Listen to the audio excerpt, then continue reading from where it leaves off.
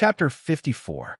Standing on the other side of the river and looking into the distance, Shuyu didn't feel anything. When she got off the bridge, she found that the withered plum forest was quite big. She wandered around for a long time, but didn't find Jing-chun. Master Jing-chun? Master? Are you here?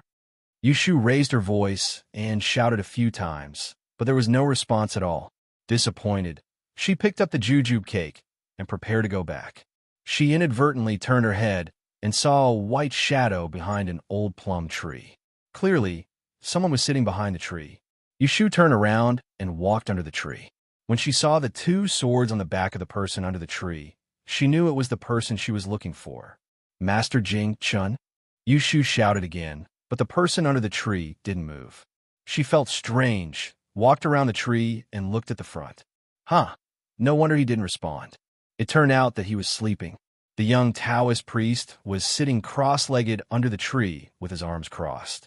His eyes were relaxed, and he looked relaxed in his sleep. He did not look as serious as he did when he was awake. A flower petal was stuck to his loose forehead hair. It swayed when the wind blew, and it made people's hands itch. Yushu rolled her eyes and quietly squatted down in front of him. She first reached out and waved her hand in front of his face. Seeing that he didn't respond, she picked up a small handful of flower petals from the ground and bravely sprinkled them on his head. Looking at his delicate sleeping face that was reflected in the pink and white petals, she couldn't help but lower her head and laugh. But soon, she couldn't laugh anymore. She didn't know when the closed eyes in front of her had opened. His clear eyes didn't seem to be blaming her, but made her feel guilty. Yushu laughed dryly as she moved back. She really didn't mean to offend him. It was just that her hands were itching. Jing-chun touched the top of his head and took a few petals. He looked at them and shook his head. 2 more petals fell down. He lowered his head and patted them, touched them again, and continued to pat them. Yushu wanted to laugh, but she held it back and reminded him, "It's clean." Only then did Jing-chun put his hand down from his head. He looked at Yushu, but he was not angry. He didn't seem angry and didn't care about her teasing just now. He asked, "Why are you here?" Yushu sent the jujube cake in her hand forward and smiled sweetly. "Master, didn't you tell me that you lived in the plum forest in the east of the city? I came here because the weather was good today. Here you are. I saw that you liked the cakes last time, so I bought a bag as a thank you gift for sending me and my brother back to the city last time. I don't have any ability now, but I will treat you when I have money in the future." Jing-chun took the paper bag from her, thanked her, and opened it in front of her. Looking at the few pieces of jujube cake wrapped in the paper, he was really hungry. Seeing that Yushu was squatting in front of him and had no intention of leaving, he hesitated for a moment, broke off a piece, and ate it by himself. That morning in the suburbs, Yushu was slightly surprised by his rude behavior. It was rare to see such a straightforward person even in the modern world in her previous life. What kind of good food was it? He just ate it in front of her. He couldn't wait. That morning in the suburbs, he ate a piece of cake as if he hadn't eaten for a few days. Wait, did he really starve? Great hero. Have you had breakfast? Yushu asked eagerly. Jing-chun shook his head, swallowed, and took another piece. Did you have dinner yesterday? Jing-chun shook his head, slowly took a bite, and licked the crumbs on the corner of his mouth. Did you have dinner yesterday? Jing-chun nodded and said, "You gave me a snack yesterday morning." Yushu suddenly felt that this young and powerful Taoist priest in front of her was not as smart as she imagined. Otherwise, how could he be so pitiful that he couldn't even eat a meal? He was a Taoist priest. In the Dan dynasty, even if he didn't have money, he could just go to any house and there would be someone to entertain him. There was no need for him to starve. Perhaps he was too aloof and didn't want to eat and drink for free? That couldn't be right. If he was a person who cared about his face, he wouldn't have chewed the cake in front of her. Puzzled, Yushu had to tell him the truth. "Master, why are you hungry?" Jing-chun ate a few pieces of cake, and his stomach felt much better. When he heard Yushu's question, his face showed a trace of embarrassment. He avoided Yushu's line of sight and whispered, "This is the first time I went down the mountain. I didn't know the importance of money. When I went down a mountain, I lost it, so I had to sleep in the open." Yushu was surprised. The truth was that this person was not a master. The Xiao was just a little naive. He had been eating and sleeping in the open all the way from Mount Longhu to Yang City. How was she supposed to say this? Was it really a pity that he didn't starve to death? Ahem. Yushu cleared her throat and hid the stunned expression on her face. Squatting for too long was uncomfortable, so she sat down cross-legged. After thinking for a moment, she asked, "Great hero, may I be so bold as to ask, do you plan to stay in Yang City, or do you plan to go somewhere else?" Jing Chun said, "I have to stay here for a while." Yushu said, "Then do you plan to stay like this?" "Huh?" Yushu scratched her head and simply said, "Sleeping in the open like this in the woods. You don't have a meal. You can't always be like this, right? 1 or 2 days might not be a problem, but after a long time, you will definitely get sick. You have to think of a way. Let's eat first. If you don't mind, I can give you an idea." Yushu was not someone who liked to meddle in other people's business, and she did not have any extra kindness. If the person who was sleeping in the open was a refugee or a beggar, she might not even take a look, but this Xiao Bai had helped her before, and his character was not bad. He looked like a good person inside and out, and she did not know what to do with a good person. It was strange. She was not a good person, but she could not bear to see a good person suffer. Jing Chun could feel that the youth in front of him was anxious for him. He was slightly moved and asked, "What idea?" Yushu said, "It's not really an idea. Maybe. You just said you. Since it's my first time coming down the mountain, I'm probably trying to understand the people's livelihood. Most people respect Taoists. In Yang City, there are 3 clans that have learned Taoism. Great hero, you are from an upright sect. If you pay them a visit, they will definitely treat you with great hospitality. They will provide you with food and accommodation. Don't you want to stay in Yang to handle some matters? Why don't you stay with them for the time being and leave after you finish your business?" Yesterday, when Third Elder One asked about it, she hid her selfishness and did not want them to find Jing Chun. However, it was different now. She had recognized the old man Qing Zheng as her master. With someone to guide her, it was easy for her to learn. She did not need to have any ideas about Jing Chun anymore. It was better for her to stop thinking about it and be more convenient for others. No. It was rare for her to be kind, and he actually said no. Jing Chun shook his head. He didn't want to reveal too much, but when he saw the confusion on the young man's face, he explained, "I have something important to do. Before I finish it, I can't contact too many people." If that was the case, Yushu laughed secretly. Then there was no other way. It was not that she wanted to hide him, but he did not want to meet people. He did not have the fortune to eat and drink well. This way was not going to work. Of course, she had to think of another way to let Jing Xiaobai starve. It was definitely not going to work. But Yushu did not have extra spare money. Even if she did, she could not guarantee that Master Jing Chun would be willing to use her for free. Money, money, money. Where could she get money? Yushu looked at Jing Chun from head to toe. Suddenly, an idea came to her. She leaned forward and said, "You're from the Tao sect. Do you have any items that can help you seek good fortune and avoid calamity?" In the shop, any red string could be sold for a string of money. This robe that Jing Xiaobai was wearing was made of silk.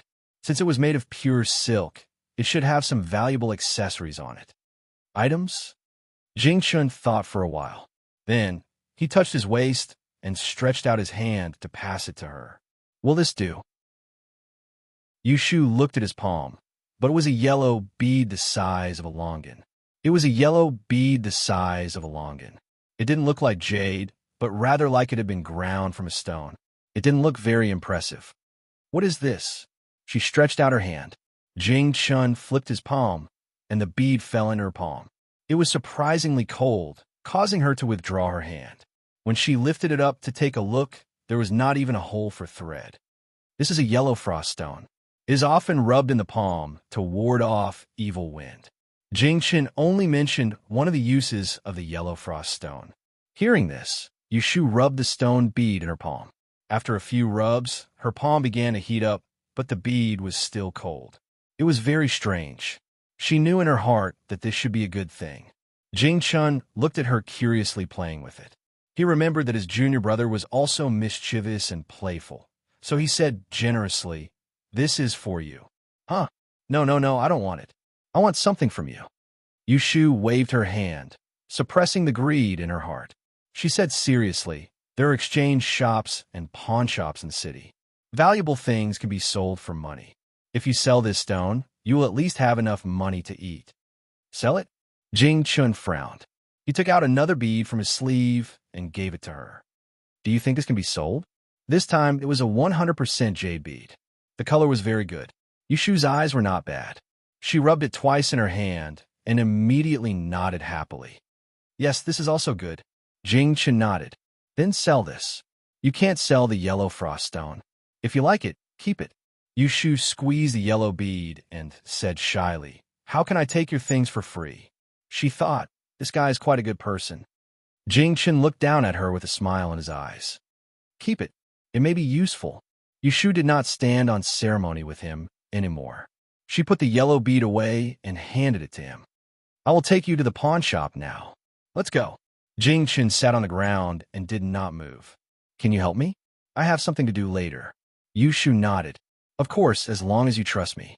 Don't worry that I will take your bead and run away. Then I will have to trouble you, little brother. Yushu grinned. Hero, you can call me Xiaoyu. Calling me little brother is like treating me like an outsider. Xiaoyu, Jing Chun murmured. His words were very soft, but the last syllable sounded like a hook. When he called Yushu's pet name, it seemed inexplicably intimate. Yushu's previous name was Yu Jing. It was a very common name.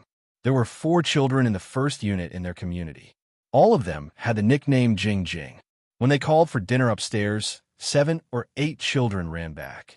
In order to distinguish them, her parents gave her the nickname Xiaoyu. Her colleagues and friends called her Xiaoyu.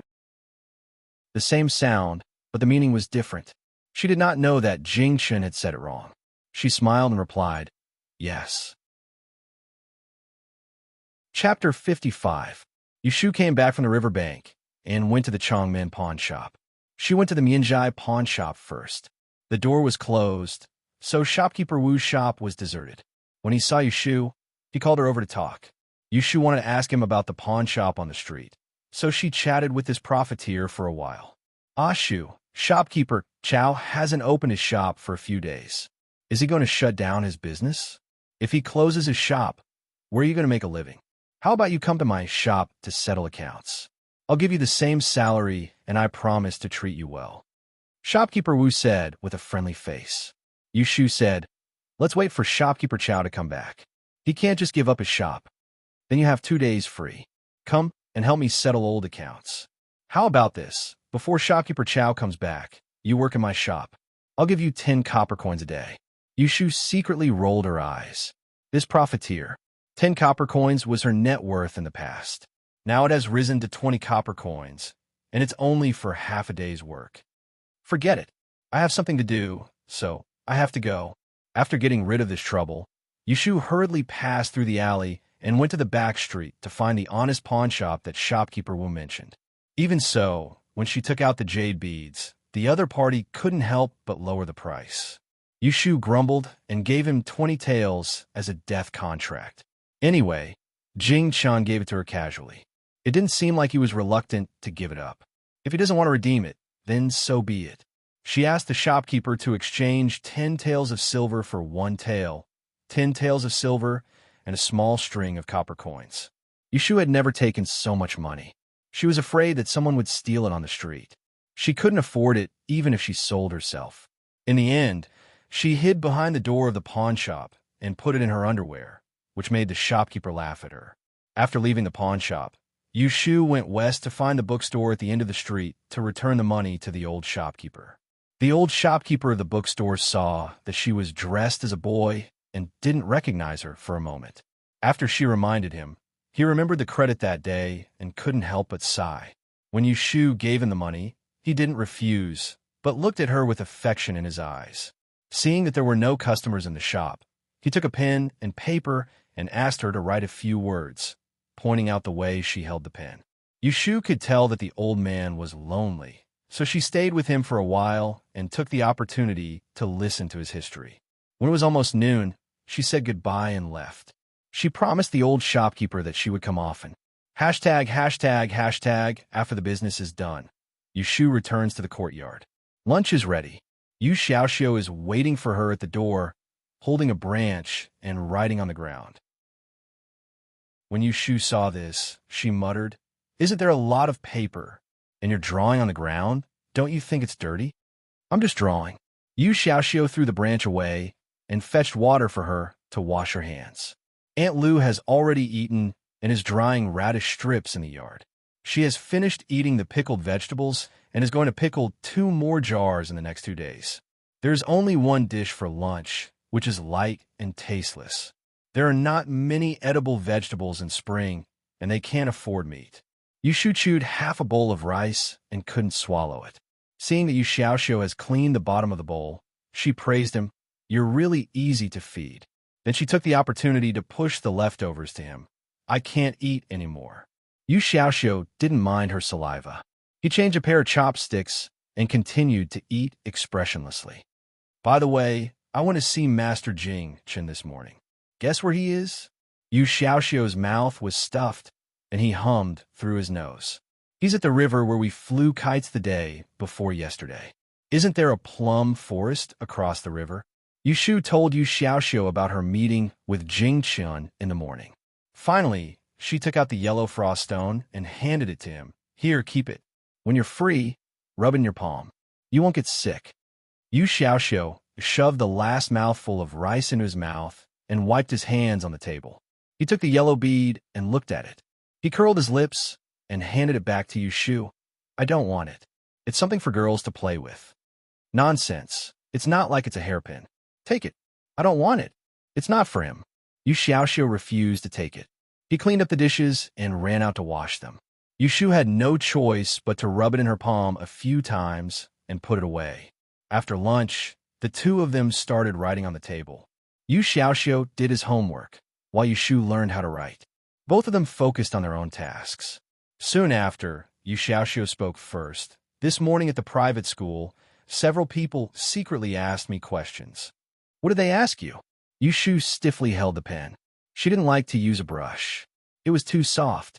If she didn't write properly, her writing would be crooked and it would delay her progress. It seemed that she had to find a way to make a charcoal pen. "Haven't you been going to school with him recently?" Later, something happened to Shuewenjia. "Everyone said that you saved him." "Then I don't know who said it behind your back, but they said that you and Shuewenjia were together. They asked me if it was true." Yu Xiaoxiu was very unhappy. Those few people poked fun at his sister, saying that she was a duck trying to climb a branch. They only dared to treat his sister like this. If it was another family's young miss, would they dare to speak so brazenly? Moreover, his sister would never be together with Shuewenjia. That boy was so big for nothing. When something happened, he still needed his sister to save him. Useless. Nonsense. What do I have to do with him? Yu Shu raised her eyebrows. Hearing that she had an affair with a boy who was still wet behind the ears, she felt a chill down her spine. Yu Xiaoxiu looked up at her. "Don't you like him?" Yu Shu was about to refute, but suddenly thought that she had indeed liked that boy in the past. She said vaguely, "That was in the past. Now I feel annoyed when I see him." Oh, it seemed that his sister really didn't like Shuewenjia anymore. He really didn't like Shuewenjia anymore. Yu Xiaoxiu was secretly happy. He didn't want to see his sister chasing after that brat. "You didn't quarrel with them, did you?" Yu Shu thought about Yu Xiaoxiu's temper and stopped writing. She didn't know much about the marriage customs in the morning, but she guessed that it was not a good thing if there was a girl gossiping. Could it be that Yu Xiaoxiu quarreled with others because of her? Yu Xiaoxiu said in a muffled voice, "No." He was small and couldn't beat others. If they quarreled, things would get out of hand. In the end, it would be his sister who suffered. That's good. Don't pay attention to them in the future. Just concentrate on your studies. Yu Shu put down her pen. She sat up and patted his head. Then, she lay down on the bed and took an afternoon nap. Yu Xiaoxiu rubbed his head. He felt a little better. He continued to bury his head in his homework. He had to study hard. One day, people wouldn't roll their eyes at him and his sister. ##### in the evening, Yu Shu went to Jing Shangtang. Qing Zheng didn't let her squat at the door. He had already drawn a spell and was waiting for her. He told her that she wasn't allowed to catch chess pieces today. "Master, you have to tell me what's the point of doing this, right?" Yu Shu asked. It wasn't that she didn't want to catch chess pieces. It was just that she didn't know how to do it. She was afraid that it would be useless. Just do as I say, Qing Zheng said as he laid lazily on the bamboo bed. Seeing that he wouldn't explain no matter what, Yushu didn't want to give up the chance to study. So, she asked, then how long do I have to catch? Qing Zheng looked at the black and white chess pieces on the ground. When you can guess 10 times in a row, that's about it. 10 times? She had been catching for the whole night yesterday. She only got it right twice. If she wanted to get it right in a row, she might as well dig another eye out of her forehead. Although she was complaining in her heart, Yushu still obediently caught the chess pieces. She closed her eyes. She opened her eyes. She didn't get it right. She closed her eyes. She opened her eyes. She didn't get it right. She closed her eyes. Her hands were sore. She rested for a while. Then, she continued. Qing Zheng didn't say anything. After catching for almost 2 hours, she was almost bored to her limit. Qing Zheng called for her to stop. Okay, let's stop here for today. Come here, I have something for you. When Yushu heard that, she immediately became energetic. She put the chess pieces into the bowl and trotted over. She smiled and said, What is it, master? Daoist Qing Zheng took out a bottle of medicine from the bed behind him and handed it to her. Take it back and apply it in the morning and evening. It will dissolve the blood and remove the bruises. The bruises on your arms are too eyesore. Yushu touched her forearm and took the bottle of medicine. She was a little touched. Old Lady Ji punished her with 20 rattan sticks. She was very particular about it. The bruises on her arms didn't seem to fade until now. Thank you, master. Go and wipe the ground before you go back. The bucket was full of water. Yushu took a piece of cloth and wiped off the drawings on the ground. She didn't know why the silver paint lost its color the moment it touched the water, so it was easily wiped off. After cleaning up, Yushu moved closer to Qing Zheng. Master. Qing Zheng turned around and faced her. Why are you still here? Yushu said. Can I make a deal with you? I still need to catch these chess pieces every day. Can you teach me something else? Her progress was too slow. She still had extra energy and didn't want to waste it. Qing Zheng said unhappily, You can't even stand properly and you want to run away. Catch the chess pieces first. Unable to come to an agreement, Yushu immediately stopped smiling and said disdainfully, Do you only know how to catch chess pieces and nothing else? How could Qing Zheng not know that she was trying to provoke him? He glared at her, but he didn't want her to look down on him. Kicking his legs, he grumpily said, Your master knows a lot of things. I'm just afraid that you won't be able to learn them all. Then teach me one by one. Yushu squatted down and leaned on the edge of the bamboo bed. She said fawningly, First, teach me how to predict tomorrow's weather. In the Ishua lecture hall in the city. Chapter 56. It was late at night, but Yushu was still awake. An oil lamp was lit on the dining table. The light was as thick as a knuckle, barely illuminating her vision. Swish, swish, swish. Yushu was holding a simple charcoal pencil made from a willow branch in her hand. She was writing rapidly on the coarse paper. Her eyes were bloodshot because of the long night vision. However, at this moment, their owner's face was not filled with exhaustion, but excitement. Sister, why aren't you sleeping? Yu Xiaoxiu turned over and saw Yushu still sitting there. He couldn't help but call her. It had been almost half a month. His sister had been working late every day. He didn't know what she was busy with. He had seen the things she wrote on the paper, but they were all talismans that he didn't recognize. She wouldn't tell him when he asked her. Yushu ignored him. She focused all her attention on the calculation in front of her. She wrote faster and faster. She didn't have any extra energy to pay attention to the outside world. She was in a state of extreme excitement. She had turned from a modern person to an ancient person. This was the first time in a month that she had carried out such a high degree of mental calculation. There was no computer or calculator. She had to rely on her personal calculation ability to operate such complex data calculations. This was an unprecedented challenge for her. Her competitive spirit and unwillingness to admit defeat were all lured out and clamored for her to continue. The reason why she was like this was all because of the set of Qimen Duanjia that Daoist Qing Zheng taught her 10 days ago. In the house of Yishui, The occult sect used the divinatory disc as the starting point. The divinatory disc was based on the 8 trigrams. The divinatory disc was a medium for complex information. It included the heavenly stems, 9 palaces, 8 gates, and 9 stars and 8 gods. This was a divination based on time and space. Because the pattern of every hour of the year was different, the arrangement of time and space information was also different. For example, using the simplest application of the 8 doors of fortune and misfortune, the life door of the 8 doors could be used to seek wealth and medical treatment. Assuming that on the day of Jiawu in the year of Rinchou, the life door of the 8 doors was located at the ridge position, which was the west side. If one went west, there was a high chance that one would have good fortune. The book contained the general principle of Qimen Dunjia, the song of the old fisherman in smoke waves. It had more than 1,600 words, and it taught people the rules of the divination arrangement. However, it was quite troublesome to learn it. In the Sanja study house, some students couldn't even memorize it, let alone arrange the divination according to the general principle. As for the set of incantations that Taoist Qing Zheng taught to Yushu, rather than saying they were incantations, they were more like lines of calculations. They were not calculations that were used to perform divination, but formulas that were specifically used to deal with the positions of the 8 trigrams. There was no need to arrange them clumsily, and there was no need to prepare 18 moving plates to calculate a complete hexagram plate. He could calculate whichever position he wanted.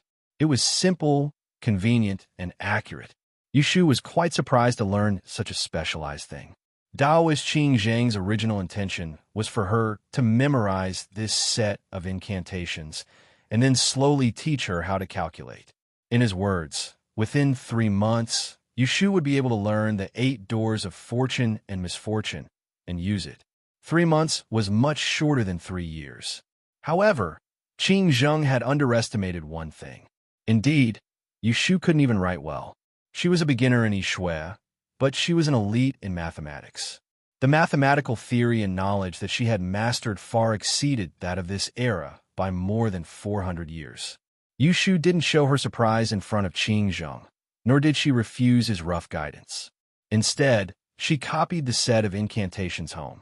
Out of curiosity as a mathematician, she carefully calculated for a few days and came up with a bold hypothesis.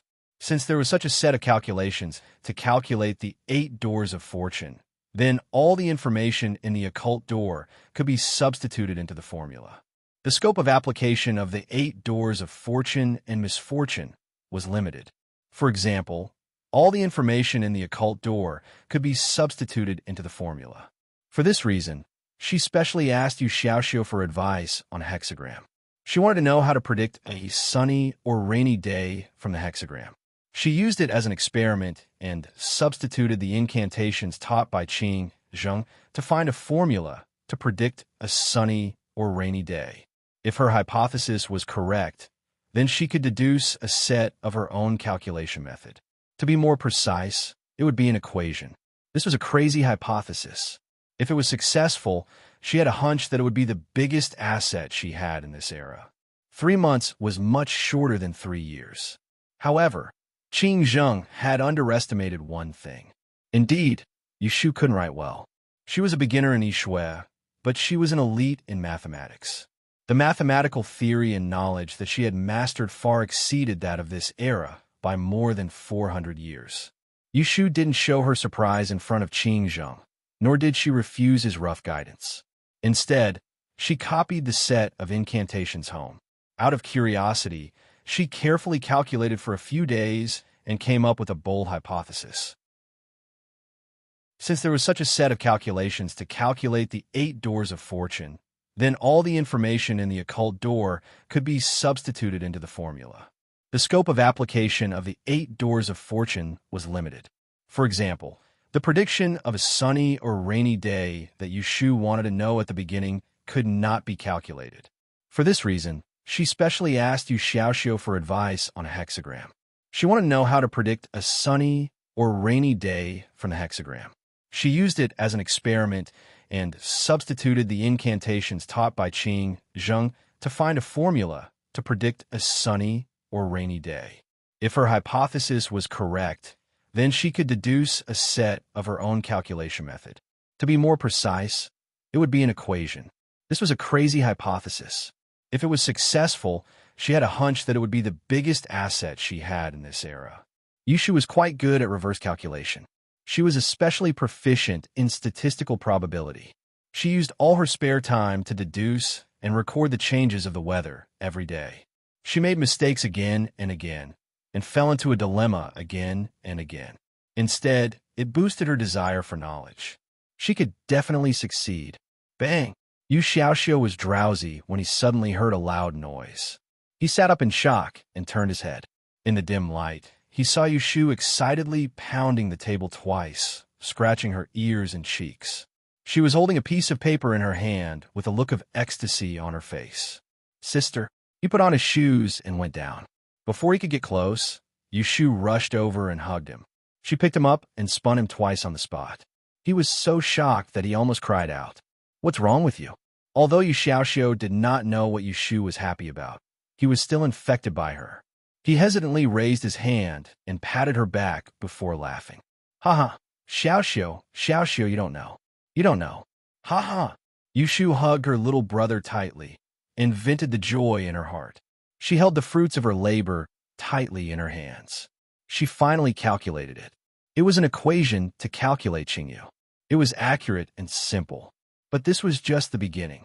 She still needed to collect more calculation rules. Outside the window, the moon was bright and the stars were sparse. A blind star flashed in the north. Somewhere outside of Yang City, someone looked at the sky and frowned. Yushu was so excited that she only fell asleep when it was almost dawn. In the morning, Yu Xiaoxiu did not wake her up. She slept until lunch. Sister, don't sleep anymore. Wake up quickly. I have something to tell you." Yu Xiaoxiu sat on the bed and shouted. He did not even put down his bag. Yushu was already awake. She was just lazy in bed and did not want to get up. She turned around and rubbed her eyes. She yawned and asked, "What is it?" Yu Xiaoxiu took out a piece of paper from his bag and handed it to her. He said in a bad mood, "Shui Wenjie has recovered from his illness. Tonight, he's treating everyone to a meal at the Drunken Immortal restaurant. This is an invitation for you." Yushu took it and looked at it. Very good. There were two words that she did not recognize. Yu Xiaoxiu looked at her expression. "Are you going?" "Of course," Yushu said without thinking. "Of course I'm going. I'm eating and drinking for free. Why not?" Yu Xiaoxiu lowered his head. "I don't really want to go." Chapter 57. "Oh," Chao Zixing curiously asked, "what kind of business are you going to do?" Yushu pursed her lips and smiled. "It's just a small business. It's not worth mentioning. I will show it to you when it becomes big in the future." Chao Zixing thought that Ashu was a young man. He knew that it was difficult to do business, but he didn't pour cold water on her. He just said, "If there's anything I can help you with, just say it." Yushu didn't take his polite words seriously. "I don't need it now. Let's talk about it later." Chao Zixing nodded and said, "Since you don't want to do it in the future, then don't call me shopkeeper anymore. I'm a few years older than you. Just call me Brother Chao." Yushu readily accepted his advice, Brother Chao. Then, Yushu asked him for the account book and began to check the entries of the past 2 days. She found 1 or 2 mistakes and took the opportunity to tease him. Chao Zixing grumpily accepted it and didn't argue with her. At dusk, Yushu went out and smelled the fragrance of food on the street. She suddenly remembered that Yu Xiaoxiu said that Shui Wenjie would treat them at Zuaxian restaurant. So, she said goodbye to Chao Zixing and hurriedly ran home to change clothes. When she returned home, the sky was almost dark. Yu Xiaoxiu saw that she didn't come back, so he thought that she didn't want to go. He happily squatted at the door and ate the scallion pancake made by Aunt Lu. But Yushu slapped it down and it fell back to the plate. "What are you eating? Save your stomach for later. Hurry, go and fetch water for me to wash my face. If it's late, I'll have to eat the leftovers." Yu Xiaoxiu reluctantly took the basin and left. Yushu went to the closet to look through some clothes. Out of the corner of her eye, she saw a set of plain pink clothes on top of the closet. On a whim, she casually pulled it out. It was said that the Dun dynasty's women's clothing was similar to the Song dynasty's clothing. Most of them had two pieces. On the top, there was a short blouse, a small jacket, a left lapel, and a skirt. On the other, there were pleated skirts, horse-faced skirts, and short skirts.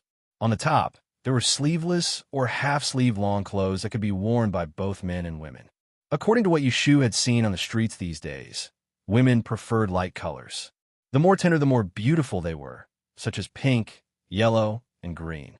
Of course, the color of the clothes wasn't the most important.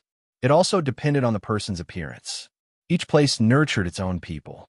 The South was moist, so even if the young ladies and young women in a young city weren't all delicate and beautiful, there were very few who looked crooked. Yushu secretly looked at herself in the bronze mirror in Aunt Shui's room. Her current face was not bad. She inherited Aunt Song's double eyelids, round nose, and curved eyebrows. The only thing lacking was that her appearance was too lovable and obedient. No matter how hard she stared, her eyes weren't sharp. Compared to Yushu's previous life's strong female appearance, it was really too different. However, Yushu was quite satisfied with this kind of Lolita appearance. She could hide her real big sister's heart. This was a safe way to pretend to be a pig to eat a tiger. Yu Xiaoxiu fetched water and went back to the house. When he saw her putting on the pink dress and shirt, his face stiffened. Then he saw her excitedly going out to look for Aunt Lu to comb her hair with a flower hairpin. His face became even more ugly. He thought that his sister was still interested in Shui Wenjie. Otherwise, why would she dress up? She hadn't worn this dress for a month. However, he misunderstood Yushu. He didn't know that his sister was more disgusted by this pink dress than he was. It was just that she was in a good mood today, so she acted up. After tidying up, Yushu went back to the house and made an orchid gesture. She shyly and timidly asked Yu Xiaoxiu, "Do I look good?" Yu Xiaoxiu, ugly. Even if it looked good, he wouldn't admit it. Yushu smiled and raised her hand. "Huh, ouch. Why did you hit my head?" "My hand was itchy." "Humph." Asterisk, asterisk, asterisk, as far as Yushu knew, Drunken Immortal Restaurant was one of the best restaurants on Chongmen Street. Its signature dish was Drunken Immortal Duck. It was said that when the emperor traveled to Jiangnan many years ago, he ate duck in this restaurant. Yushu dawdled at home. When she and Yu Xiaoxiu arrived at Drunken Immortal Restaurant, she didn't expect that a table of classmates was still waiting for them. She was really flattered. Shui Wenjie booked a private room on the second floor with 2 tables. He only invited 7 or 8 people. When Yushu and Yu Xiaoxiu arrived, one table was full, one table was empty, one table was full of food and wine, and the other table only had teacups and teapots. Master Shui was sitting in a good seat under the window. He was handsome with red lips and white teeth. When he saw Yushu and Yu Xiaoxiu being led into the door by the waiter, his eyes fell on Yushu, who was dressed nicely. He was stunned at first, then turned his head and sneered. Finally, a group of people were talking and laughing. When they heard him speak, they all turned to look at Yushu and Yu Xiaoxiu, but no one greeted them. However, Jiju said to Shui Wenjie, "Since everyone is here, we don't need to wait." Seeing this scene, Yu Xiaoxiu glared at Shui Wenjie, thinking that this brat was really shameless. His sister had saved his life, and since he was treating them to a meal, why did he have to put on such a sour face? There wasn't even an empty seat on the table, so he must be planning to embarrass them. Yushu also felt strange. What was wrong with Mr. Shui? This was not the attitude he should have for his savior. Did he become stupid after being struck by lightning that night? Seeing this scene, Yu Xiaoxiu glared at Shui Wenjie and thought that this guy was really shameless. Yushu was dressed vulgar, and Yu Xiaoxiu was covered in dust. When the two of them stood in front of this group of people, they really didn't look like they were from the same place. Yu Xiaoxiu was about to pull Yushu away, but Yushu pulled him back. She pushed him to the empty table and sat down beside him. She waved at the waiter who was still at the door and pointed at Shui Wenjie's table. She said straightforwardly, "Go, bring another table of dishes." Seeing that the waiter didn't move, Yushu followed the waiter's gaze and looked at the constipated faces at the next table. She frowned and said to Shui Wenjie, "What's wrong? Don't you want to serve the dishes?" Shui Wenjie looked at her coldly and didn't say anything. There was undisguised disgust in his eyes. Can you afford the dishes here? The one who spoke was Jiju. She had a good relationship with Shui Wenjie. She could see that he was in a bad mood after recovering from a serious illness. She guessed that he wanted to embarrass them, so she took the initiative to do it for him. As soon as she spoke, the people at the table showed disdain at the right time and aimed at Yushu in unison. It was a common enemy. Yushu felt that she should be angry at this time. But when she saw that these little kids, who didn't even have their hair fully grown, also wanted to bully her, she was so happy that she wanted to hit the table. Yushu pulled a long face and held back her laughter. She stood up and put on a provocative look.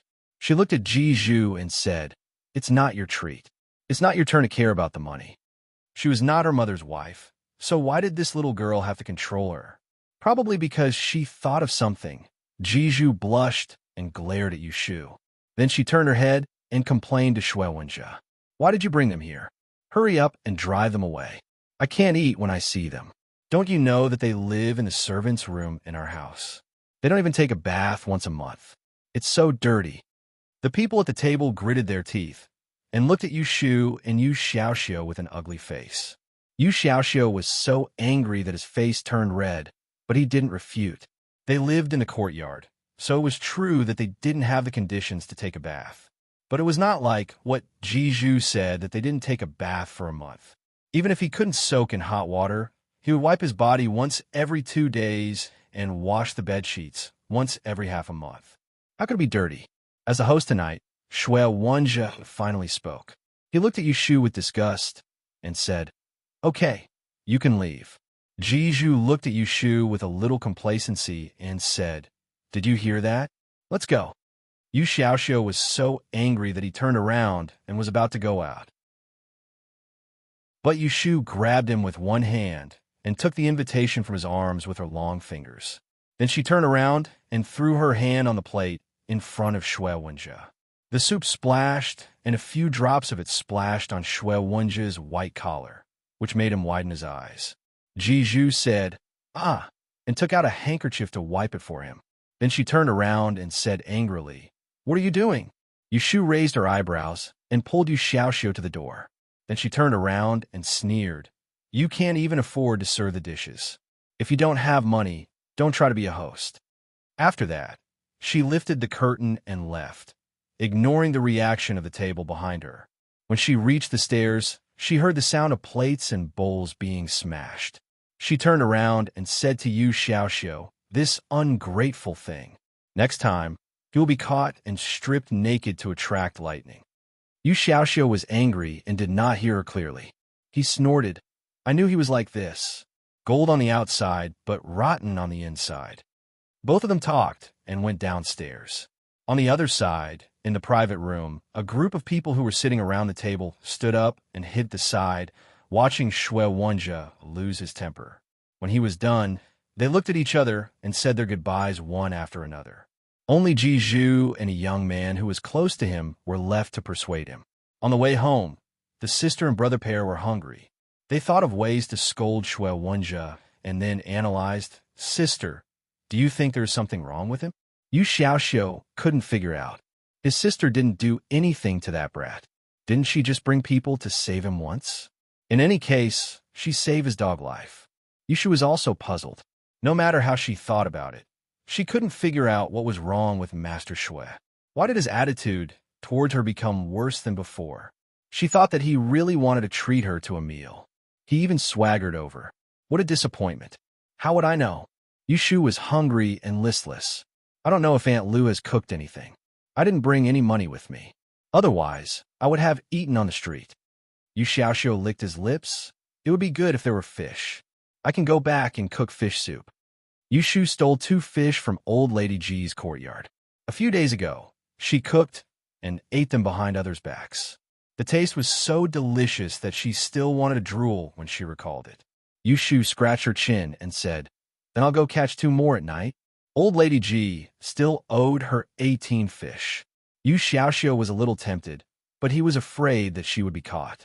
He hesitated. Yushu squinted at him and knew that he was also hungry. She smiled and put her hand on his shoulder, why don't you go with me and help me keep a lookout? The fish are kept in the pond. It'll be a waste if we don't eat them. We'll only catch 2 at a time. No one will find out. What do you think? Yu Xiaoxiu thought for a moment. Okay. When? Go back and sleep first. We'll wake up when the rooster crows. At that time, there will be no patrols in the courtyard. We can go there from the small garden. Chapter 58. People in ancient times usually went to bed early, especially the servants who worked all day. After a long day, they would go to bed if they had nothing to do after dinner. When Yu Shu and Yu Xiaoxiu returned to the courtyard, all the lights in the rooms were turned off. There was still half a scallion pancake left in the kitchen, and the 2 of them ate it. Yu Xiaoxiu went out to get some water to wash his face. Yu Shu found a pen and paper. She excitedly took out the law of clear and rain that she had spent half a month to calculate and write on the paper. For this law, she applied the 8 gates formula that Taoist Qing Zheng taught her. She used different hours and positions to calculate the weather for the next 5 days. She made a list and made a weather table for the last 5 days. She also annotated that day's weather on the side. The position of the gate of life became a simple calendar. Because she had used this law of clear and rain to verify the weather she had recorded every day for the past half a month, the accuracy was as high as 90%. This made her very confident, and she also had a lot of ambition to study other laws. Unfortunately, her cultivation was not high enough, and her foundation was too weak. Even if she had Taoist Qing Zheng to ask, she couldn't study more deeply in a short time. She could only sigh. When she finished calculating, Yu Xiaoxiu was already lying on the bed and ready to sleep. He urged her, "Go to sleep. Don't play so late today. Didn't you say you were going to slack off?" Yu Shu folded the form and put it away. She looked at the sky outside and said, "I'm going out for a while." Yu Xiaoxiu frowned. "It's so late. You're still going out? I'll be back soon. Don't lock the door." Taoist Qing Zheng was still waiting for her at Jingshangtang. No matter how late it was, she had to go there. She hadn't caught the chess piece for today. If she didn't go, the old man would be angry and stare at her, saying that she was not motivated. To be honest, if it weren't for Taoist Qing Zheng, who always answered her questions, which was comparable to a living dictionary, and only let her catch chess pieces every day, she would have long betrayed her master. After playing chess for half a month, she did not feel any obvious changes. The only good thing was that she overused her brain and dozed off as soon as her head hit the pillow. Compared to catching chess pieces, the 8 gates incantation was much more practical. At least when she went out to search for money, she had picked up 2 copper coins within 5 days. She was quite satisfied with the probability. As usual, Yu Shu finished her daily homework. She tidied up the chess pieces and wiped the floor clean. She took out a charcoal pencil and a small booklet that she sewed with coarse paper. She leaned against the side of Qing Zheng's bamboo bed and asked, "Master, the Pain Gate is prone to blood. Other than retreating, is there any other way to avoid the disaster?" The analysis of divinatory diagrams could be found in books, but the countermeasure to deal with it was passed down privately. The headmaster of the academy wouldn't teach it in class, so it had to be taught by the elders in private. Yu Shu and Yu Xiaoxiu didn't have this kind of waiting. If it's in the west, throw a copper coin when you go out. If it's in the north, bring a sharp weapon when you go out. If it's in the south, Qing Zheng didn't speak fast. Yu Shu only wrote down the main points. She didn't need him to repeat them. When she finished, she would continue to ask until Qing Zheng became impatient and asked her to leave. "I'm sleepy. You can go." Every time, Yu Shu would be cheeky. "Master, one more question. Just one more question." If Qing Zheng was in a good mood, he would let her ask. If he was in a bad mood, he would turn his back to her and ignore her no matter how she pestered him. Qing Zheng seemed to be in a good mood today. He didn't turn his back to her, but he didn't ask her any more questions either. He just told her, "It's late today. Come tomorrow as soon as it's dark. I'll teach you how to distinguish stars." Distinguish stars? Yu Shu put the booklet away and stood up. She said casually, "It'll rain tomorrow night. I won't be able to see stars." Qing Zheng stared at her and felt a little strange. He raised his head and asked, "How do you know it'll rain tomorrow night?" Yushu's eyelids twitched. She scolded herself for talking too much. She giggled. I heard it from the headmaster of the academy this morning. Why won't it rain tomorrow? Qing Zheng snorted. I'll tell you about the star atlas first. You don't need to observe stars. Remember to bring an umbrella. The last sentence confirmed the saying that it would rain tomorrow night. After Yushu left, he muttered in a low voice, Is there anyone else in Yang City who can promote full moon night rain? I have underestimated these people. The next day, the rooster crowed. Yu Xiaoxiu woke up Yushu, who was sleeping soundly. They put on their clothes and went out with fishing tools. There were guards on night duty at the gate of the north courtyard. Yushu and Yu Xiaoxiu took a detour and jumped over the low wall of the big garden. They found a small garden where the carps were kept. The morning dew was heavy, and the grass by the pond was wet. Yushu didn't let Yu Xiaoxiu down. She let him sit on the railing under the corridor and keep watch. She squatted by the pond, pulled a pole and a rope, and threw the bait into the pond. The sky was misty, and it looked like it was about to brighten. The fish in the pond were silver, white, gold, and red. Occasionally, one or two would swim up to the pond and make a clanking sound. The small garden was so quiet that it could be heard. After about a quarter of an hour, a fat fish took the bait. Yu Xiaoxiu saw it, and half of his body leaned out of the corridor. Yushu waved at him proudly. She picked up the fish and shook it to show him. Then she threw it into the bucket. Neither of them dared to speak loudly for fear of attracting people. Yushu hung another fragrant bait and threw the fishing line into the pond again. She was staring at the chicken feather float. Suddenly, she heard a shout over the quiet dawn. Catch the thief. Yushu's hand shook, which scared away the fish in the pond. She turned her head and looked down the corridor.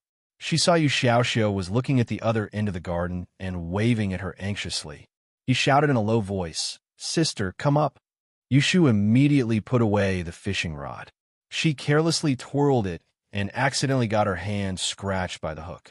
It was so painful that she gritted her teeth. She didn't have time to look at it and just ran up the corridor with the fish in the bucket. At this time, she could see the torches in the courtyard next door. A noise was coming from afar. The thief ran that way. Quick! This person broke into the old lady's bedroom. We can't let him run away. The sound came from both sides of the corridor. Yushu knew that she would run into people no matter which way she ran. She was anxious. If she was caught because of the thief, she wouldn't be able to explain herself. So, she looked around and saw the rockery behind the pond. She pushed Yu Xiaoxiu down the corridor. Xiaoxiu, go down. Yu Xiaoxiu jumped down clumsily. As soon as he stepped on the grass, Yushu handed the bucket to him. He caught it, and she also jumped down. She took the bucket and dragged him to the back of the rockery. As soon as they hid, they heard a series of footsteps and loud shouts in the corridor outside. Yushu held onto Yu Xiaoxiu's arm tightly with one hand and stuck close to the mountain wall. She peeked through the cracks of the mountain rocks to see the fire and the figures outside. She didn't dare to make any noise for fear that someone with sharp eyes would discover them. Where are they? Where did they go? Yushu was unlucky. The fish hook scratched her palm, and her hand happened to be holding the bucket of fish. She wanted to hold it tightly, but when she clenched it, it squeezed her wound. Her wrist trembled in pain, and the bucket fell out of her hand. Oh! Yushu's eyes were wide open. Her mouth was covered by a hand behind her. Her scream was muffled. The bucket didn't make any sound. Instead, it was stopped by the tiptoe of someone and landed steadily on the ground. Shh, don't make a sound. There was a low warning in her ear. A faint breath blew into her ear, mixed with a rusty smell of blood. It made Yushu's hair stand up on her neck. The person behind her easily held the siblings in his arms. His arms went around their shoulders and firmly covered their mouths. Yushu didn't dare to struggle. She grabbed Yu Xiaoxiu's arm and exerted force. Yu Xiaoxiu moved a few times and then calmed down. The siblings were smart. They knew that the person behind them must have attracted the thieves. If they cooperated, he would probably let them go later. If they didn't cooperate and were caught, they would suffer with him. Yushu twisted her neck little by little and squinted. She could barely see a corner of the black mask. Judging from the height, the person was more than a head taller than her. He was an adult man. Not here. Go over there and have a look. The group of guards outside stayed in the corridor for a while and then left with a lamp. Yushu didn't feel relieved because the person behind her didn't relax. He strangled Yu Xiaoxiu with one hand and stepped back to suppress Yu Xiaoxiu's struggle. He said to Yushu in a hoarse voice, "Take me to a safe place." It was a little bright. Yushu squinted her eyes and looked at the arm of the masked man in a black mask who only showed his eyes on Yu Xiaoxiu's neck. She squeezed her palm. "Follow me."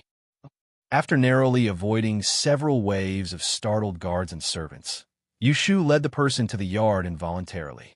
The sky was still dark, and only the chicken was awake in the courtyard.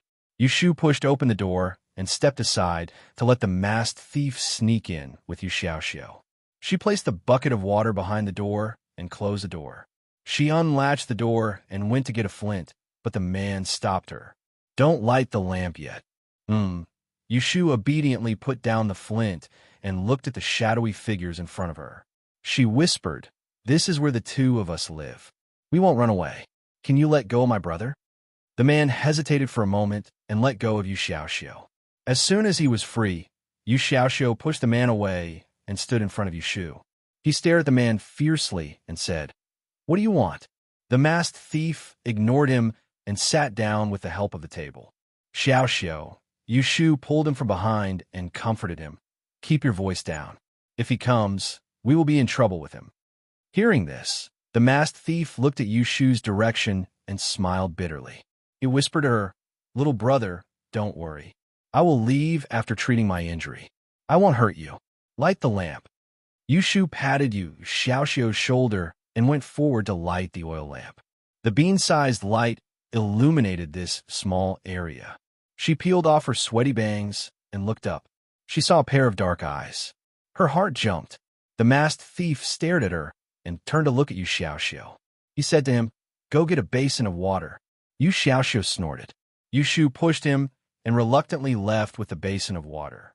When the door opened and closed, Yushu stood by the table and quietly looked at the masked thief. When she heard him let out a light sigh, she started to take off his clothes.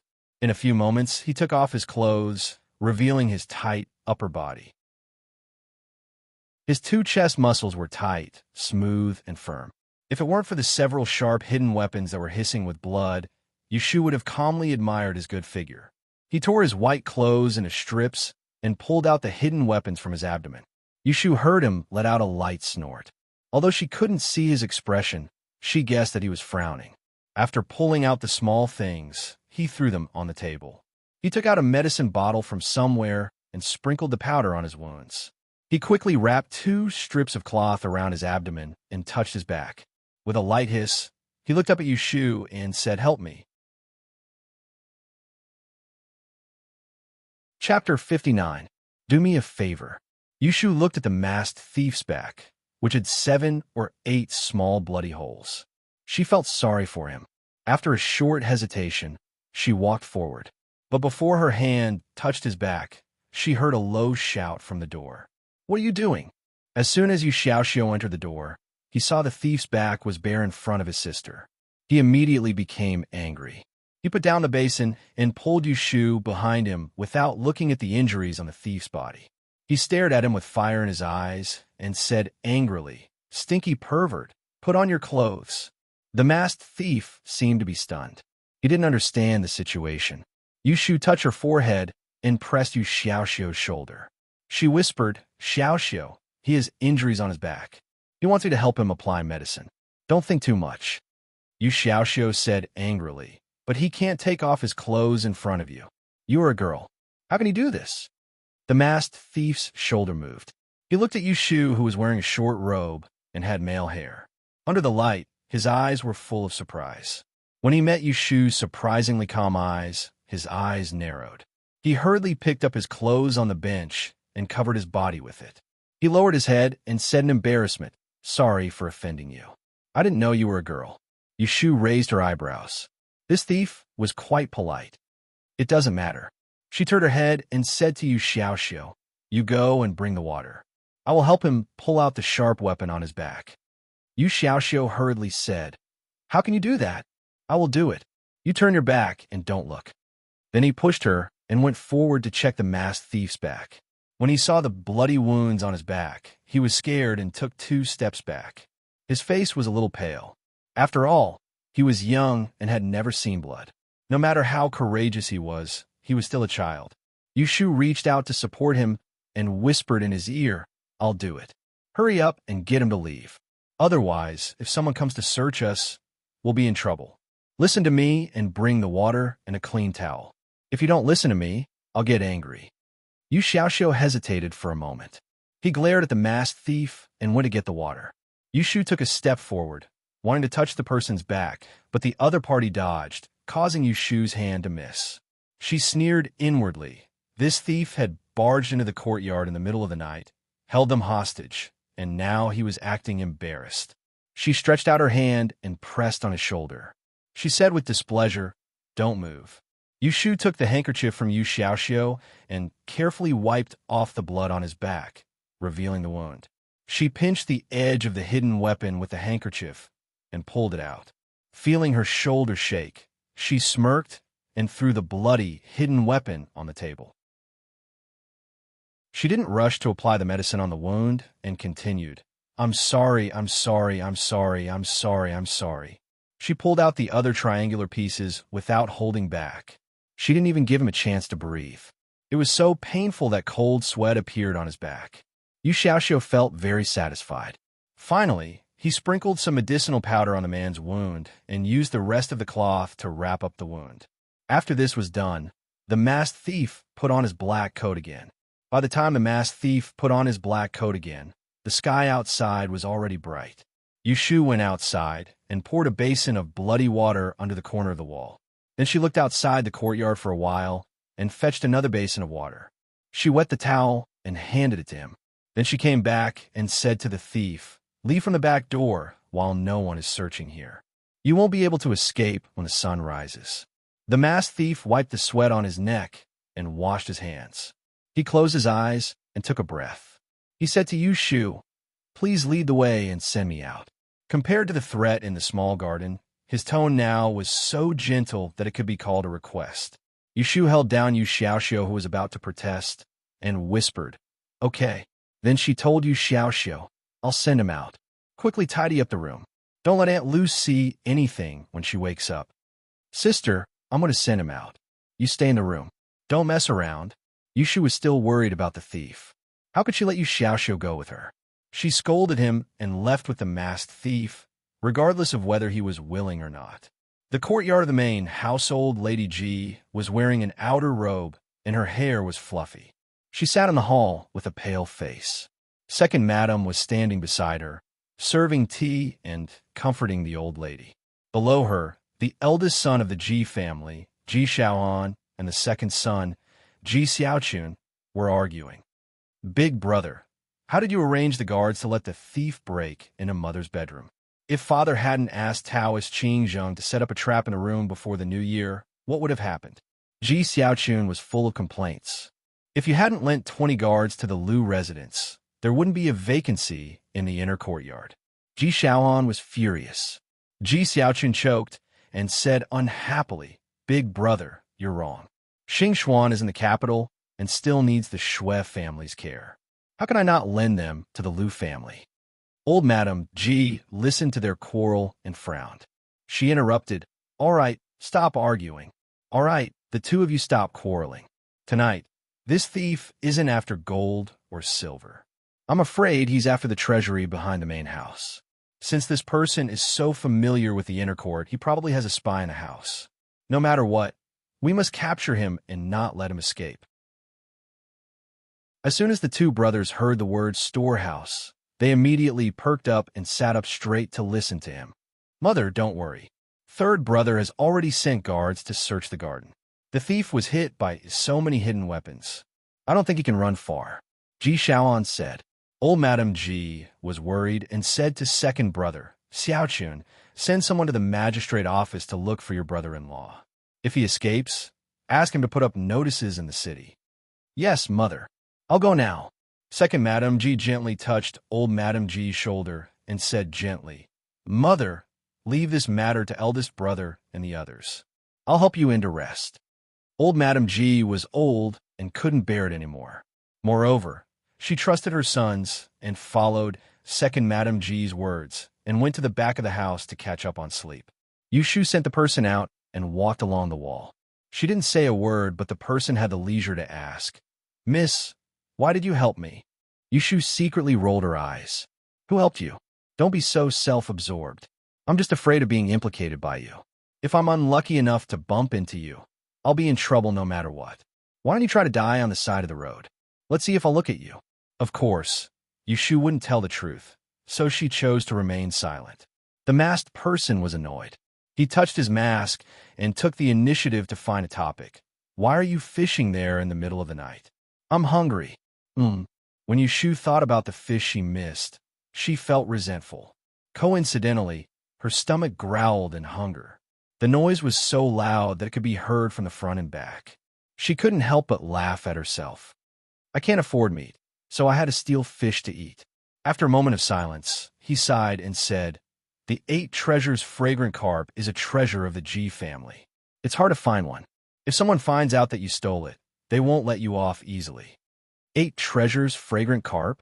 It turned out that the fish she caught had a name. No wonder it was so delicious. Yushu thought. She didn't respond to him, and he didn't say anything either. The two of them walked down the path, one in front of the other, to the back door. Yushu saw him off and stopped at the door to watch him go out. The masked thief stood in the deserted alley outside and raised his hand to thank her. "Thank you, girls." The door slammed, and Yushu's eyes disappeared at the door. He looked at the closed door and was stunned. He couldn't help laughing. His chest vibrated and his wound moved. He coughed a few times because of the pain. He only stayed in front of the door for a moment and then turned around and walked quickly out of the alley. Daybreak, the main house, the courtyard as the sun rose. Yushu was forced to kneel outside the door by 2 guards. She dejectedly looked at the 2 ants walking on the doorstep. She thought that this was really the worst morning she had ever had since she came here. What she wanted to do the most right now was to find that bastard thief, point at his nose, and curse him for being a jinx. He was right. She was caught because of fish. After she sent the man away from the back, Yu Xiaoxiu changed his clothes and went to school. She was so tired that she fell asleep on the bed. In the middle of her dream, someone broke into the door and took her out. The reason was that the guards had searched the courtyard and found the bucket with the carp in it behind the door of their house. Of course, there was also a shoulder pole, and they had also found some bait in her house. The thief who broke into the main house at night was not caught and ran away. She, the fish thief, was escorted to Old Lady G by the guards and vented her anger on the old lady. What should she say? She could only blame herself for being too greedy. If she had put the fish back in the pond, then there wouldn't have been so much trouble. Fortunately, Yu Xiaoxiu went to school, so he was able to avoid this trouble. She ruined the whole thing and insisted that it was her first time stealing fish. Even so, it still made the old lady, who was very protective of her food, choke with anger. In the central room, Old Lady G pointed at her. Her face was full of anger. She shouted at Ji Laosan, who had just rushed over. Look, this is the scoundrel you recruited into the family, stealing chickens and dogs, even daring to catch my treasured fish. Such a lowly thing, wasting such treasures. Is that a good fortune that she can covet? Every time my Xian comes home, she can't bear to eat a fish. How did you teach her? Infuriating. She did not use vulgar words, but her words were harsh. Yushu was unhappy, but she also knew that she was careless and did not handle the fish well. Ji Hyotani lowered his head and did not dare to refute. He just turned his head and looked at Yushu. His eyes were a little scary. Second Master went to visit County Magistrate Ma and was not there. First Master Ji Shaohan did not help. When Old Lady was done scolding and panting, Second Madam took the opportunity to comfort her. Mother, these 2 children are just the concubines of Third Brother's yard. They have been raised in the yard and are not taught by him. Third Brother is not to be blamed. Please calm down and drink some tea. Old Lady took a sip of tea to moisten her throat. She calmed down and sighed. She looked at Ji Hyotani coldly and said, I don't want to ask anymore. How do you want to deal with them? Ji Hyotani bowed and said, It's my fault for making you angry. I will drive them out now. Please calm down. Yushu looked up suddenly. She looked at the old lady and then at Ji Hyotani. She was sure that they were not scaring her. Her expression changed slightly. No way. Are they going to drive me out of the house? Is it so serious? If they really drive me out, where can I go for a while? Sleep on the street? Old Lady G put down the teacup and closed her eyes. Chapter 60. 30 whips and throw them out. Old Lady G coldly gives the order. Yushu is forced to kneel at the door. She forces herself to calm down and think of a solution. But when she looks around the room, she sees pairs of eyes or cold or bored eyes, indifference or annoyance in his eyes. She suddenly realized she is in a terrible situation now. Originally, she thought that if she was caught stealing fish, she would at most be punished. It was not like the family would kill her just because she ate 2 fish. She did things without considering the consequences, but she was used to taking risks. If the probability of the risk was not high enough, she would do it as she pleased. She would never be afraid of the slightest thing. But now it seemed that this fish-stealing plot was even more serious than she had imagined. This family was afraid that the old and young worthy thief who broke into the inner courtyard last night is not caught, so they vent their anger on her. Now she is just a thing to appease old Lady G. The G family, who was in a fit of anger, would not listen to her sophistry. Flowery words were no longer effective. Call for help? She only knows Taoist Qing Zheng, but the old man warned her not to reveal their relationship. As soon as this idea comes up, Yushu suppresses it. And the only thing she can do now, beg for mercy, but the other party may not be soft-hearted. She has no blood relationship with them. If she is beaten, they will not feel sorry. If she is kicked out, no one will say a word. Yushu clenches her sweaty palms. She gradually becomes flustered and suspicious. Has she naively imagined this sudden ancient life to be too easy and beautiful from the beginning to the end? Reporting to old Lady G, the whip is here. Hit! The supervisor swung the whip in the air to test the strength. The slight sound of the whip breaking through the air made Yushu shiver involuntarily. She recalled the rot tan that fell on her arm not long ago. That kind of tingling pain was not enough to scare her, but she hated it very much. However, when the whip suddenly hit her back, she realized that the rot tan was far from being able to withstand it. She heard a scream, and only then did she realize that it was her own voice. She subconsciously clamped her shoulders, and cold sweat dripped down her face. She tried to dodge, but she was firmly held by someone, and she couldn't move. Pa! This was a whip, not a cane. It was a whip as thick as a thumb. The sound of it hitting her back through her clothes was still loud and clear. When it came to the third whip, Yushu still wanted to endure it.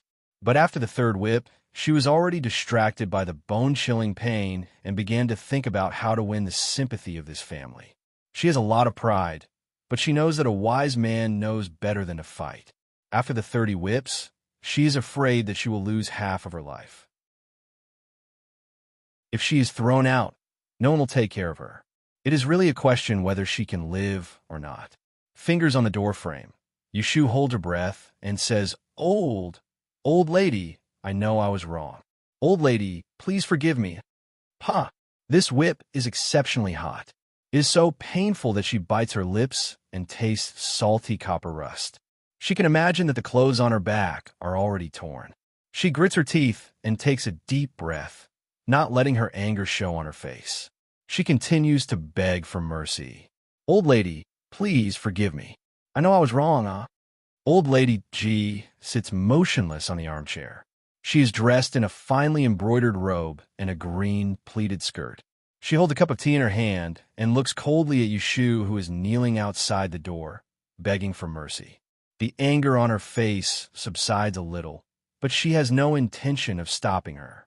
However, when she sees that Yushu's clothes are torn and blood can be seen, she only frowns slightly and turns to speak to Ji Hyotani. Xiaogu, it is not that I want to criticize you, but you are not even 40. It is time for you to remarry.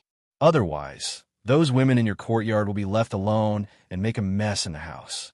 If you are not careful, they will ruin the reputation of our G family.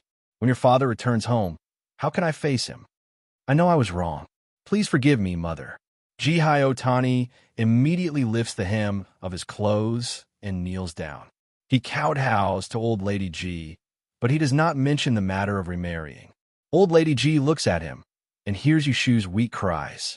Finally, she sighs. After all, he is her son. How can she bear to scold him? She waves her hand and asks him to stand up.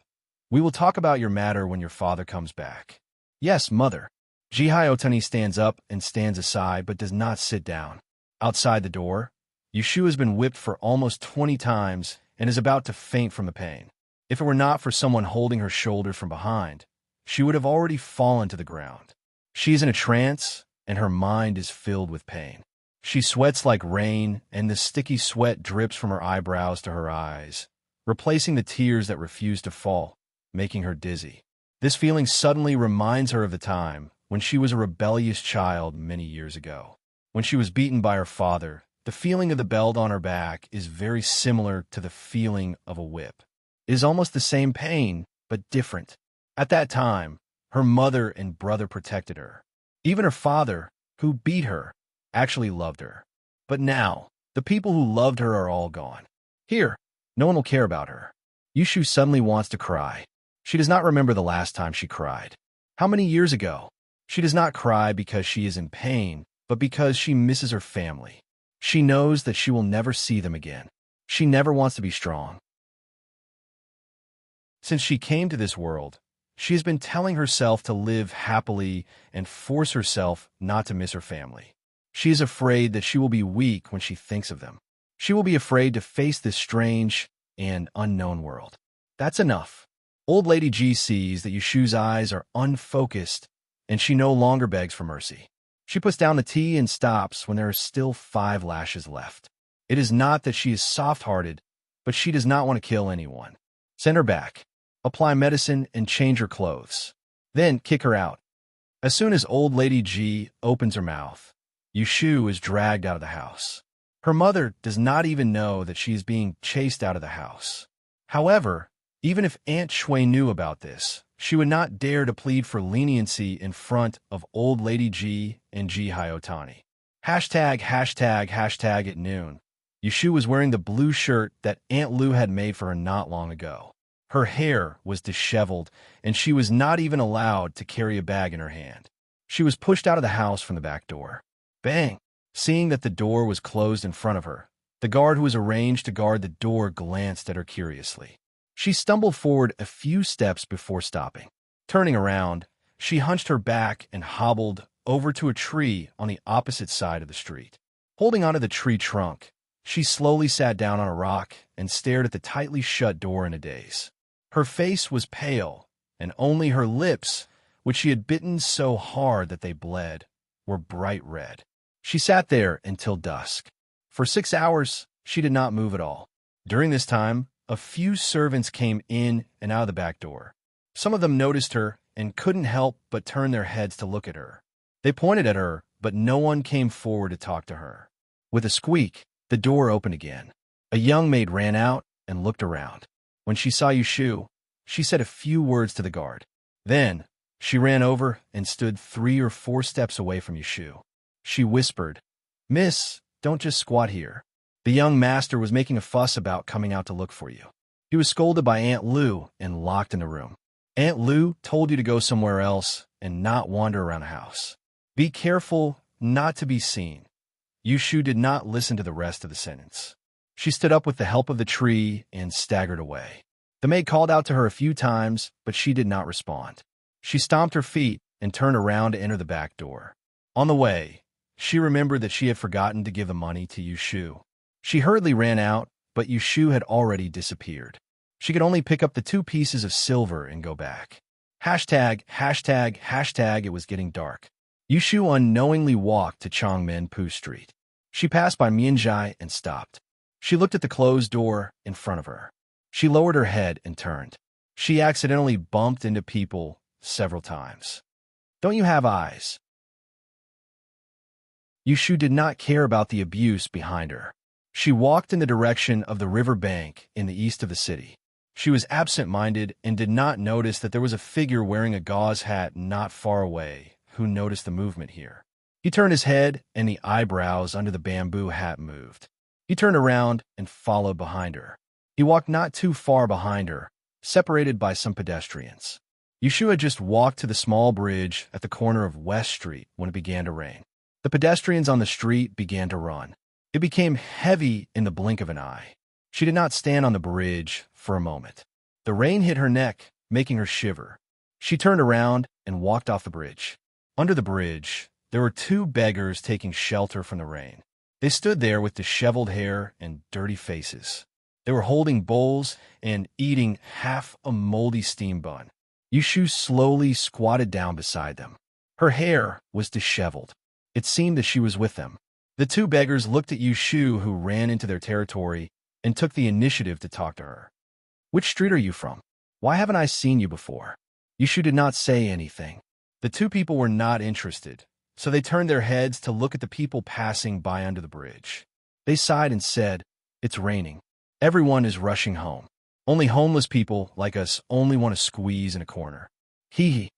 Yushu bent her legs and trembled as she buried her head in her knees. The wind blew hard, and the rain swept into the bridge, falling on her body. Water droplets dripped down from her wet hair. She murmured in a low voice, but no one could hear her voice in the wind and rain. "I want to go home. Dad, Mom, Shaolei." The person who had been following Yushu stood on the opposite side of the bridge. He looked at Yushu, who was curled up under the bridge. Seeing the rain coming, she did not hide. His eyebrows under the bamboo hat slowly frowned. He was about to go to the bridge in the rain, but an oil paper umbrella snatched it from him. "Ashu." Chao Zixin walked on the bridge. He inadvertently glanced under the bridge and saw the person squatting there. He felt that the person looked familiar. When he walked closer, he felt that the person's figure was like the child he knew.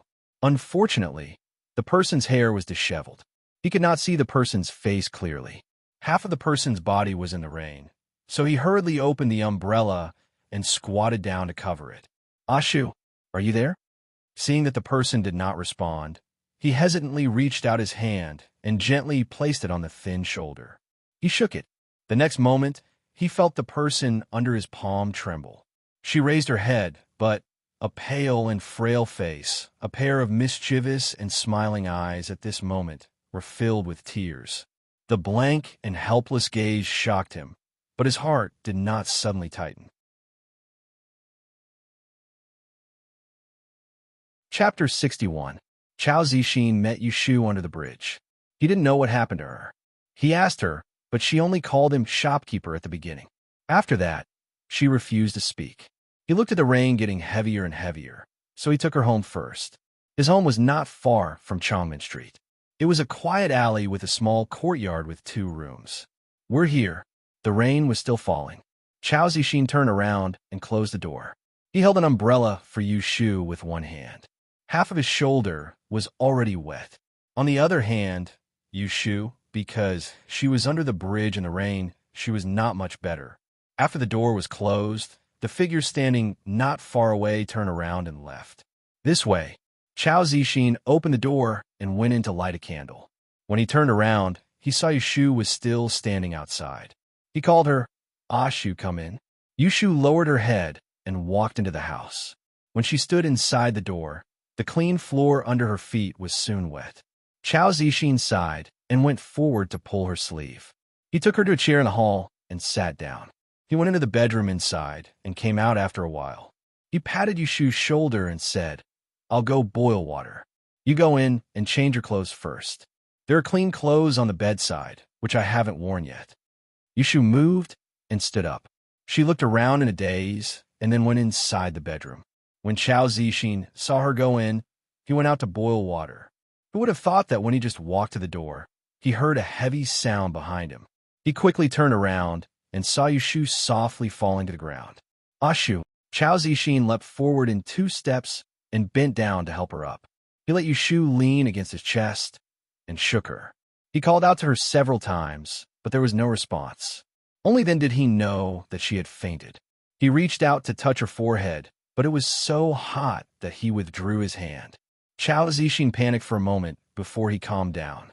He picked her up from the ground and carried her up. Her weight was so light that he was startled. He carried her into the room and placed her on the bed.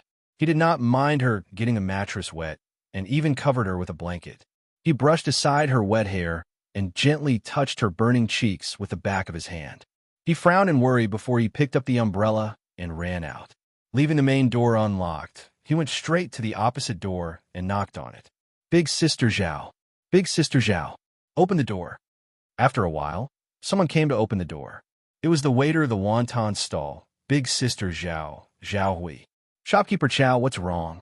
Why are you so flustered? Chao Zixin pointed to the courtyard behind him and said, Can I trouble you to look after someone for me? I'll go find a doctor. All right, go quickly. I'll look after her. Zhao Hui closed the door without another word and walked towards his courtyard. Chao Zixin raised his hand to stop her. Big sister. She was drenched in the rain. Help her change her clothes. She's a young lady. Chao Zixin ran 3 blocks before he managed to find a doctor. Zhao Hui was sitting on the edge of the bed, wiping Yushu's forehead. She also changed Yushu's clothes and bedding into clean ones. Yushu was lying facing the outside, and Zhao Hui had placed a soft pillow on her back. When Zhao Hui saw them enter, she hurriedly stood up to give way. Her expression was a little ugly. When the doctor sat down on the edge of the bed and took out a pillow to feel Yushu's pulse, she pulled Chao Zixin aside and whispered, Shopkeeper, I think this young lady looks familiar. Is she the one who you used to settle accounts in your shop? Chao Zixin nodded hesitantly. Yes, she is. Zhao Hui didn't have the time to be surprised that a young man had suddenly turned into a young lady. She grabbed him and anxiously asked, How did you end up like this? Chao Zixin was puzzled. Zhao Hui thought that he didn't know the inside story. So she lowered her voice and said angrily, Do you know that her back is injured? One look and you can tell that she was whipped. I don't know how much strength the person used to hit her. Her skin is almost torn and the scabs haven't even formed. She's also drenched in the rain. If she were to soak in the water for a night, her flesh would definitely rot. Chao Zixin was shocked and turned to look at the bed. He could only see Yushu's black head lying lifelessly on the bed. She looked indescribably pitiful. At that moment, the scene under the bridge appeared in his mind. She was about to cry, but she forced herself to hold it back. His heart tightened again, and this time, he couldn't suppress it. He secretly clenched his fists. It's all his fault. As Zhao Hui spoke, she didn't see any reaction from Chao Zixin. She raised her head and saw his gloomy face. Although she didn't know why his expression was so ugly, she unconsciously closed her mouth and didn't complain anymore. After the doctor's diagnosis, he listed out a lot of problems. Just when Chao Zixin was worried, the doctor gave him a reassurance. After confirming that Yushu wasn't in any danger, Chao Zixin and Zhao Hui both sighed in relief. Listening to the doctor's advice, Zhao Hui described the whip wound on Yushu's back. The doctor gave her some medicine. Chao Zixin paid the doctor a silver fee and sent him to the clinic. When he came back, Chao Zixin gave Zhao Hui a small bottle of wound powder and asked her to help wipe and bandage Yushu's wound. He then went to the kitchen to boil the medicine. Until midnight, Chao Zixin noticed that it was late. He said to Zhao Hui, Big sister, it's so late. You should go back. I've troubled you tonight. Zhao Hui said, Why don't I stay here tonight? It's not convenient for a man like you. Chao Zixin said, How can I do that? You still have to do business tomorrow. How can you stay here all night? Zhao Hui said, It's fine. I won't starve if I don't go out for a day. How can you take care of a girl? I'll be alone when I go home. You don't need to be polite with me. Chao Zixin thought for a moment. It's more convenient for him to stay with Zhao Hui. So he didn't refuse and thanked her again and again. Zhao Hui waved her hand and touched Yushu's forehead. Her eyes were filled with pity. She whispered, What happened to this child? Is it convenient for you to tell me? Chao Zixin turned to pour tea. I don't know what happened. I met her on the road. I saw that she was confused, so I brought her back. Zhao Hui sighed. Sigh, I've seen the girl twice. She's so obedient and sensible. How can she be so pitiful? I really don't know who could be so cruel to hit her. All right, she has a younger brother. That day, he came to my stall to eat wontons. Who knew that when I went to clean up the dishes, he was gone? The soup was still there, and I paid for it. It's just that. Chao Zixin stood by the bed and listened to Zhao Hui's nagging.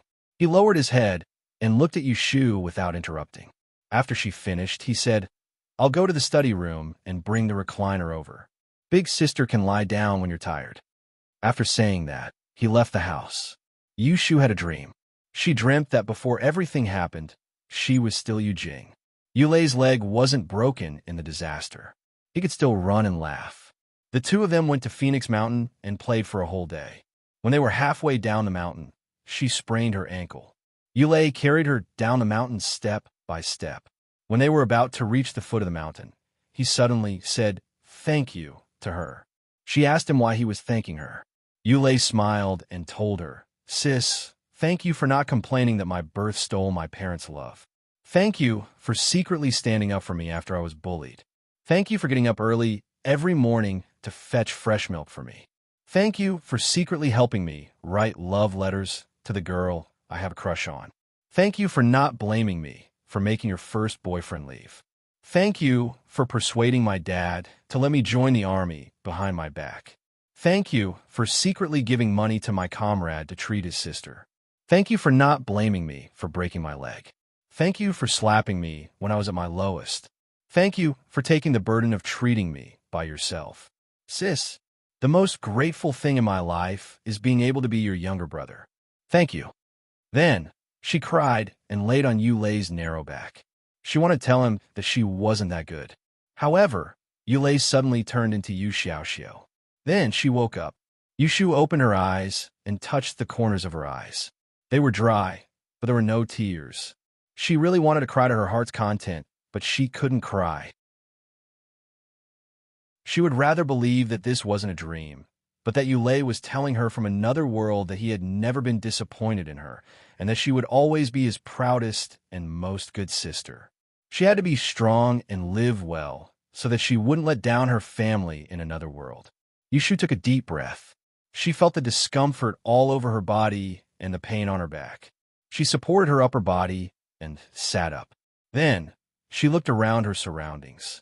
This was a small bedroom. There was a wardrobe, a bookshelf, and a round table. They were all formal furniture. They were painted. Unlike the small cottage she lived in the courtyard, there was a brand new quilt under her body. When she smelled it, it still had the fragrance of soap. It was clean and warm. She vaguely remembered that she was brought back by Chao Zixin under the bridge last night. Yushu looked down at the changed clothes on her body. She didn't scream, but frowned. It seemed that Chao Zixin knew that she was a girl. She didn't know if he would be angry at her for hiding it. "Oh, you're awake." Zhao Hui came in with medicine. Seeing Yushu sitting on the bed in a daze, she quickly put down the medicine and reached out to touch her forehead. "Aunt Zhao." Yushu's voice was a little hoarse. Her throat felt itchy when she spoke. Zhao Hui put down her hand. Seeing that Yushu could recognize people, she was relieved. She nodded and asked with concern, "Do you have a headache? Do you feel uncomfortable anywhere?" Yushu felt a little uncomfortable under her overly concerned eyes. She licked her lips and whispered, "I want to drink water." "Then drink the medicine first." Zhao Hui picked up the medicine and was about to feed her. She blew on the spoon and put it to her mouth. She was very enthusiastic. Yushu quickly raised her hand to take it. "I'll do it myself." Zhao Hui handed the bowl to her in disappointment. Then, she remembered that she hadn't told Chao Zixin. She quickly got up and said, "I'll tell shopkeeper Chao that you're awake. Otherwise, he will call the doctor." Yushu nodded her head and drank the medicine in small sips. The bitter taste made her sober up. She turned her head and looked outside the window. The rain had stopped. Outside the window, she could vaguely see two figures talking in the yard. One was Zhao Hui, and the other should be Chao Zixin. Knowing that this was Chao Zixin's territory, Yushu felt a lot more at ease. She put down the medicine bowl and reached out to untie her clothes. She looked at the gauze wrapped around her body. She touched her back and frowned in pain. After checking her body, she just tied up her clothes. Then, she heard a voice outside the bedroom. Ashu, it's me, Brother Chow. Are you feeling better? Chapter 62. Ashu, it's me, Brother Chow. Are you feeling better? Chao Zixin's voice is just outside the door. Yushu hears it and feels relieved. It seems that Chao Zixin doesn't blame her for hiding the fact that she is a girl, but she was picked up by him from the roadside last night. Now she will inevitably feel uncomfortable when she meets him again. Fortunately, he stands at the door and doesn't come in. Yushu secretly clears her throat and replies, I'm much better, Brother Chow. Thank you for bringing me back last night and for finding a doctor for me. Don't mention it. As I said, you can come to me if you need anything. Chao Zixin stands by the door with his hands behind his back. He politely doesn't look inside, which is different from the special situation last night. This time, Yushu doesn't know how to answer. If she gets along with Chao Zixin normally, she will play along with his words and make a joke. But now she is not in the mood to make fun of him. She is only thinking about what she should do next. She can't go back to the Ji family. She can't see Yu Xiaoxiu, and she doesn't know whether Master Qing Zheng knows her situation now. She doesn't have a copper coin on her peak. If she doesn't find a landlord to stay for the night, she may have to sleep under the bridge with beggars like yesterday. She doesn't know if Chao Zixin is willing to take her in for a few days. If it is not convenient for him to take her in, then she can only go to the plum forest in the east of the city to seek shelter from Master Jingchun. Since then, she has exchanged money for him so that he can eat. Every now and then, she will go to the plum forest to make friends with him. Although Jingchun's attitude towards her is lukewarm, he probably doesn't mind taking care of her for a few meals. As for Master Qing Zheng, he is still eating and drinking in the Ji family, so it's better not to count on him. Chao Zixin waits for a while and doesn't hear anything in the room. He leans to the door and calls, Ashu. Soon there's an answer in the room. Brother Chow, can I discuss something with you? Speak. Yushu said shamelessly. To tell you the truth, I was driven out by my family yesterday. You must know that I was beaten, so I can't go back home. There's no one else I can rely on. Can you take me in for a few days and let me stay here for a while? It was quiet outside the door for a while. Yushu thought he was in a difficult position, so she quickly added, I'm not staying here for free. I'm a hard-working person. I can clean the house, cook, and wash the clothes. I can also help with the work in your shop. I don't need your salary. I just want you to give me a place to live and let me eat. Her humble request is completely devoid of her usual arrogance. Chao Zixin doesn't like it. He holds the door frame and asks softly, Ashu, is it convenient for you to tell me what happened in your family? Why were you driven out? Yushu thinks about it. Since she is asking for help, it's not good to lie. So she tells the truth. I've been hiding it from you before. I'm really sorry. In fact, my mother is a concubine of the third master of the Yishueji family in the city. I have a younger brother. We are not the third master's children. We remarried with my mother. Our life at home has been difficult. I secretly went fishing in our family's old lady's courtyard yesterday. I was caught in the morning. There was a burglary the night before yesterday, but the person was not caught. The Ji family just had nowhere to vent their anger, so they punished me heavily. They whipped me and drove me away. In the end, Yushu is a little silent. Now that she is in such a difficult situation, she really needs to reflect deeply on this matter. After coming to this ancient world, she has been too arbitrary. Relying on the fact that she is an adult, she has underestimated the system of this ancient society. She has never seriously studied the habits of the people here. She blindly follows her own likes and dislikes. But she has ignored that this is a place that is very different from the world she has lived in for more than 20 years. She needs to adapt to the environment, not let the environment adapt to her. Before she has the corresponding ability, standing out will only make her kowtow without bleeding. Since she is now living in this place, she must abide by the rules here. Last time, the 20 whips of the rattan didn't wake her up. This time, the whipping is a living, bloody lesson. If she continues to stubbornly go forward, she will have lived half of her life in vain. As Yushu speaks and reflects on herself, Chao Zixin listens at the door. He has a lot of thoughts. Hearing Yushu frankly say that she was caught for stealing fish and beaten by the G family. Although he feels that her behavior is immoral, he mostly blames the G family for being too excessive. He has also heard of the precious 8 treasure fragrant carp.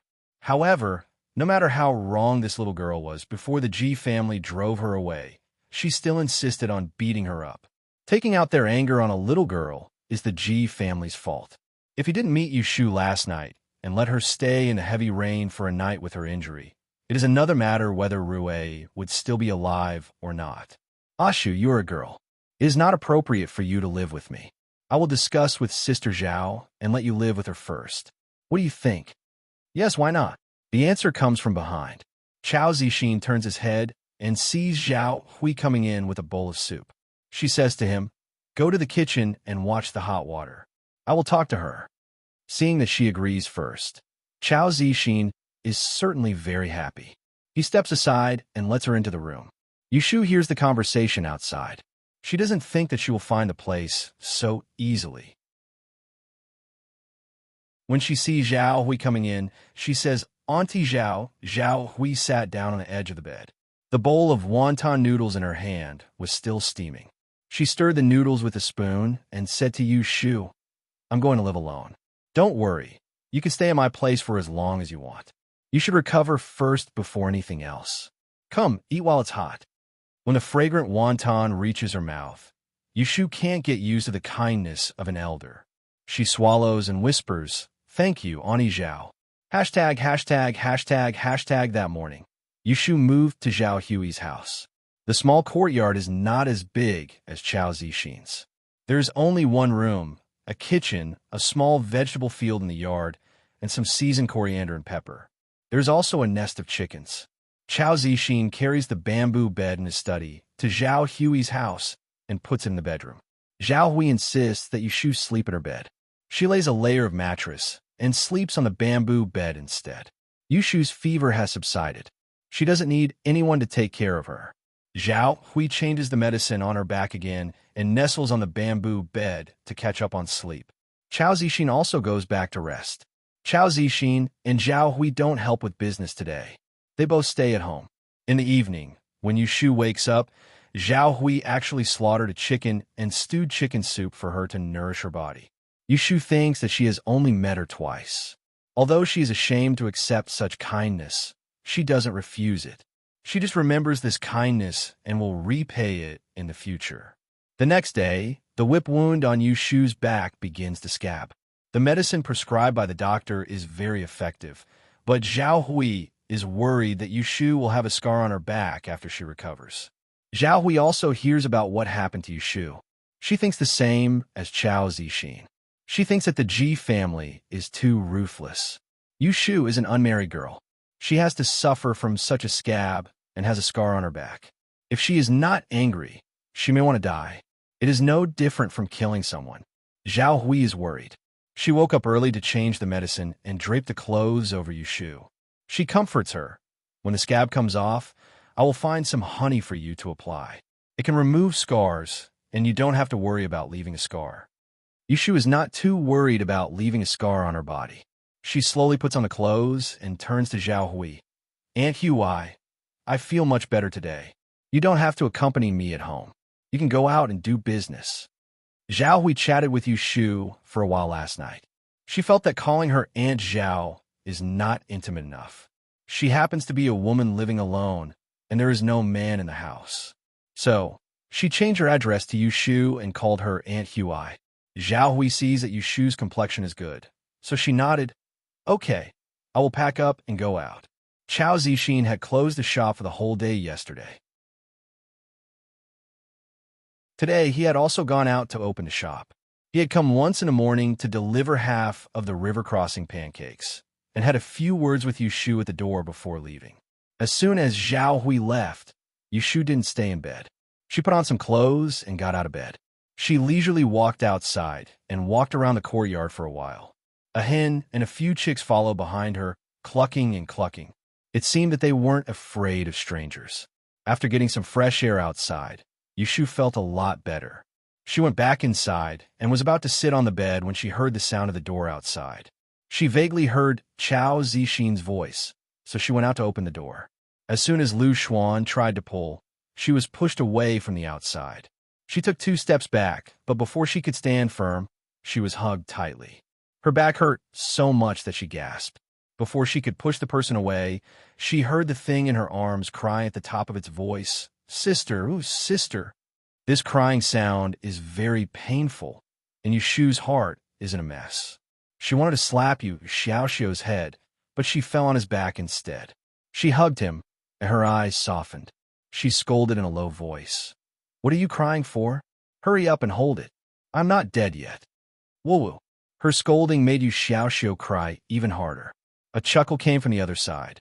Yushu raised her head and saw Chao Zixin looking at her with a smile. His eyes are too gentle, and she doesn't know why she felt a little embarrassed. So she slapped Xiao's head and said angrily, "All right, hurry up and let go of me. It hurts so much." Xiao finally stopped the devilish sound piercing her ears and let go of Yushu. However, he still grabbed her arm and looked at her with tears in his eyes. Chao Zixin said, "When I went to open the shop this morning, he was squatting in front of my shop." His eyes looked back and forth between the siblings and finally fell on Yushu's face. His eyes suddenly flashed, and he pointed out, "Your brother is very smart. He heard you mention it, and he knew to come to me."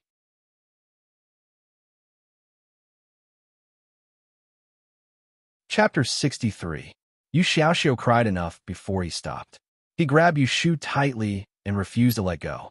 Yushu knew that she had scared him by leaving without saying a word for 2 days, so she pulled him and tidied his hair. She asked, "What's wrong? You haven't had breakfast, right?" Xiao shook his head. "I'm not hungry." Yushu looked at Chao Zixin. Chao Zixin got up and said, "I'll go find something to eat." After sending Chao Zixin away, Yushu moved closer to Xiao and said softly, "Xiao, I've been driven out by the Ji family. Don't be silly. Go back to school and eat and drink. Don't break their rules again. Don't be driven out like me. Do you understand?" Xiao shook his head and said firmly, "I want to be with you. You've been driven out. Why should I stay in their house? I'm not a member of their family. Don't be stubborn. Where are you going after leaving the Ji family?" Yushu scolded him in a low voice. "I'm living in someone's house now. It's embarrassing enough. Where are you going after leaving? Are you going to be like me and cause trouble for others?" Xiao looked hesitant, but he still said stubbornly, "I can go out and work for others to earn money." Yushu sneered. "Do you think it's easy to earn money? Carrying sandbags at the estuary will only earn you 10 copper coins a day. You're so skinny that even the sandbags are heavier than you. What can you do outside?" Yushu softened her voice when he was speechless. "Didn't we agree to open a trading shop and live a good life? If you leave the Ji family, where can you learn trading? Just stay in the Ji family and learn more so that we can make plans in the future. Even if we don't live together, it's not like we can't see each other. But if you really leave with me, life will be hard. Xiao, I don't want to be separated from you, but I have no choice. Do you think I want you to stay in their house?" As she spoke, her eyes dimmed and she seemed to be on the verge of tears. She covered her face with her hands. Xiao immediately panicked. "Sister, don't cry. I'll listen to you." "Really? Really?" Yushu put her hand down and smiled again. She changed her expression like flipping a book. Xiao knew he was fooled, but he couldn't go back on his words. He could only pout bitterly. After the siblings finished talking, Chao Zixin came in from outside. He was holding a bowl with leftovers from the morning and a bowl of hot egg soup. He said to the siblings embarrassedly, "I won't do anything else." The siblings didn't think anything was wrong. A gentleman should stay away from the kitchen. It would be strange if he knew how to cook. Xiao had been hungry for 2 nights and was not picky about food at all. Besides, there was egg soup. He thanked Chao Zixin and started eating. After the meal, Yushu told Xiao some things and asked Chao Zixin to send him out. She washed the bowl and went back to bed. Chao Zixin sent Xiao out of the door. Seeing his sullen face, he wanted to coax him. "Are you still worried when you see your sister? What are you unhappy about?" Xiao kicked the stones on the side of the road and said, "You don't know. It's all my fault. If it weren't for me, my sister wouldn't have been beaten and driven out.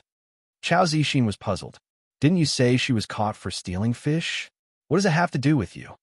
Yu Xiaoxiu had something in his heart that he didn't tell Yu Shu just now. Now that someone asked him, he couldn't help but pour out his heart. We are not popular in the Ji family. I was often bullied. Last month, young Master Ji brought people to bully me. He tied me to a tree and beat me. My sister saw it. She got angry and fought with them.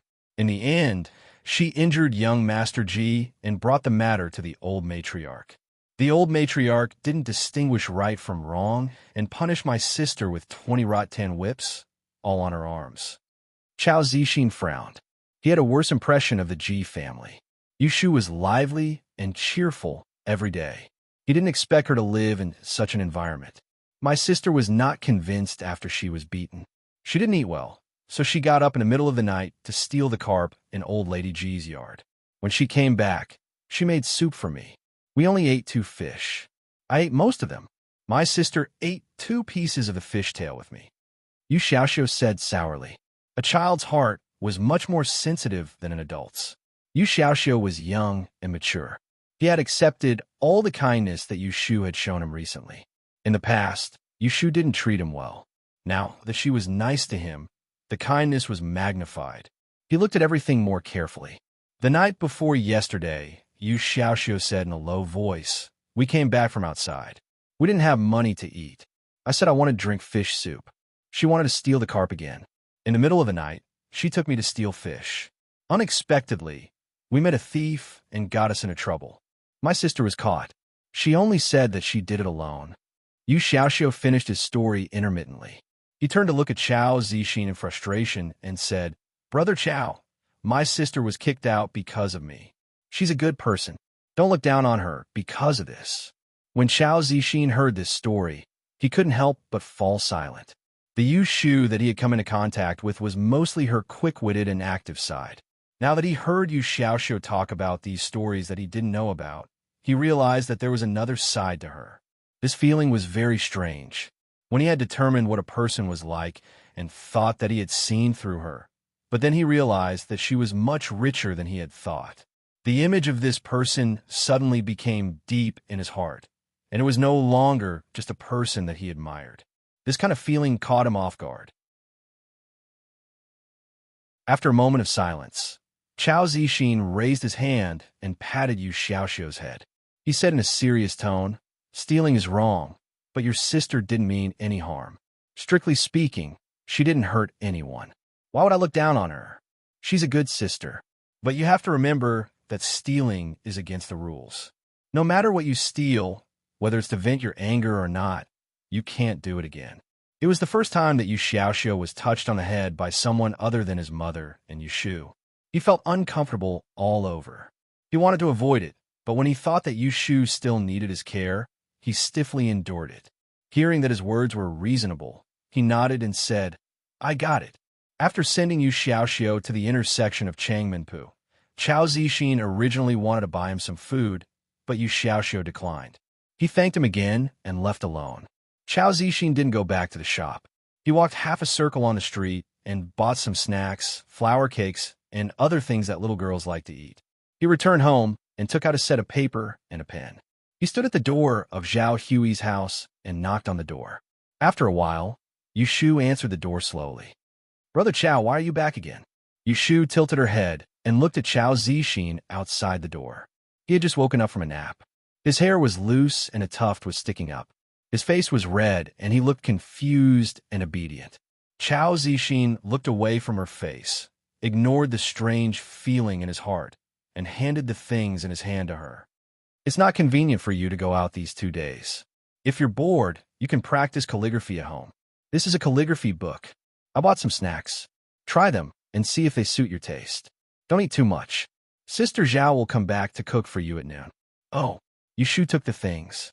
Seeing that there were snacks to eat, she subconsciously licked her lips and looked up at him with a smile. Her mouth was red with small wounds. "Thank you." Chao Zixin turned his head and coughed. "You're not wearing much. Go back to the room. I'm leaving." Chao Zixin turned around and left.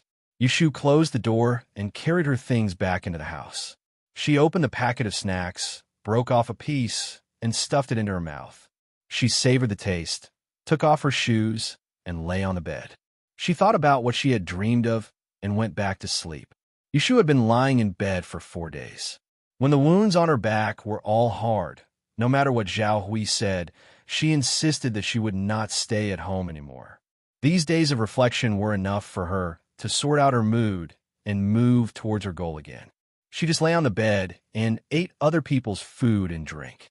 This made her, who had always advocated self-reliance, unable to sleep well. As a result, Yushu became busy again. During the day, she helped Chao Zixin with the accounts and chores in the shop. In her free time, she learned to read and write. At noon and dinner, she would help Zhao Hui at her wonton stew stall. Yu Xiaoxiu came back to find her every day after school. Several times, he brought out the clothes she left in the yard and some change for her. The most important thing was that Yushu wrote a lot of feng shui brochures. Because they were written in simplified charcoal, Yu Xiaoxiu couldn't understand what they were. He just thought that she copied them from a book and didn't ask much. Chao Zixin originally wanted to pay Yushu as usual, but she tactfully refused. Yushu asked Zhao Hui. She estimated that Chao Zixin had spent more than 20 taels of silver to find a doctor and take medicine for her that day. If she was asked to take a copper coin from him again, she would be soft-hearted. She loved money, but she had a principle. She would never take money against her conscience. She would not take less than what she deserved, and she would not be greedy for what she didn't deserve. Just like that, another 3 to 4 days passed. Yushu suffered from no one to teach her. She could only use a method to calculate the weather and try to remind Zhao Hui, who was running the stall, to close the stall early on rainy days and prepare herbal tea on sunny days to attract more customers. However, she didn't have more ability to carry out the original plan. Just when she was about to lose her patience and ask Yu Xiaoxiu to find Taoist Qing Zheng, the old man found her first. "Give me a bowl of San Xian wonton noodles." At noon, Yushu was squatting by the bucket to help Zhao Hui wash the dishes. When she heard the voice, she turned her head and saw Qing Zheng, whom she hadn't seen for a long time, sitting at the table opposite her. His wrinkled face was so ugly that passers-by had to step back. Because Zhao Hui was facing him from the side, she didn't see his scary face. She buried her head in making wontons and answered, "Okay, please wait a moment." When Yushu saw Qing Zheng here, she was very surprised. She took a rag and went to wipe the table. She took the opportunity to talk to Qing Zheng in a low voice. "Master, how did you find me?" Qing Zheng just raised his eyelids and glanced at her. Then he lowered his head to study the patterns on the short table. He looked completely unfamiliar, as if he didn't know her. Yushu was puzzled. She tried to talk to him a few more times, but the old man simply didn't look at her. She murmured in her heart, "Look at him. Why does he seem to be angry? If I should be angry, it should be me, who is beaten and bullied. What's wrong with this old man?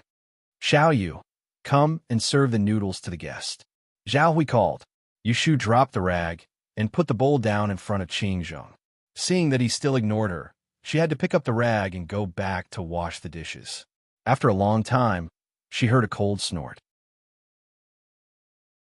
She quickly raised her head and saw that Qing Zheng, who had been treating her as heir, glared at her.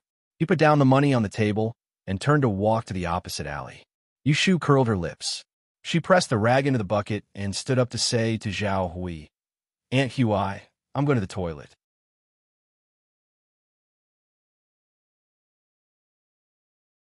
Chapter 64.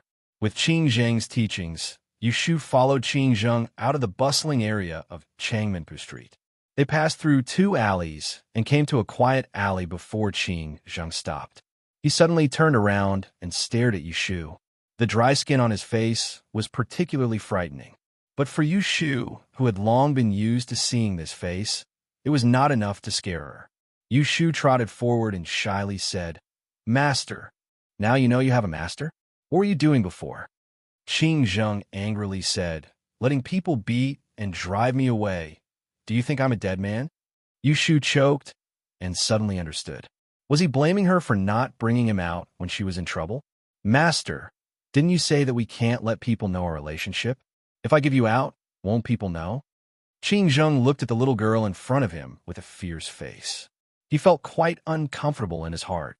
On the one hand, he was happy that Yushu remembered his words and would rather be beaten than use him to get out of trouble. On the other hand, he was angry. This stinky girl didn't treat him as one of her own. Don't think that he didn't know. Seeing him with a black face and not saying anything, Yushu thought for a moment. She pulled her face and said with a sinister smile, Hey, if you were willing to stand up for me, you should have said so earlier. Okay, then let's go back now. Master, help me. As she said that, she grabbed Qing Zheng's arm and dragged him away. He was dragged 2 steps away. Seeing that she trusted him, he felt much better. However, he still slapped her on the head.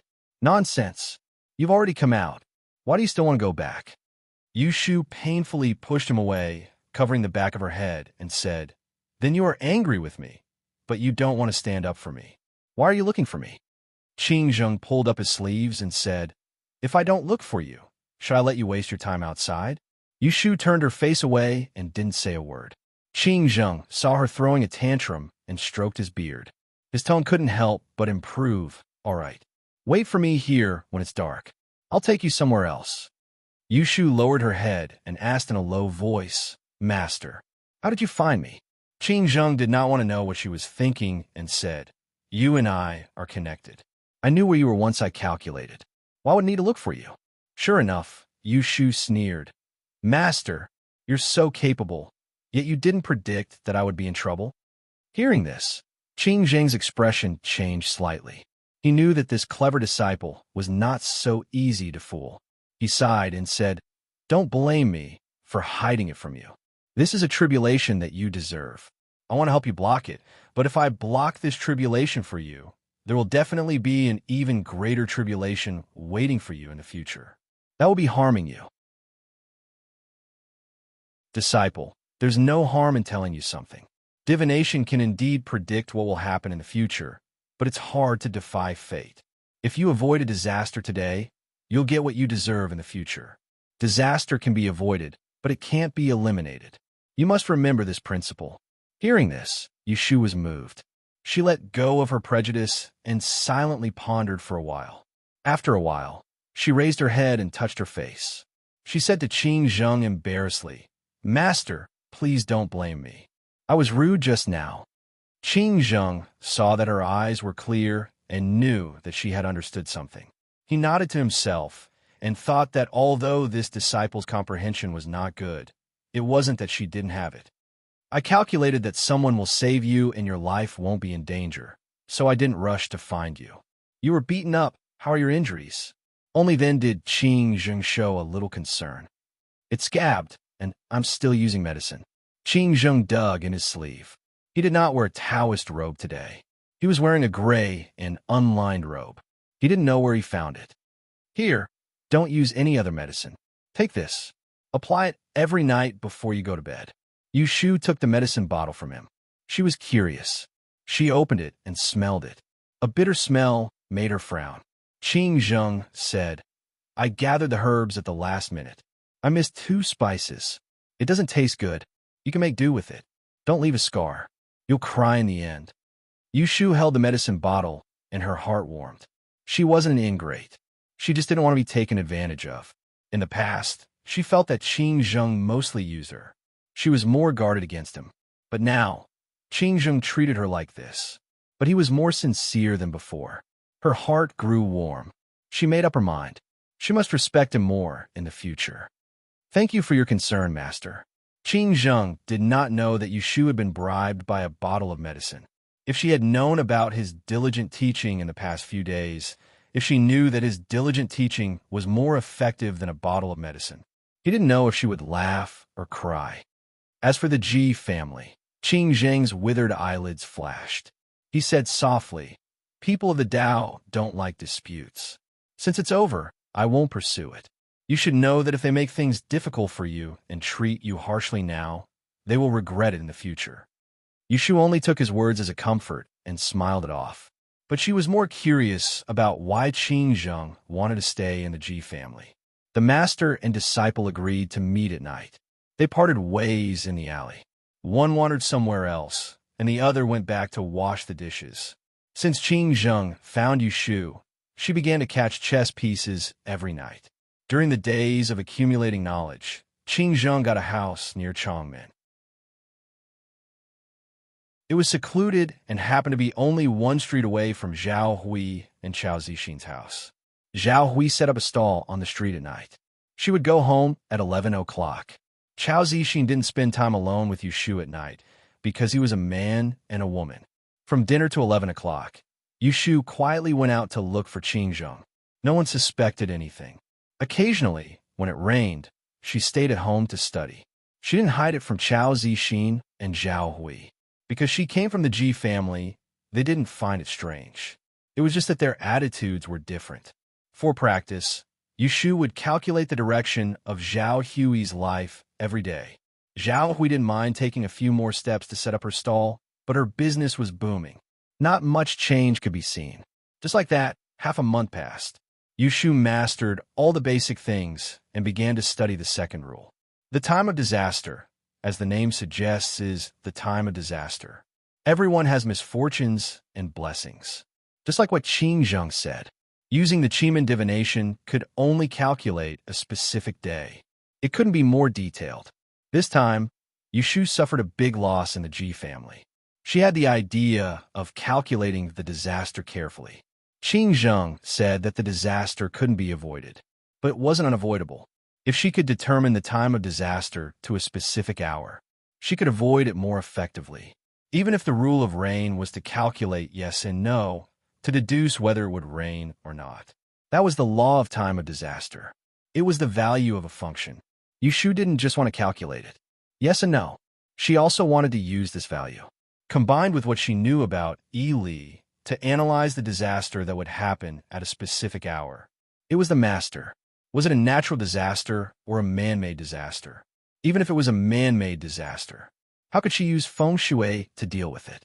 Because people were involved. She needed to use the 8 characters of birth. The complexity of this rule was far beyond the rule of rain. Yushu lacked experience that far surpassed Qing Yu's La Qing Zheng could make up for it. But in the process, she needed to use a knife to verify it. Qing Zheng couldn't help her. She didn't even know her own 8 characters of birth. How could she find someone to record her bad luck? Even if she found someone, she couldn't wait to record it day by day. Yushu had only started to calculate for 2 days. She was so worried that her mouth was full of blisters. At night, after grabbing the chess pieces, she told Qing Zheng about her troubles. She said that she wanted to think about man-made disasters, but she couldn't find any examples. Qing Zheng didn't suspect anything. He gave her a clear path on the spot. There is a Vientiane Street in the east of the city. There are several Li shops with a library on the first floor. There are records in it, which record the 8 characters of birth and man-made disasters. You can go and take a look. Yushu was happy and said, "Do I need to spend money?" Qing Zheng said, "If I don't spend money, do you want to read it for free?" Yushu's face fell. She glanced at Qing Zheng and called out fawningly, "Master." Qing Zheng's eyelids twitched. "What?" Yushu said shyly, Please lend me some money." Qing Zheng shook his head. "I don't have money." Yushu didn't believe him. "You are so capable. How can you not have money?" Qing Zheng waved his hand. "I don't accept money. What's the point of being greedy? I just need food and clothing. I originally had 10 taels of silver, which I used to rent this house." Yushu finally believed him and said dejectedly, "Your disciple is poor." "I didn't expect Master to be poor too." A penny stumped a hero. She only had a dime of silver and 23 copper coins. She was afraid that she wouldn't even be able to touch the cover of the book in the shop.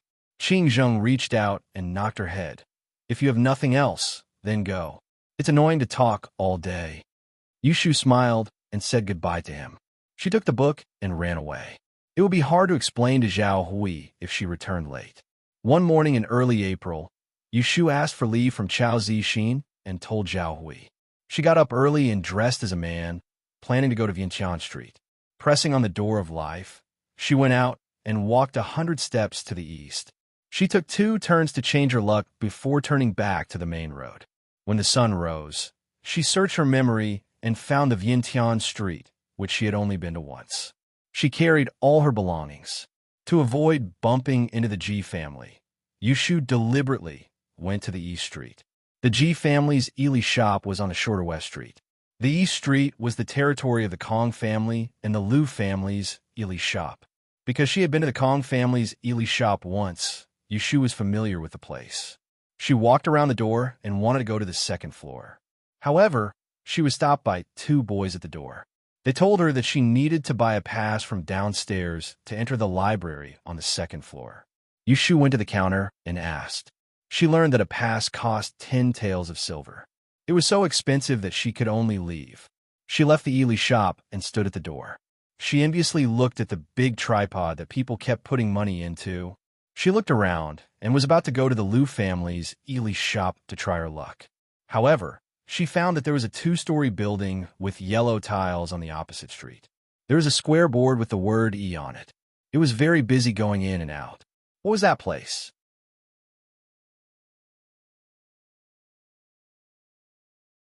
Chapter 65. When Yushu heard that shout, she was 80% sure that it was coming from somewhere. She tiptoed and looked inside. In the spacious and bright hall, there were groups of people standing in groups, shouting one after another, accompanied by the clattering of coins. It was very noisy. While Yushu was walking inside, she felt strange. As far as she knew, gambling had been strictly forbidden since the Yuan dynasty of the Song dynasty. So how could this gambling house be openly opened on the street? Could it be that the Yuan dynasty didn't prohibit gambling? Walking back and forth in the middle of the hall, Yushu was sure that this was a big gambling house. There were more than 10 tables, and most of them were gambling on dice and playing pai gow. Yushu was very interested in things related to numbers. When she was in university, she had a private conversation with a professor about this business, so she could recognize these ancient gambling tools. After walking around in the middle of the hall, she was not interested and walked to both sides. There were more people around the gambling stalls on both sides of the wall. There were many people looking up at the wall on the east side, and there were many people holding compasses in their hands under the west wall. What? Compasses? Yushu looked at the west side a few more times. When she was about to go there, she was pushed to the east side by a group of people. There was a row under the east wall, but there were no dice or dominoes. The wall was divided into several areas. In some areas, there were many long yellow signs, and in some areas, there was a large piece of white paper with words written on it. There was a row of tables along the wall, and there were several people standing on the high cabinet behind it. The sound of abacus was heard in the crowd. What was going on? Yushu quickened her steps and walked towards the tables with white paper pasted on the wall. She was blocked by the crowd. She tiptoed and looked around for a while, but couldn't see anything. Just as she was about to squeeze in, she saw a waiter ringing a bell on a high shelf and shouting, "Place your purchase. Metal, wood, water, fire, earth, come open." The people around the table all took a step back. Yushu raised her head and saw the waiter waving to the back. Immediately, another waiter went up to the high cabinet and pasted another piece of paper next to the large piece of paper on the wall. On it was a series of numbers written in traditional characters. There was a commotion on both sides, and the spectators were discussing. Did anyone win? Did anyone win? Whoever got hit, just tell us first. Mr. Pei won again? Or Mr. Song? Yushu, who was standing behind the crowd, could not see what was happening in front of her. After a while, the bell rang again, and the shop assistant who rang the bell shouted again, "No one in. Buy a sign and reopen it." With a whoosh, the crowd dispersed to both sides. Yushu spotted a person who was trying to squeeze out and pulled him back. She politely asked, "Big brother, what are they betting on here?" This man was just a spectator and did not lose any money, so his expression was not bad. He smiled at Yushu and pointed to the gambling table in the middle. "Little brother, this is your first time here. If you want to play, you should go over there. This E-district is not a place for you to play." E-district? Yushu was suspicious and said politely, I'm not here to play. I'm just here to watch the fun. Brother, tell me about it. The man looked at Yushu's obedient face and became more patient. He turned around and pointed to the white paper pasted on the wall behind the high cabinet and said, "Do you see this? This piece is for the number of bets. In the time it takes to drink a cup of tea, we start a round, and if you can solve the question on it and solve it correctly, you win." Yushu squinted her eyes to look at the nearest piece of white paper and saw that it was clearly written in bold black characters. "I only heard that the people next door get silver. I don't know how much silver. Han people, 7 taels for the beauty, 7 taels for the loss, and half a caddy for each person. Let me ask you, those who are good at math, how much silver do you get?" Yushu was stunned. Wasn't this a math question? How could this be used to bet? Yushu was puzzled and continued to ask, "Then how do we calculate the money if we win?" The man pointed to the other side. "Do you see that there's a change of tiles, a pair of tiles with a number engraved on the back? Take the red tile and go up to calculate. There's a pen and paper on the table, and after you're done calculating, use the red tile and the black tile. If you win, go up to collect it, and someone will call the number. Sai, just now, there are more than 50 tiles. If someone wins, they can earn at least 5 taels of silver." What a pity. 5 taels. Yushu's throat was dry, and she swallowed her saliva. Looking at the question on the wall, it was as if she saw a pile of shiny silver waving at her. This question was not easy to solve. Just set 2 unknowns, and it would be done. The man saw that Yushu's eyes were shining and smiled. "Why, little brother, are you interested in betting?" Yushu suppressed her surprise and shook her head and said with a silly smile, "I'm just looking." The man nodded and said, "This is the place where the Yishui teachers in the city come to try their hand. It doesn't depend on luck, and you can't follow the wind. You can go around by yourself. I'm leaving." Yushu said goodbye to him and watched him walk away. She was not in a hurry to buy tiles, but squeezed to the front of the crowd and carefully observed a few rounds of betting. 10 taels of silver per round. She only had one chance, and she must not be careless. She decided to observe the situation first. 5 rounds were played, and 3 of them won, and 2 of them missed. Those who won varied in number, those with fewer won, and those with more won had it all to themselves. Those with more won had it all to themselves, and those with more won had it all to themselves. If they didn't win, the banker would take it all. Every time they bet on a red tile, there would be a yellow wooden tile next to the white paper with the calculation question written on it, which was considered to be a fair announcement of the bet. Yushu understood the process and calculated a few more questions. She was secretly glad that she did not blindly bet on the tiles just now. The questions posted by the banker could not be solved just by counting and counting. Among them, there were 2 questions that were the product and division of several multi-digit numbers. Without an abacus, Yushu was not confident that she could get one right. If she had known earlier, she would have brought an abacus. Yushu regretfully looked at another failed round, and the clerk on the high counter cleared away more than 30 yellow tiles on the wall. She licked her lips, turned around, and walked to the counter selling tiles. She took out a small silver from her waist, bought a pair of tiles, and squeezed to the front. At the front, it was much more relaxed than at the back. The traders were more well-behaved than ordinary gamblers. They stood at the table and did not push each other.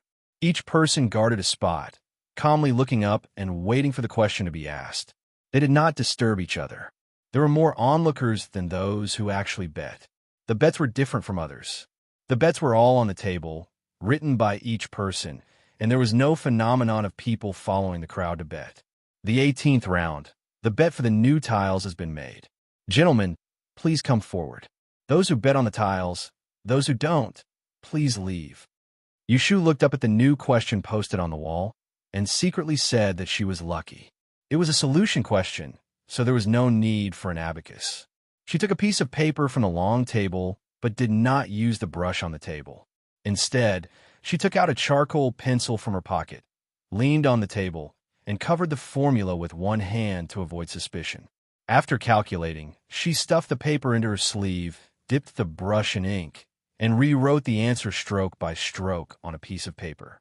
When she was done, she used the red tile to cover it. She was not in a hurry to hand it over. She waited for the people on both sides to finish the calculation before calling for the waiter. After a while, she heard the bell ringing and the bet was made. Yushu followed the crowd and took 2 steps back. Looking at the yellow tiles hanging on the wall, she thought to herself, one more, one more. The tile didn't stop until it reached 32 yuan. Yushu was excited. It should be known that this was 3 taels, which was equivalent to a day's profit in Chao Zixin's shop. If she won, it would be 32 times more. The 18th round, 2 people won. Number 22 Lu, number 7. Yushu looked down at the black tile in her hand. It was number 7. Hearing that 2 people won, she was a little depressed. Then she thought that it was better this way. The big prize for a few people won would inevitably attract jealousy. Even so, when Yushu, the young man, followed a middle-aged man to win the bet, there was still a lot of noise. The one in front, who won? Mr. Pei won. Ah, there's a kid with yellow hair who also won. Tsk, at such a young age, could he be a disciple of some E family? Maybe he was just lucky. Tisk, if you have the ability, go and try. I don't have that ability. Yushu's ears are very sharp. When she hears the discussion behind her, she knows that she has attracted the attention of others. She takes the tael of silver and returns to the crowd. She accepts the gazes of the people around her. She hesitates. She has only won once, and people are already paying attention to her. If she wins a few more times, will she attract too much attention? But if she didn't gamble, where would she find 10 taels of silver to enter the Great Exchange Store's library? With this thought, Yushu made up her mind. She squeezed to the place where the tokens were sold and calculated in her heart. She painfully took the tael of silver and bought 10 pairs of tokens in one go. She returned to stand in front of the long table. Yushu was a little more cautious. In the following rounds, she placed bets on every round. If she met someone who needed to use an abacus, she would just write down a rough number. She did not calculate it in detail. If she met someone who was more accurate, she would look around and see that there were many people placing their bets. After 10 rounds, she won 5 times and missed 5 times. She won twice and won 3 times. Look, that young master won again. He has won 4 or 5 times already, right? That's nothing. Mr. Pei won 7 times this morning. How is that the same? How old is this young master? How can he be compared to Mr. Pei? Yushu stuffed the last tael of silver and tael into her pocket. She was sweating from the heat, and her face was flushed with excitement. These questions were not difficult at all. She was excited about the taels of silver in her pocket. It was more than 11 taels of silver. She had been in Dan Dynasty for almost 2 months. This was the first time she had so much money. She did not count the beads she helped Jing Chen sell last time. That was other people's money. This was her own money. Listening to the discussions around her, Yushu turned her head and looked at Mr. Pei, who won the same game as her. She secretly rejoiced that there was such an experienced player here to steal her limelight. Pei Jing was also sizing up Yushu.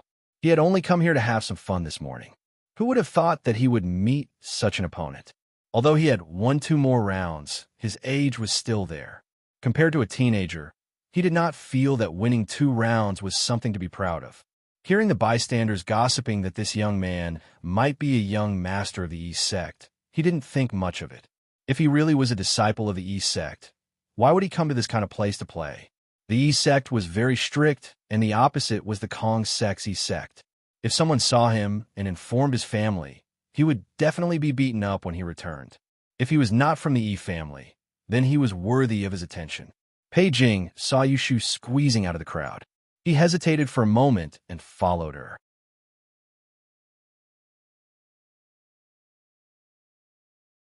Chapter 66. In the Taiheng Chamber of Commerce's Kong Yi House, Yushu was holding a handful of silver pieces. She looked at the pass to the 2nd floor in the hands of the servant opposite her. She made up her mind and gave the money to the servant. Holding the ticket, Yushu finally entered the library on the 2nd floor. It was lunchtime, so there was no one upstairs. The big room was filled with bookshelves of different heights. There was a strong aroma of ink wood floating in the air. No one spoke upstairs, only the sound of footsteps could be heard. Yushu took a book nearby and flipped through it. Most of them were articles related to Yishui. Because they were ancient, she couldn't understand them, so she put them back. He looked around and saw an old man standing under a bookshelf in front of him. He seemed to be very knowledgeable. She went to ask for advice. Sure enough, she found the right person. The old man listened to the type of books she mentioned and thought for a moment. Then he led Yushu and said, "Follow me." Under a row of bookshelves near the window, the old man bent down and rummaged for a while. He took out a thick book and gave it to her. "Do you want this?" Yushu took it and looked at it for a while. Her eyes shone brighter and brighter. She nodded in surprise and said, "Yes, thank you." This thick book was more than 100 pages. It was a record of natural and man-made disasters. For example, in a certain year, a certain place in a certain county suffered drought. In a certain year, a certain person fell from a horse at a certain time. In a certain year, a certain person fell from a horse at a certain time. In a certain year, a certain person was born with a serious illness. All these were recorded in detail. It was more detailed than what Yushu needed, which made her feel that the 10 silver pieces were not spent in vain. If you want to buy a book, find a servant downstairs to pay the bill. If you want to make a copy, go there to buy a pen and paper. The old man left after saying this. Yushu held the book and turned to find a servant. After asking the price, she decisively went to the direction the old man pointed to buy paper and prepare to make a copy. A book costs 15 silver pieces. She wanted to buy it. She couldn't go to the gambling house today. There were too many shady things going on in that kind of place. She couldn't help but be cautious. Yushu spent a dime to buy a dozen rattan papers and found a table by the wall. She lay down and began to flip through the book. After skimming through about 10 pages, she took out a charcoal pen and copied the content she needed. She didn't even eat lunch. She just sat there and copied for 2 hours until she was so hungry that she couldn't hold the charcoal pencil in her hand anymore. She wiped her hands and closed the book, rubbed her neck, and looked up. She saw someone sitting opposite her flipping through a book. It was Mr. Pei from the casino. Yushu glanced at him. He noticed it and raised his head to smile at her. Yushu smiled back. She was on guard. She packed her things and went to return the books. Shoved it at the bottom of the shelf so that no one would buy it.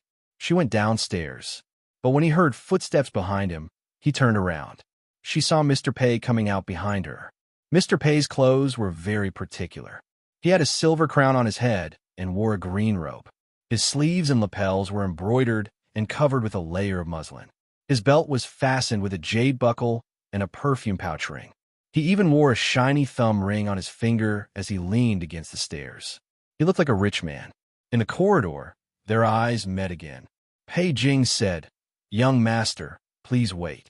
I am Pei Jing, the deputy manager of the Tai Hung Chamber of Commerce.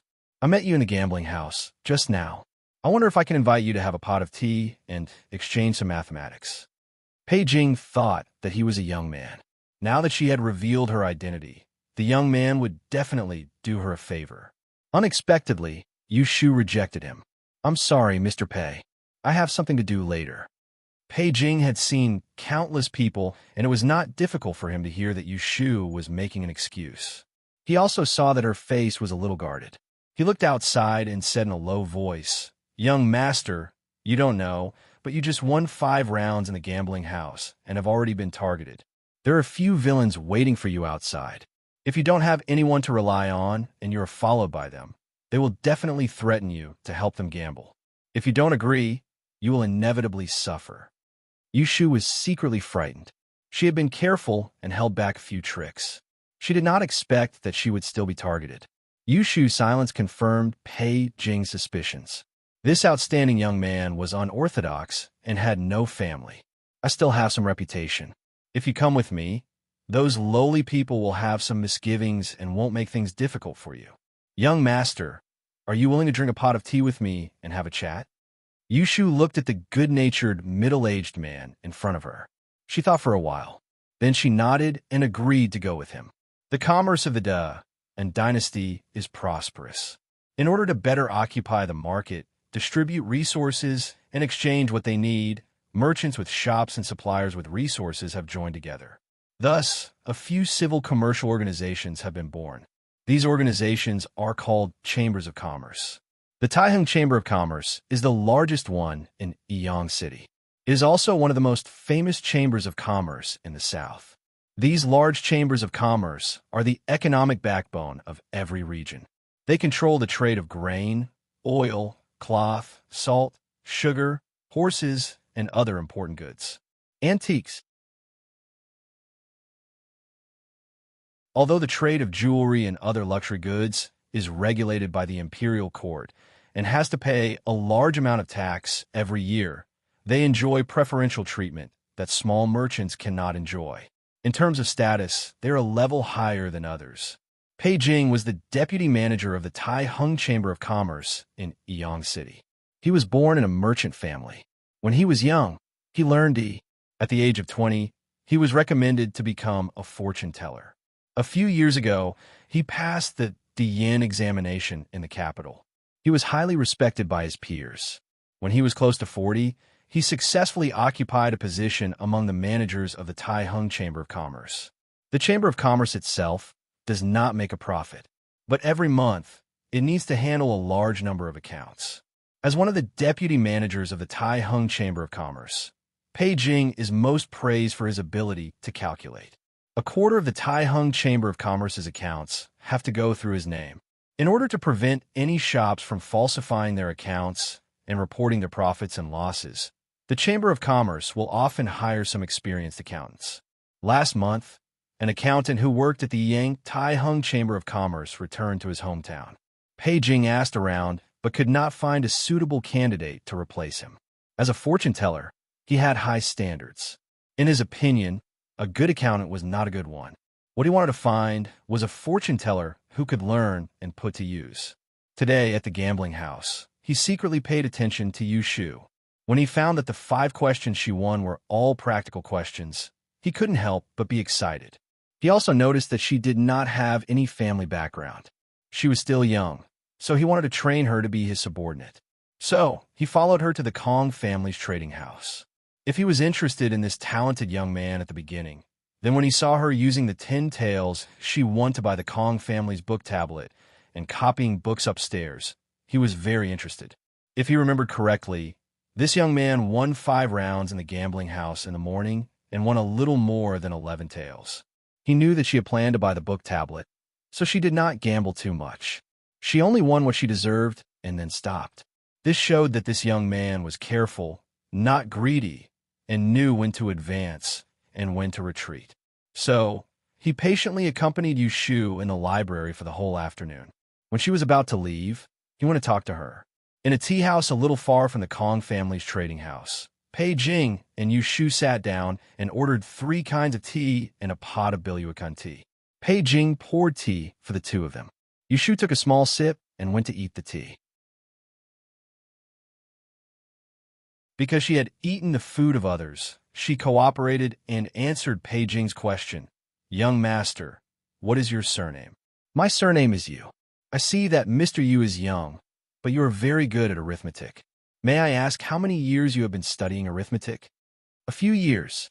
If she really counted from elementary school, she had at least studied for more than 20 years. "Is the abacus working?" "Yes." "Can you read?" "Yes." After studying for more than a month, she could read and write the commonly used traditional Chinese characters. "I saw you reading in the library of the trading house just now. Could it be that you have also dabbled in the study of Arithmetic was included in the study of but the study of that was commonly referred to was a higher level of knowledge. "I just like it and am just reading," Yu Shu said vaguely. Pei Jing was very good at reading people's expressions. He knew that Yu Shu did not want to say more, so he changed the topic. "Mr. Yu, have you heard of the Taiheng Chamber of Commerce?" Yu Shu shook her head. Pei Jing smiled bitterly to himself. He had originally planned to use the reputation of the chamber to gain her trust, but now it seemed that it would not work. Tian is the largest chamber of commerce in Yiyang City. It has a very good reputation. If you have any old people in your family or know of businessmen, you will know it immediately. Yu Shu did not know much about ancient chambers of commerce, so she did not think it was powerful just by listening to Pei Jing. She did not know that the Tai Hung Chamber of Commerce in Yang City was respected by the Kong, Ji, and Lu families. I am ignorant and inexperienced. Please don't laugh at me, Mr. Pei. Yushu ate a few snacks and drank a cup of hot tea. After her stomach felt better, she asked bluntly, "May I know why you were looking for me?"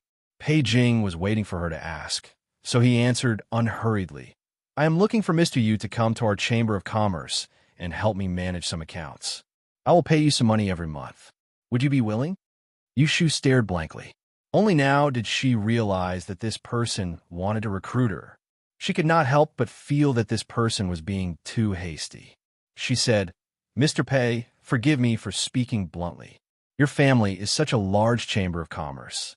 If you really wanted to find an accountant, how could it be a child like me? Moreover, do you think that at my age I would know how to manage accounts?" Pei Jing smiled. In his heart, he had a good impression of Yushu's straightforwardness. He said, "Mr. You may not be that old, but your ability to calculate is not bad. I have been calculating for all these years, so I will not make a mistake in this aspect. Many of the accountants in Yang City belong to families. It is not easy to find a good accountant. If you are willing, I can guide you into the profession." Accounting is not difficult, as long as you have the heart to learn. How about this? If you agree, I will first accept you as an apprentice. Every month, I will pay you 2 taels of silver. After you finish my apprenticeship, I will give you 5 taels of silver every month. Pei Jing had a good plan. He said that this 1 month was also a period of observation for Yushu. If Yushu could not satisfy him, then he could resign. It would only be a waste of 2 taels of silver and some energy. Hearing this condition, Yushu was a bit tempted. 5 taels of silver a month was considered a high income among the commoners in Yang City. Although she had won more than 10 taels of silver this morning, gambling was not a proper way to earn money. It was fine to occasionally earn some extra money, but how could it be a proper livelihood? She originally had the idea of making a fortune in business to pave the way for her future shop. If she could study in the Chamber of Commerce for a period of time, it would definitely be helpful for her to understand the ancient business market. If this Mr. Pei did not lie to her, the Tai Hung Chamber of Commerce was a good place to go. As for learning accounting, that was her old profession. In terms of accounting skills, she could boast shamelessly that she was 500 years ahead of the ancient people. At that time, she only needed to pretend to learn from him for a month and then become a regular employee. Seeing that Yushu was tempted, Pei Jing added fuel to the fire. "If you work in my Chamber of Commerce, you will be guaranteed by my Chamber of Commerce. Occasionally going to the gambling house to play is harmless. For the sake of the face of the Tai Hung Chamber of Commerce, no one will make things difficult for you." This fire accountant added fuel to the fire. For Yushu, who had no one to rely on, this was exactly what she wanted. "Mr. Pei, let me go back and ask my family. I will give you an answer tomorrow. How about it?" Pei Jing was 80% sure that Yushu would agree, so he generously said, "Tomorrow morning, I will wait for you at this tea house. Then I will leave first."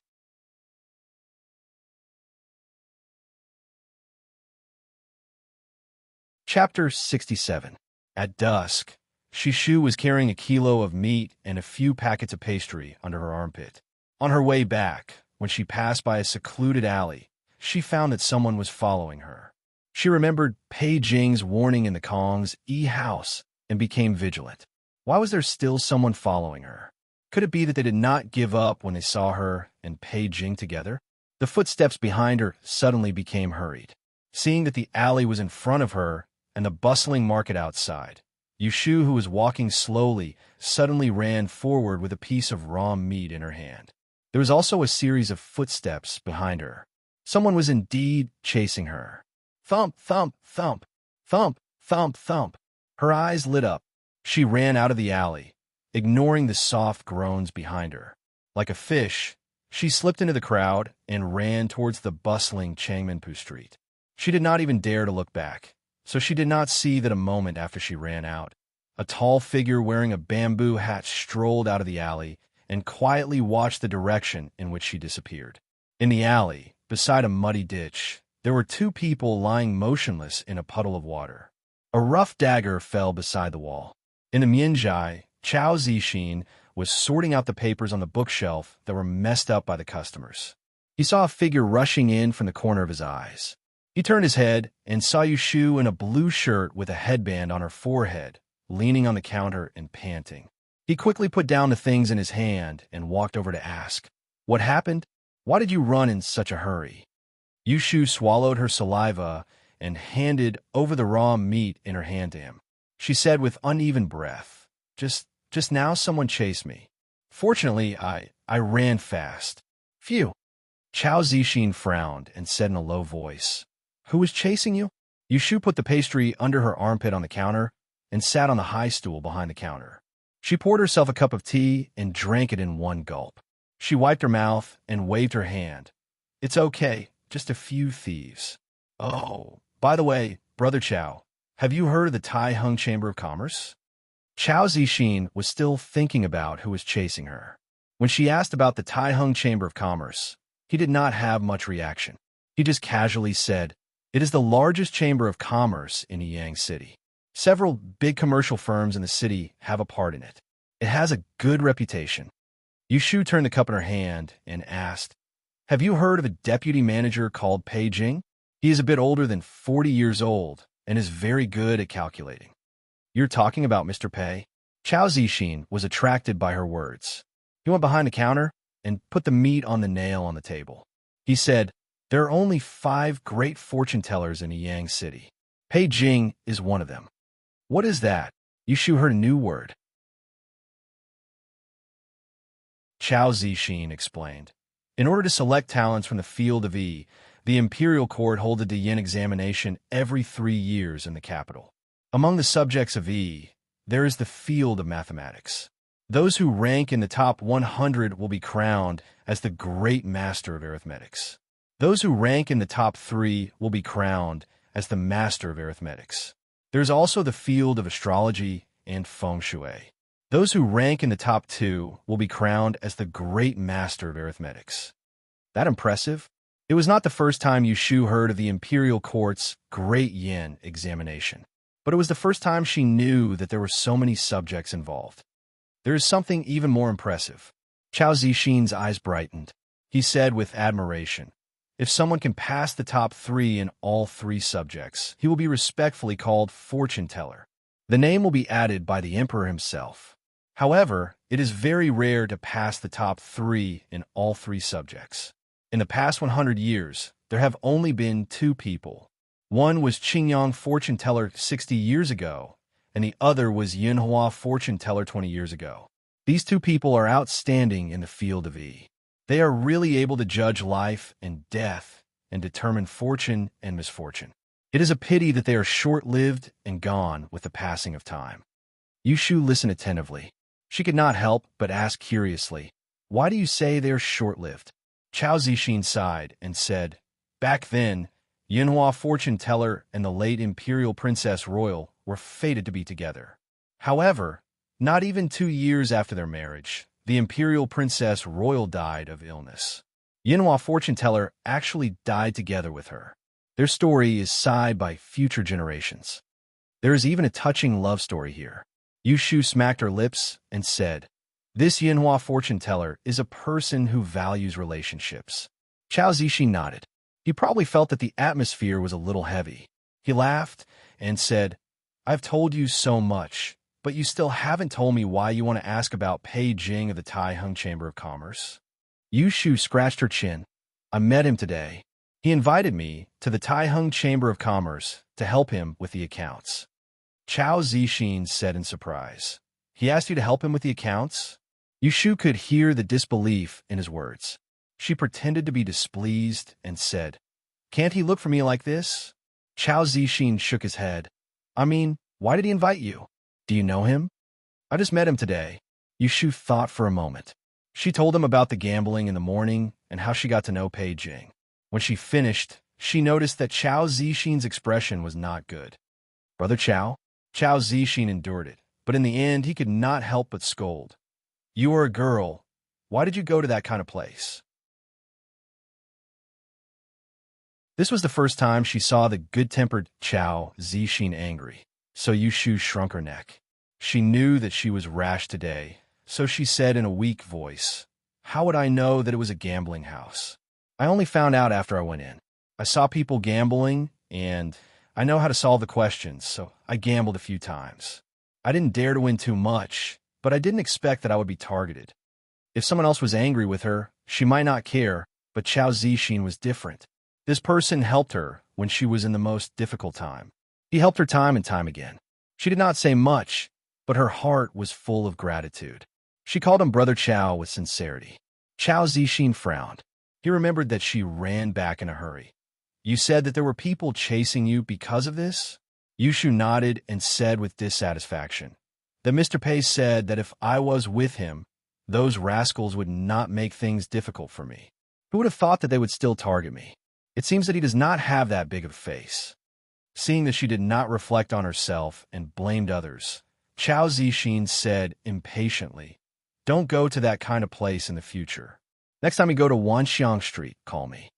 Oh, Yushu agreed on the surface, but no one knew what she was thinking in her heart. I'm going to clean up the shop and close the shop. I will take you to Aunt Huai's place to eat wonton later, Chao Zixin said. Since Yushu began to call Zhao Hui Aunt Huai, he also followed suit. He had just turned 20 this year, and Zhao Hui was 12 years older than him, so it was not wrong to call her that. Let me help you. Yushu jumped down from the stool, but she did not expect that her legs would soften, and she fell forward. She hurriedly reached out and grabbed Chao Zixin's waist from behind and hit her forehead on his waist. The weather in April was very warm. Chao Zixin only wore 2 unlined clothes, and 2 slender arms were hanging on his waist. That soft moan and scorching breath blew on his back through his clothes, as if something was scraping his heart, causing his body to stiffen. He lowered his head and reached for his waist. When he was about to touch the 2 slender white wrists that were exposed from his sleeves, the person behind him pulled away first. Hearing Yushu's moan, he then realized that he had lost his composure just now. Brother Chao, is your back made of stone? I almost died from the impact. Yushu held the counter and straightened her back. She lowered her head and rubbed her forehead, complaining in a low voice. Chao Zixin coughed and said, "Sit down and wait for me." Okay, Yushu responded. After waiting for Chao Zixin to go around and put up the door, she put down her hand on her forehead and revealed a hot red face. She turned her head and peeked at Chao Zixin's straight back. She secretly scolded herself for her embarrassing behavior just now. After closing the shop, it was just getting dark. Chao Zixin and Yushu went to Zhao Hui's wonton stall for dinner. Without needing to be told, Zhao Hui brought them a bowl of wonton soup with chicken soup. Yushu opened the paper bag of the pastry, took out a piece, and handed it to Chao Zixin. She broke off another piece and fed it to Zhao Hui, who was boiling in the pot. Aunt Huai, try it. This is the pastry sold on the street in Vientiane. It is still crispy after being kept for a long time. Zhao Hui smiled and looked at her. She turned her head and took a bite. The crunching sound in her mouth made her heart feel sweet. She had been alone for a long time. Ever since she had this child as a companion, the tiring days became interesting again. She had someone to accompany her when she went out in the morning and night. She was there when it was rainy or windy. She didn't mind her nagging and often made her happy. It was as if she really had a daughter by her side, obedient and sensible. Aunt Huai, I bought some meat. It happens to be raining tomorrow. If you don't go out, I will call Xiaoshu to come. Let's eat at home, okay? Zhao Hui asked curiously, where did you get the money to buy meat? Although most of the wonton that Zhao Hui bought was filled with meat, she didn't often eat meat. The chickens that she raised at home were all used to make soup stock. She didn't really eat meat very often. Yushu suddenly stuttered. She didn't want to lie to her, but she was afraid that she would worry if she told others that she gambled. I gave her a salary, Chao Zixin said. She often comes to the shop to help me. I can't ask her to do it for free. Yes, Brother Chao gave me a salary, Yushu quickly said. She secretly gave Chao Zixin a look of praise. Chao Zixin glanced at her with a smile. He pointed at her bowl of wonton with a spoon and said, hurry up and eat it. It's going to get cold. Okay, Yushu was afraid that Zhao Hui would ask again. She returned to the table and said to Zhao Hui, who was sitting next to the stove, "Aunt Hui, I will help you wash the dishes after eating." Zhao Hui nodded. Although she was somewhat confused, she didn't ask again. While eating, Yushu asked Chao Zixin about the Taiheng Chamber of Commerce. She told him about Pei Jing's invitation in detail and asked for his opinion. Chao Zixin thought for a while and said, "If you really want to learn, the Taiheng Chamber of Commerce is a good place to go. However, I'm afraid that he has other intentions when he suddenly asked you to do the accounts. How about this? Tomorrow I will accompany you to see Mr. Pei and help you find out the depth of the water." Yushu was more than happy that he was willing to help. Chao Zixin knew a lot and knew a lot. With him there, she shouldn't be at a disadvantage. However, he didn't have a waiter in the shop. If he went with her, how could he open the shop? Yushu hesitated and said, "Then you won't open the shop tomorrow."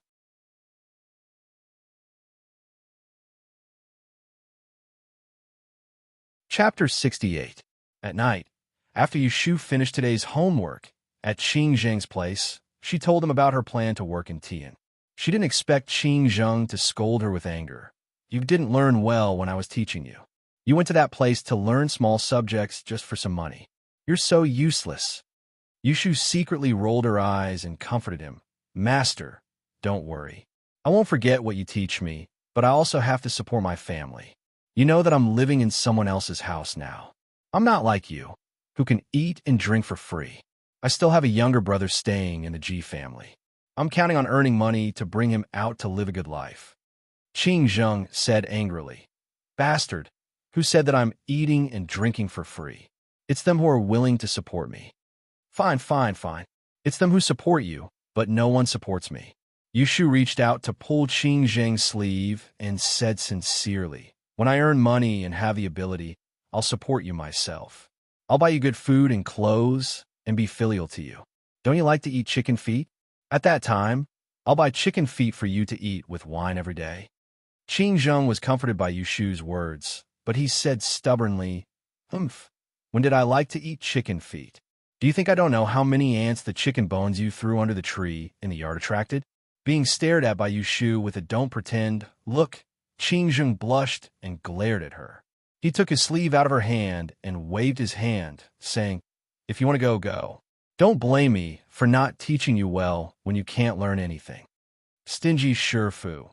Yushu giggled and quickly reached out to grab the white beard on his chin. She jumped back 2 steps and turned around to run out of the room. She heard Qing Zheng scolding her in exasperation. "Stinky girl, you pulled off 2 strands of my beard again. Where did you learn this bad habit?" The next day, Yushu and Chao Zixin went to Vientiane Street to meet Pei Jing. With him around, there's almost no need for Yushu to say anything. Pei Jing was experienced and knowledgeable, while Chao Zixin was eloquent. It was the first time these 2 businessmen met, but they chatted happily and completely ignored her. However, the content of their conversation was mostly about business, so Yushu listened with great interest and did not disturb them. When it was almost noon, the 3 of them went to a nearby restaurant to have a simple meal. Chao Zixin paid the bill. Yushu felt very bad, so she could only silently note it down and return it to him in the future. After eating and drinking to their heart's content, when it was time to leave, Chao Zixin seriously said to Pei Jing, "My little brother is still young. In the future, if there is anything he does not understand, I will have to trouble Mister to give him advice." Pei Jing chuckled and nodded readily. He had a wealth of experience in reading people and very much admired Chao Zixin, a young man with an extraordinary appearance and excellent conversational style. His tone was rather courteous and 70% sincere as he said, "Today's chat with Zixin was very enjoyable. I will call you out for a drink another day. Don't refuse." Chao Zixin replied with a smile, "My pleasure." Pei Jing then turned to Yushu and said pleasantly, "The Taiheng Chamber of Commerce is at the north of Vientiane Street. You can find me there tomorrow morning." Yushu replied, "I will have to trouble Mr. Pei in the future." Pei Jing modestly waved his hand and said goodbye to the 2 of them. The 3 of them parted outside the restaurant. Pei Jing left first. It was raining outside. The two of them came out with umbrellas. Yushu looked at the gradually disappearing street and said to Chao Zixin, I want to go to the Kong House's library to copy books. Where's Brother Chao? Chao Zixin looked at the rain and said to her, I will go with you. Yushu stood there motionless and looked at him with a hesitant expression. What is it? Yushu said hesitantly. To go to the second floor, you need to spend 10 taels of silver to buy a tablet. Why don't you go back first? She couldn't let Chao Zixin go to the house and wait for him downstairs. She didn't think she was so shameless to make him wait for her for 2 hours. But to go to the second floor and buy a tablet, Chao Zixin didn't study house. What was the point of wasting money with her? 10 taels of silver was not a small amount. It was the income of 10 days of fasting.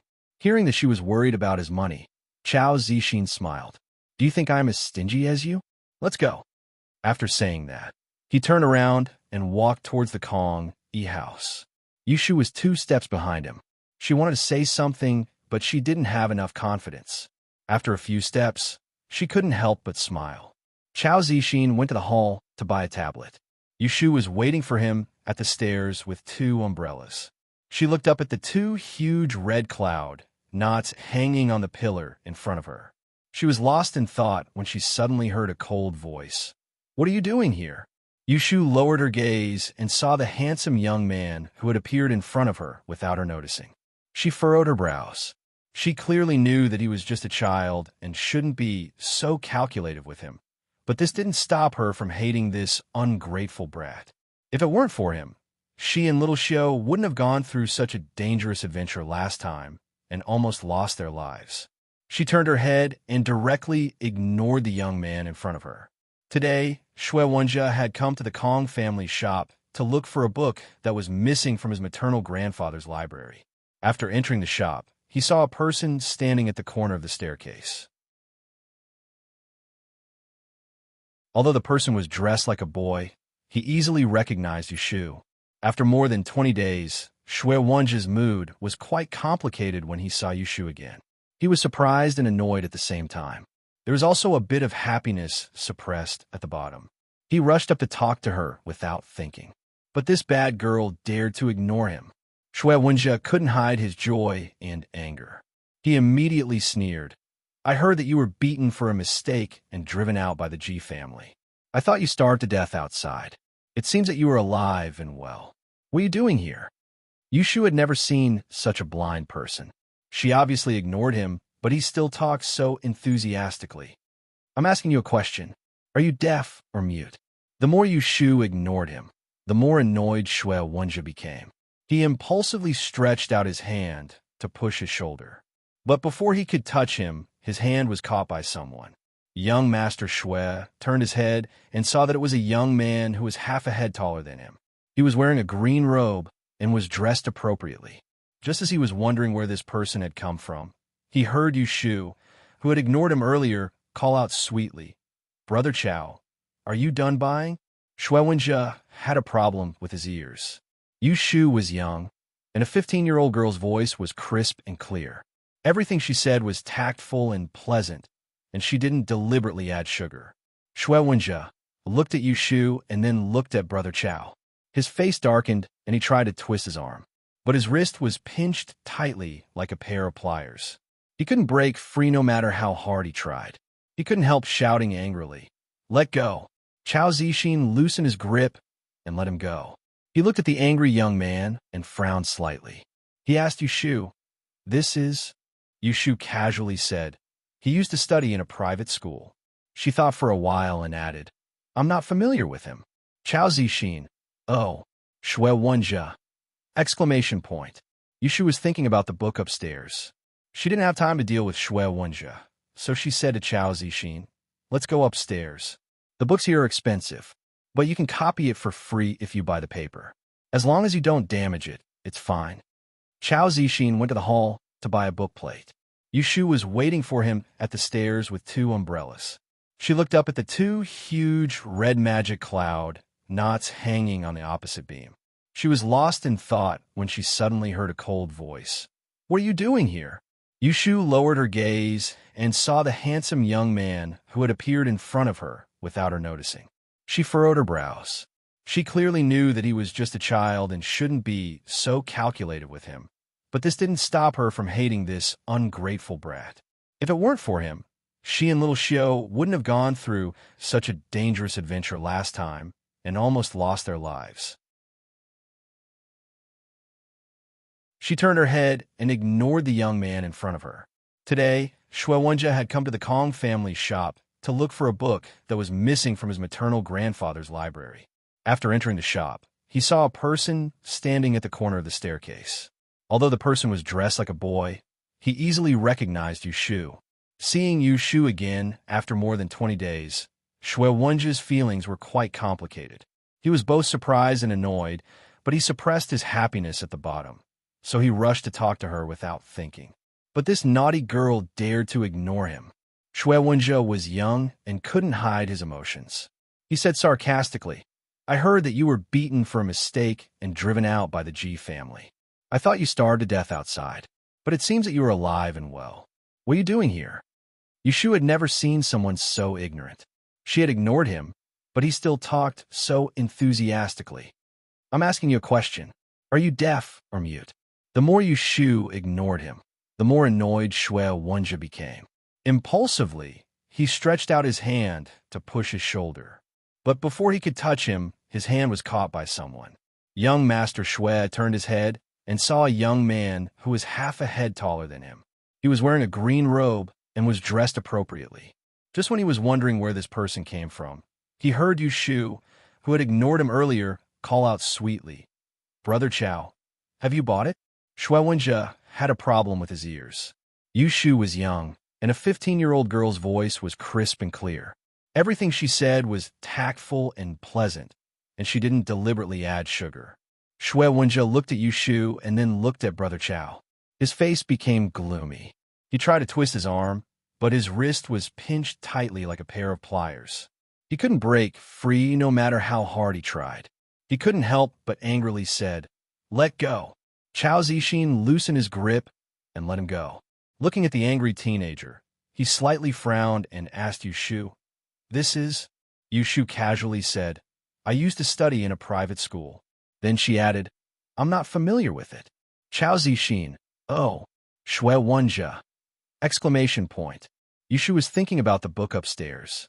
She didn't have time to deal with Shui Wenjie, so she said to Chao Zixin, "Let's go upstairs. The books here are expensive, but you can copy them for free if you buy the paper, as long as you don't damage it." Chao Zixin reached out and took the 2 umbrellas in her hands. He handed her the brand he bought and followed her upstairs. Shui Wenjie stood at the top of the stairs and looked at the 2 people who didn't put him in their eyes at all.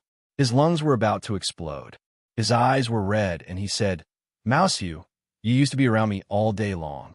How dare you say that you are not familiar with me?"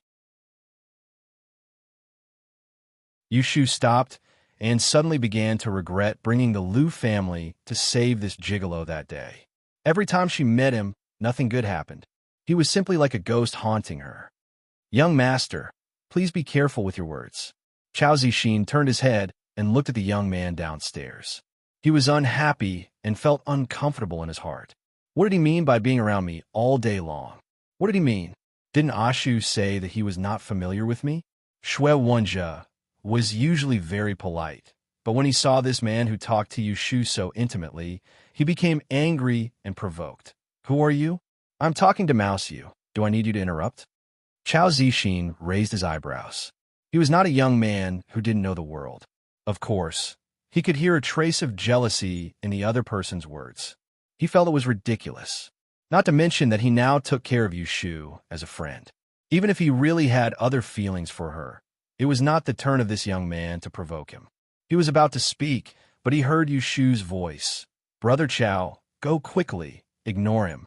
He turned his head and saw Yu Shu pointing at his head and winking at him. "This person and this place are a bit, you know."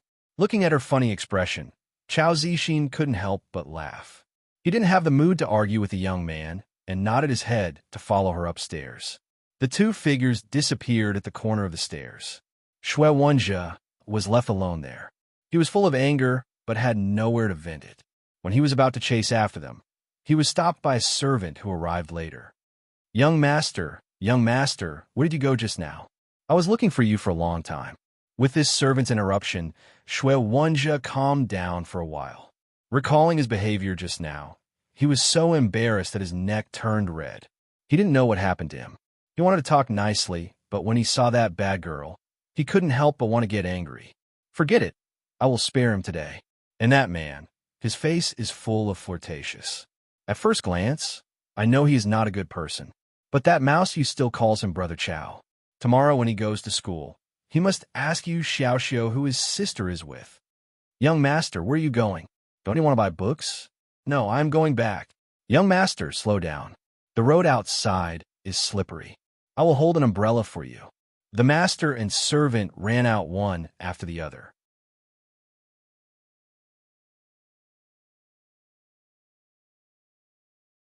Chapter 69.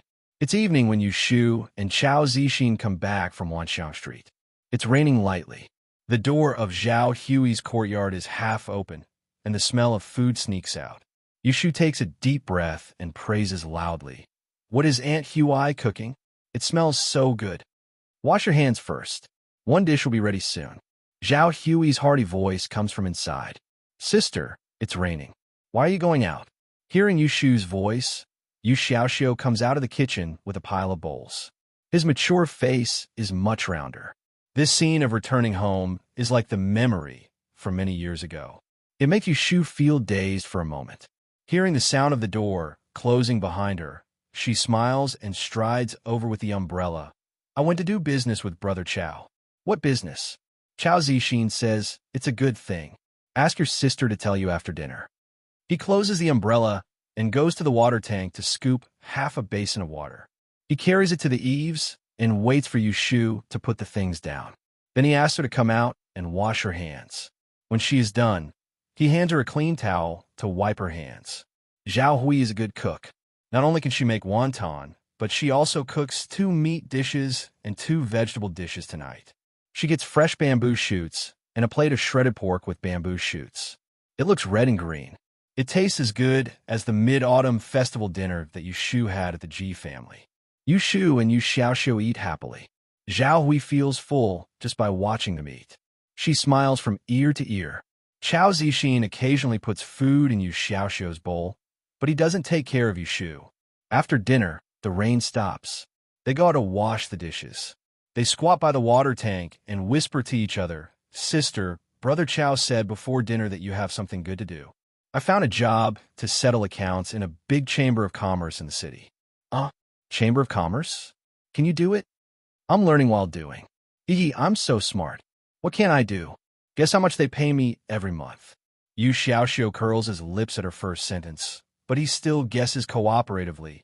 50 cents of silver. He knows that when his sister worked with Chao Zixin, she got 10 copper coins a day. That's 3 taels of silver a month.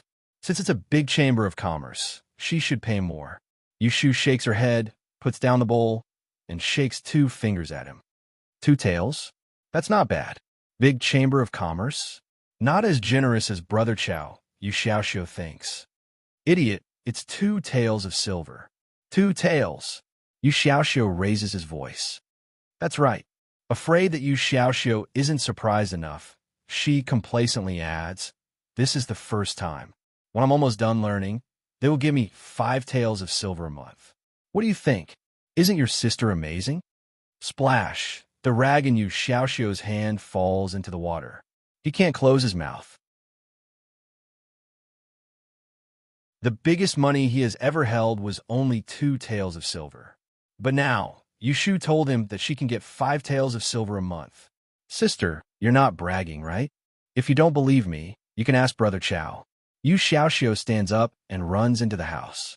After a while, he runs out excitedly and squats down next to Yu Shu. Like a little monkey, his 2 round eyes look at her without saying a word.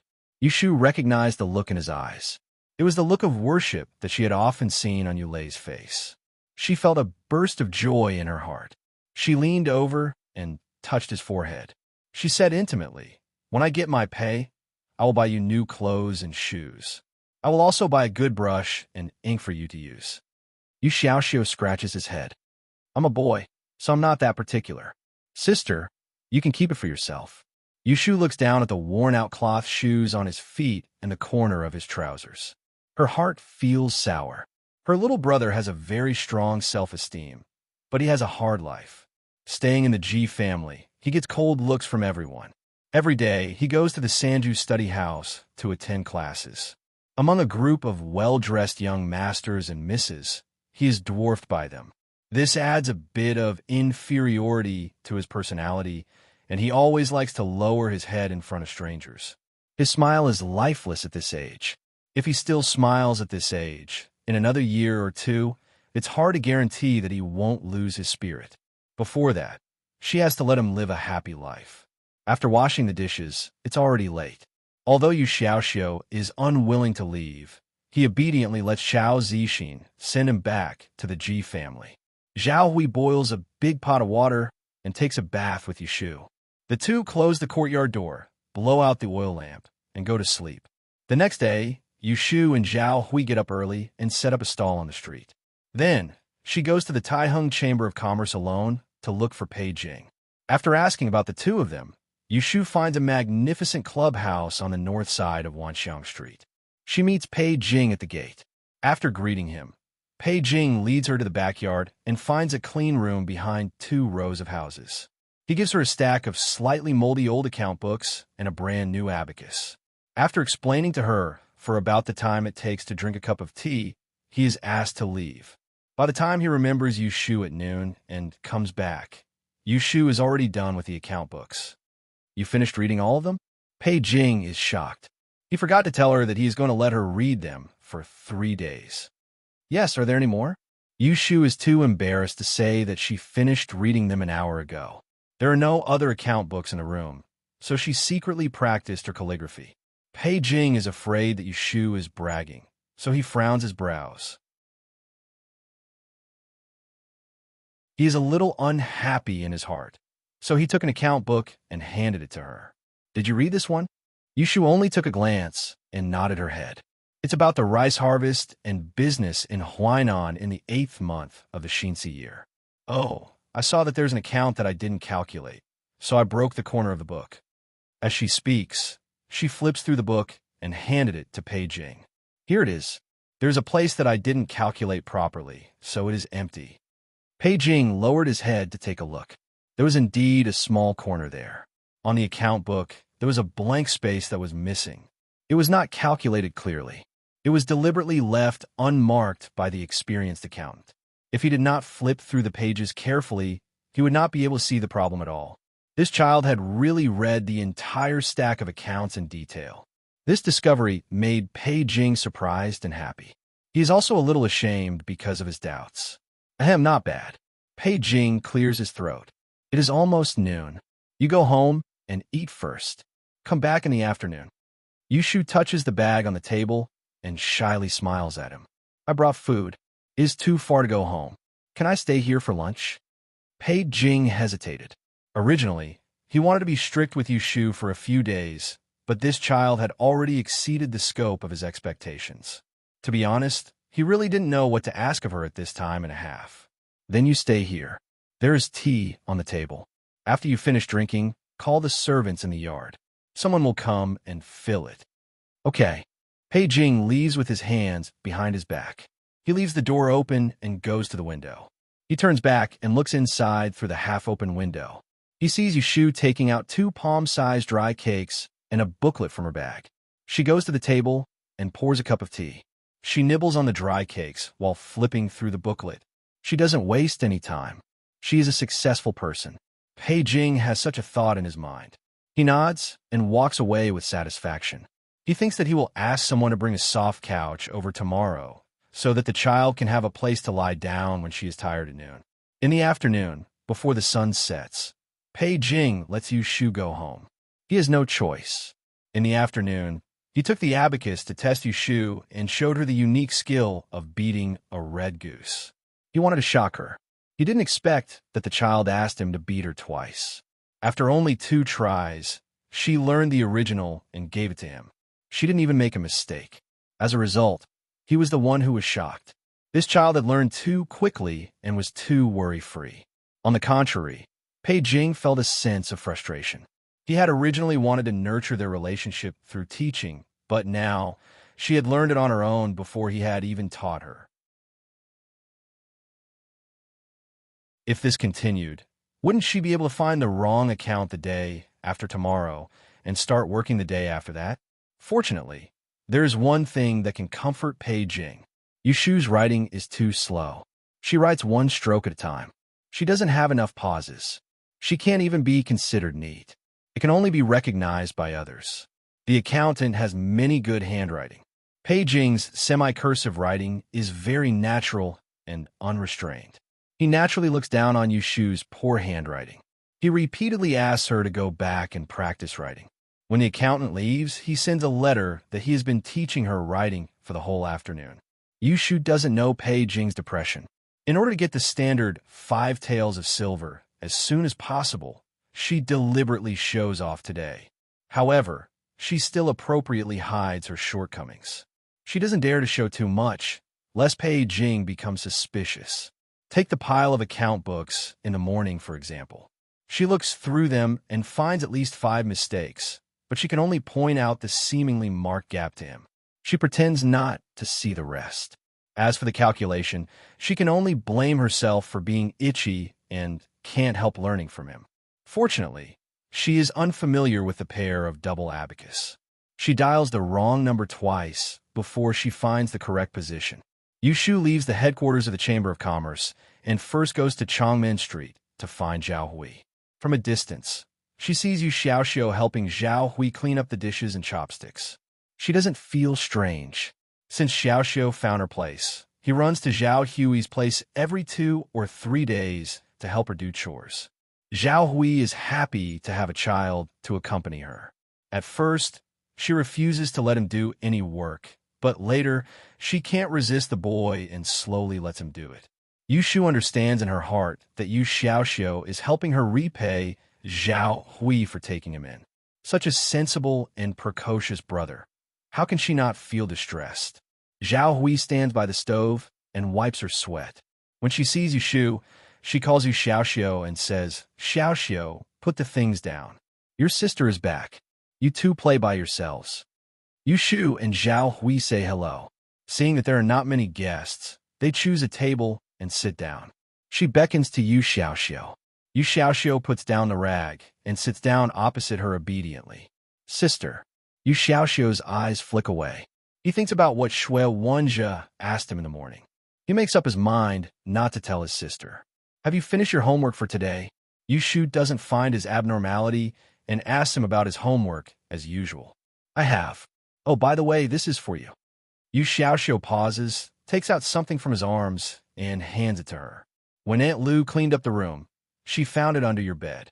In his hand, he was holding the yellow stone that Taoist Jing Chun had given her a month ago. It was round and round. "I thought I lost it." Yushu takes it and rubs her palms.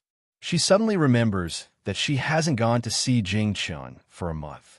She doesn't know if the little Taoist priest has spent all his money. Will he sleep hungry in the plum forest again?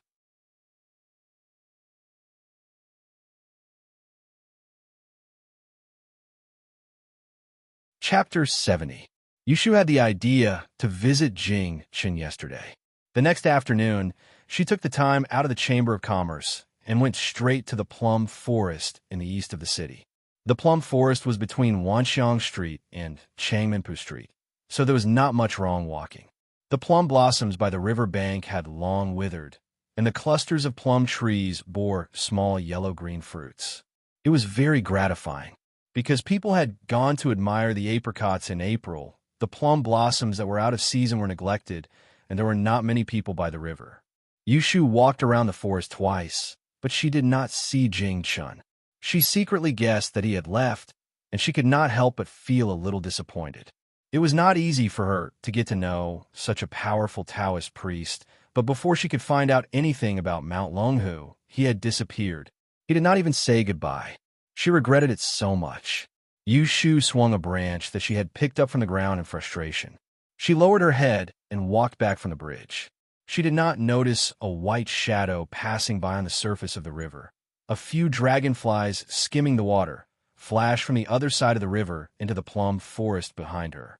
Xiaoyu. Yushu took a step. The wind blew. She thought it was an auditory hallucination. She turned her head. She saw the end of the bridge that she had just walked past. There stood an elegant white figure. He looked at her with his sleeves crossed. It was Jing Chun. Who else could it be? Yushu was delighted. She threw the branch and trotted over. Hero Jing Chun, you didn't leave? Jing Chun shook his head. I'm not done with my business yet. Can't leave. Did you come to find me? Yushu nodded. Yes, I came to see you. To see if you're starving to death, she added in her heart. Jing Chen's sword-like eyebrows furrowed. Then he let go. With a slight smile, he weakened the spring breeze on the river. A grown man. Why was he smiling so nicely? Yushu complained to her heart. She also grinned foolishly at him. His gaze swept over her body. He stopped. If she remembered correctly, the few times she saw him a month ago, he was wearing this white robe. Until now, he was still wearing this robe. Apart from the fact that the color was a little gray, he really couldn't see any difference.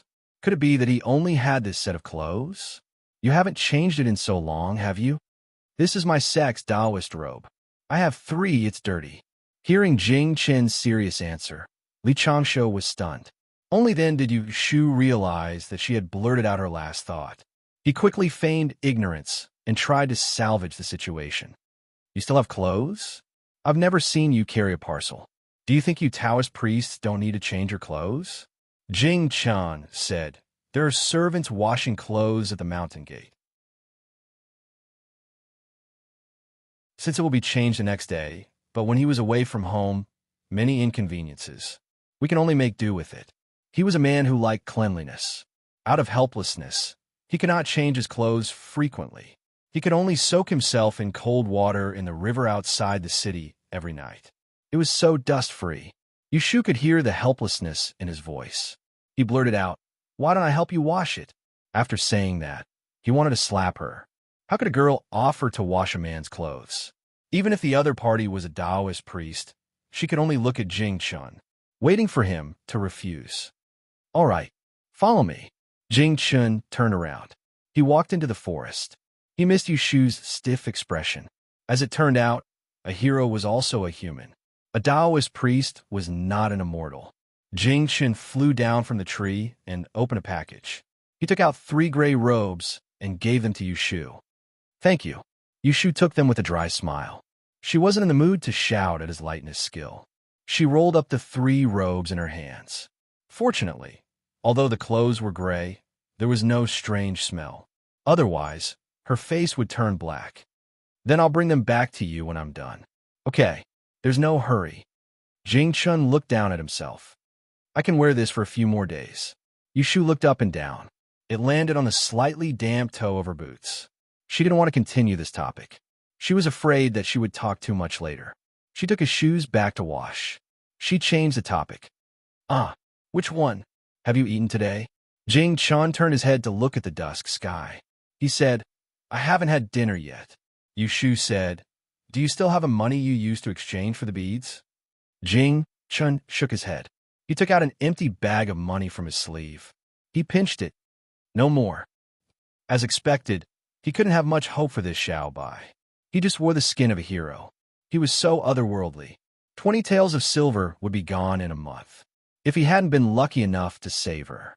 Sooner or later, he would have starved to death. Do you still have the beads? Yushu asked. If not, she still had 2 cents of silver on her. I'll lend it to him first. Jing Chun heard this. He thought for a moment and stretched his hand to his back. Swish! He pulled out the sword. The green light was cold. It was cold. Yushu took a step back in shock. Only then did she stand firm. She stood with one foot in front of the other. She faced the sword as if she was facing a formidable enemy. It wasn't that she was timid. It was that she cherished her life too much. She was reborn. Anything that could threaten her life would make her feel uncomfortable all over. Jing Chen's gaze slid across him. He lowered his head and smiled silently. The sword turned half a circle in his hand. There was a sword tassel hanging on the edge of the sword. She didn't notice it before. But today, on Jing Chen's long sword with a black handle and a golden sheath. There was also an oblate-carved jade pendant hanging on it. I'll have to trouble you to make a trip for me. She was going to exchange it for money. Yushu took the sword tassel. He turned the jade pendant hanging in the middle over and over again. She knew it was unusual. She hesitated. Such a valuable thing. It would be a pity to pawn it. It's fine. Jing Chen's tone was light. It didn't seem like a piece of jade. It was like a stone. Why don't you make it a living contract? You can redeem it when you have money in the future. Jing Chen didn't understand. What's a living contract? Yushu explained patiently. The place where you exchange things for money is called a pawn shop. Pawn things are divided into a living contract and a dead contract. A living contract has less money, but you can redeem it with money in the future. A dead contract can be exchanged for more money. If you pawn something, the boss can sell it to someone else. Even if you have money in the future, you might not be able to find it. Jing Chun was very interested in worldly affairs. He listened to her carefully. Then he said, "It doesn't matter. You can do as you see fit." This person really knew how to be lazy and save trouble. Yushu criticized him in her heart. Then she would be a living contract for him. This piece of jade seemed to be worth a lot of money. There would be a lot of living contracts. It would be enough for him to use for another month or two. Yushu calculated in her heart. She didn't pay attention to the person in front of her. Jingchen looked at her quietly for a while. Suddenly, he said, "Do you still have the yellow frost stone I gave you?" Yes. If there's nothing else, just rub it on your palm a few more times." "Oh, okay." Yushu nodded. She was carrying a pile of dirty clothes. She lacked the interest to ask Jing Chun about the scenery on Mount Longhu. She didn't say anything. Jing Chun wasn't talkative either. The atmosphere turned cold. A gust of cold wind blew past. There was a whooshing sound. Yushu felt uncomfortable. She could only say goodbye. "Then I'll go back first." Jing Chun didn't want to stay. "Let's go." Yushu turned around and walked for a while. After getting off the bridge, she suddenly remembered that Jing Chun didn't have any money on him. She didn't eat dinner. She ran back hurriedly. She wanted to give him the rest of her money. But in the forest where he was just now, he was nowhere to be seen. She shouted a few times in the air. No one paid attention to her. She muttered a few words in bewilderment. Then, she hurried home before the sun went down. Asterisk, asterisk, asterisk at night. The sky was clear. The master and disciple sat in the small courtyard and watched the stars. One was lying comfortably on a rattan chair. The other was struggling to raise his head. "Did you see that? Above the Big Dipper, the seventh star. It's called Pajuan." It said that when King Zhou of the Shang dynasty died. It's a big killing star. It's the life of a servant.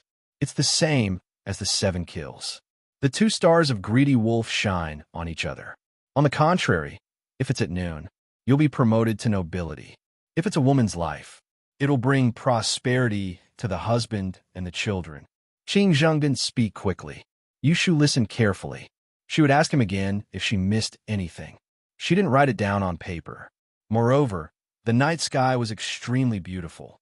The stars scattered on the silver lake. Her posture was alluring, as if a charming beauty was in front of her. She couldn't be distracted. Everything in the world. There must be stars. There are a few people in the world who are accompanied by stars. They will have great achievements in the future. Qing Zheng patted his knee. He glanced at Yushu, who was rubbing her neck.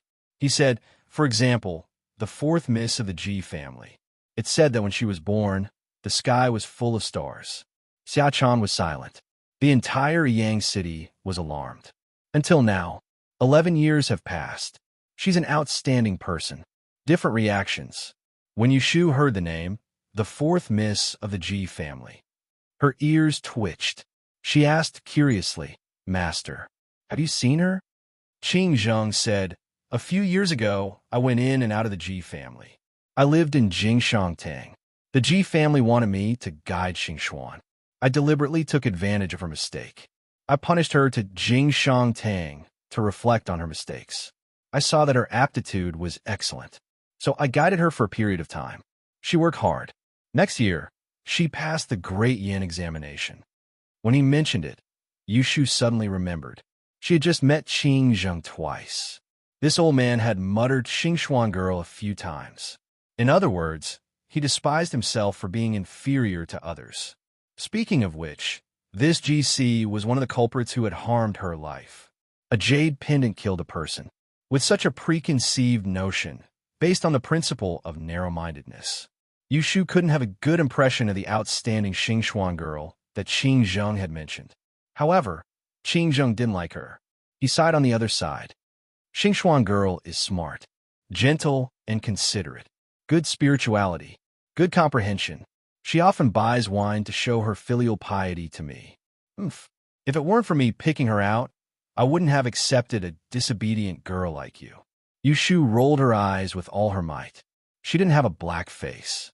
She was so old. She couldn't tell that the old man was being sarcastic on purpose. She just plucked a few strands of his beard yesterday. She still held a grudge after one night. He didn't admit that he was stingy. Only she could get together with him. Stingy master. Stingy disciple. Was there anything more compatible than this? Sigh. He sighed heavily. Yushu held back her laughter. In order to satisfy his vanity, she could only say in a sour voice, "Don't sigh. It's just some wine. Why get rich in the future? I'll get you a wine pool. I'll let you swim in it. Didn't you just say King Zhou?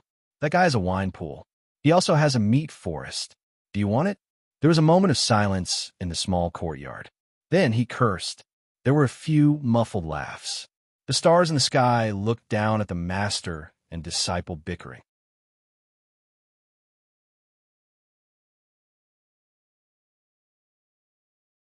Chapter 71.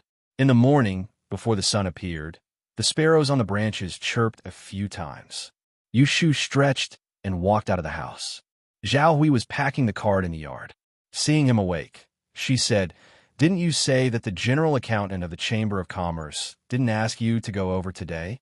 You woke up so early. Why didn't you take the opportunity to sleep a little longer?" "I'm used to waking up early. I can go back to sleep when I wake up." Yushu brushed her hair twice and walked to the drying line on the other side of the wall. She touched the dried white robe and said, "Aunt Hui, I won't accompany you to the stall in the morning. I'll send the clothes to that Taoist priest." "Okay, look for me on the street at noon. I'll cook some noodles for you." Zhao Hui packed the cart and left. 2 days ago, Yushu had brought a few of Jing Chen's dirty Taoist robes home to wash. This had given Zhao Hui a fright, so she had told Zhao Hui about how Jing Chen had been kidnapped a month ago and how he had been rescued by a Taoist priest. Only then did Zhao Hui stop making a fuss. She had thought that the Taoist priest Yushu had mentioned was an old man in his 50s. Out of respect, Zhao Hui had allowed Yushu to wash his robes. Yushu knew that Zhao Hui had misunderstood, so she had saved herself the trouble of explaining. Following the reflection of the water in the basin, Yushu combed her sideburns and carefully tied her hair into a bun. She used a hairband that was as thick as 2 fingers to fasten it and tidied herself up. As she tied up her pants, she thought to herself that being a man was indeed easier than being a woman.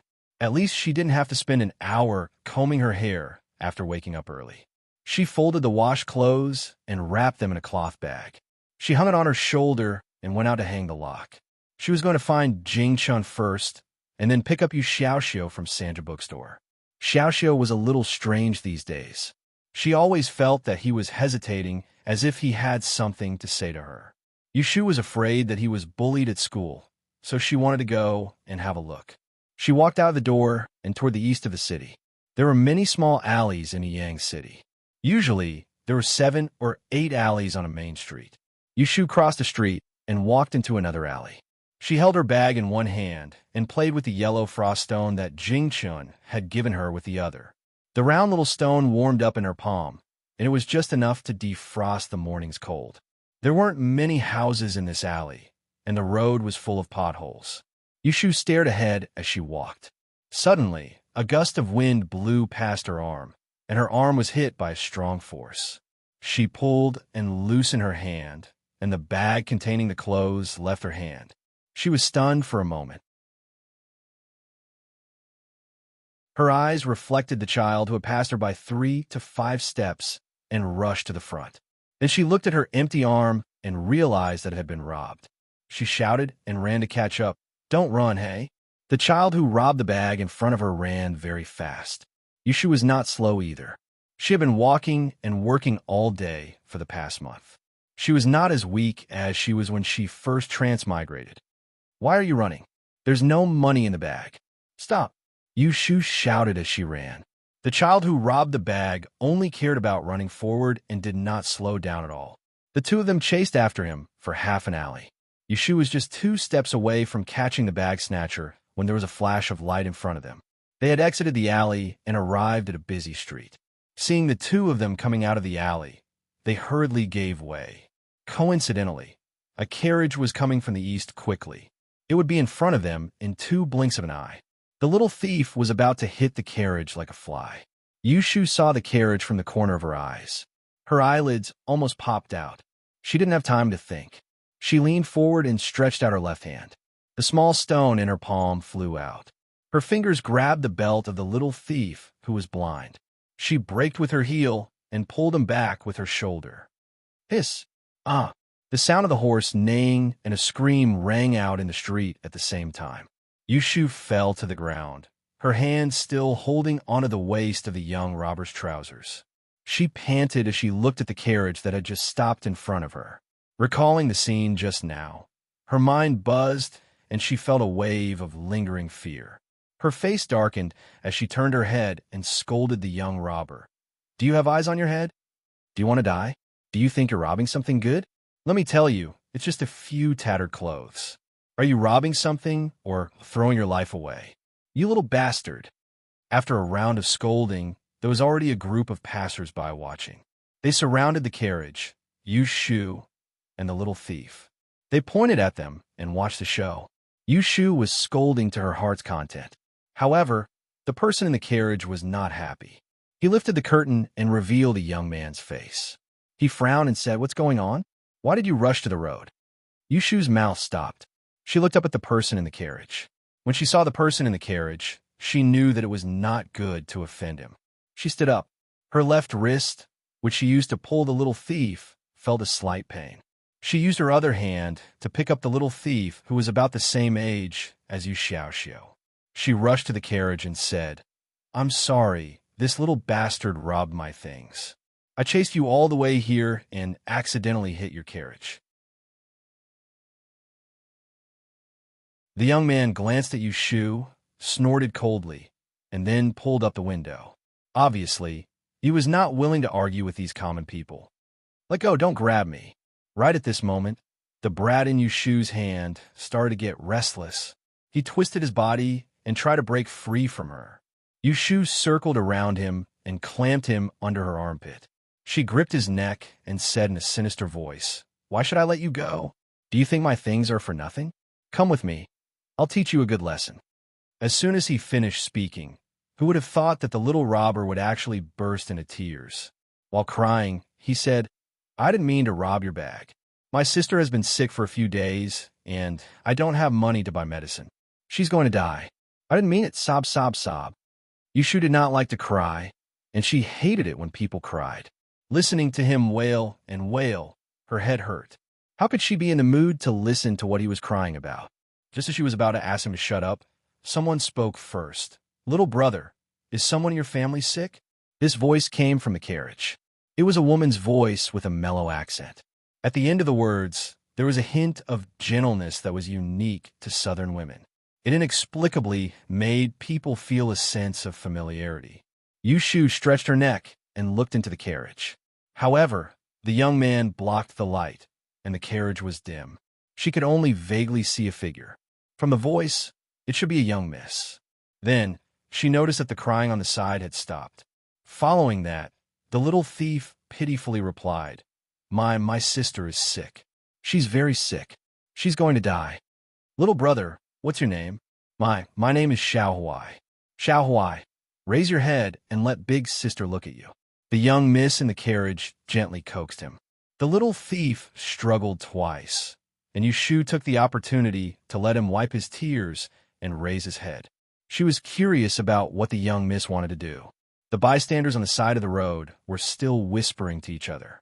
The young miss in the carriage seemed to stare at the little thief for a while before saying, "Don't worry, your sister won't die. Her illness will recover." This gentle tone seemed to be able to calm people's hearts. The little thief wiped his snot and asked, "Really? It's true. I know how to read people's faces. I won't lie to you. Not only can I see that your sister's illness will recover, but I also know that you are actually a good child. You didn't do anything bad on purpose, right?" The little thief nodded timidly. Yushu raised her eyebrows. Judging from the face, the young miss in the carriage also learned to read people's faces. It wasn't only Yushu who had such doubts. The bystanders on the side of the road also began to talk about it. "Dongyun, give this child 5 taels of silver," the young miss in the carriage ordered. The coachman pulled on the reins and took out an ingot of silver from his pocket with one hand, handing it to the little thief. The little thief was dumbfounded when he saw the shiny 5 taels of silver. He didn't know how to stretch out his hand for a long time, but the coachman forced it into his hands. "Xiaohuai, it's wrong to snatch other people's things. Can you promise me that you won't do it again in the future?" The little thief hugged the money in his hand tightly and nodded vigorously. He was as obedient as a puppy. He didn't look like he had when he was running for the bag just now. Yushu lightly clicked her tongue. She didn't expect the young miss in the carriage to call out her name next. "Mister, you heard it just now. This child didn't mean to snatch your bag. He was just forced to do it. Where possible, one should forgive people. I hope you can forgive him this time. Don't blame him too harshly, okay?" After everything was settled, they came to ask for her opinion as the victim. How could she say no? Yushu sneered. She listened to the whispers of the bystanders around her and glanced indifferently at the blurry figure in the carriage. She bent down and picked up the bag on the ground. She coldly said to the little thief who was holding the silver, "You're lucky this time. Next time you snatch other people's things, watch where you're going. Don't lose your life before you get the money." Humph. After saying that, she turned around and squeezed out of the crowd. She didn't care that the little thief's face had turned pale because of her last 2 threats. The bystanders saw her and pointed at her back in dissatisfaction. The young miss in the carriage looked in the direction that Yushu had left. Her eyes were suspicious. She was about to turn her head to ask the person beside her when she saw a shiny yellow object stuck in the window. She reached out and said, "Brother, don't move." "What's wrong?" She pulled the little thing out and held it in her hand. She found that it was a round stone. It was as beautiful as a jade pearl. She pinched it and put it in her sleeve. "It's nothing. Let's go." "Okay, you have to go back quickly. You've been on the road for a few days. You didn't rest well last night. If you go back late, grandmother will be sad and scold me. Dongyun, drive the carriage." "Yes, young master." The crowd dispersed, allowing the carriage to pass. Only after it had gone far away did they gather together again, all talking at once. That young lady is really kind-hearted. Not only did she help this poor child, she also taught him the right way. I wonder which family's young lady is so generous. Didn't you hear that she can read people's faces? She must be from the Kong, Lu, and Ji families. Look at her ability to read people's faces. Could it be the 4th miss of the Ji family?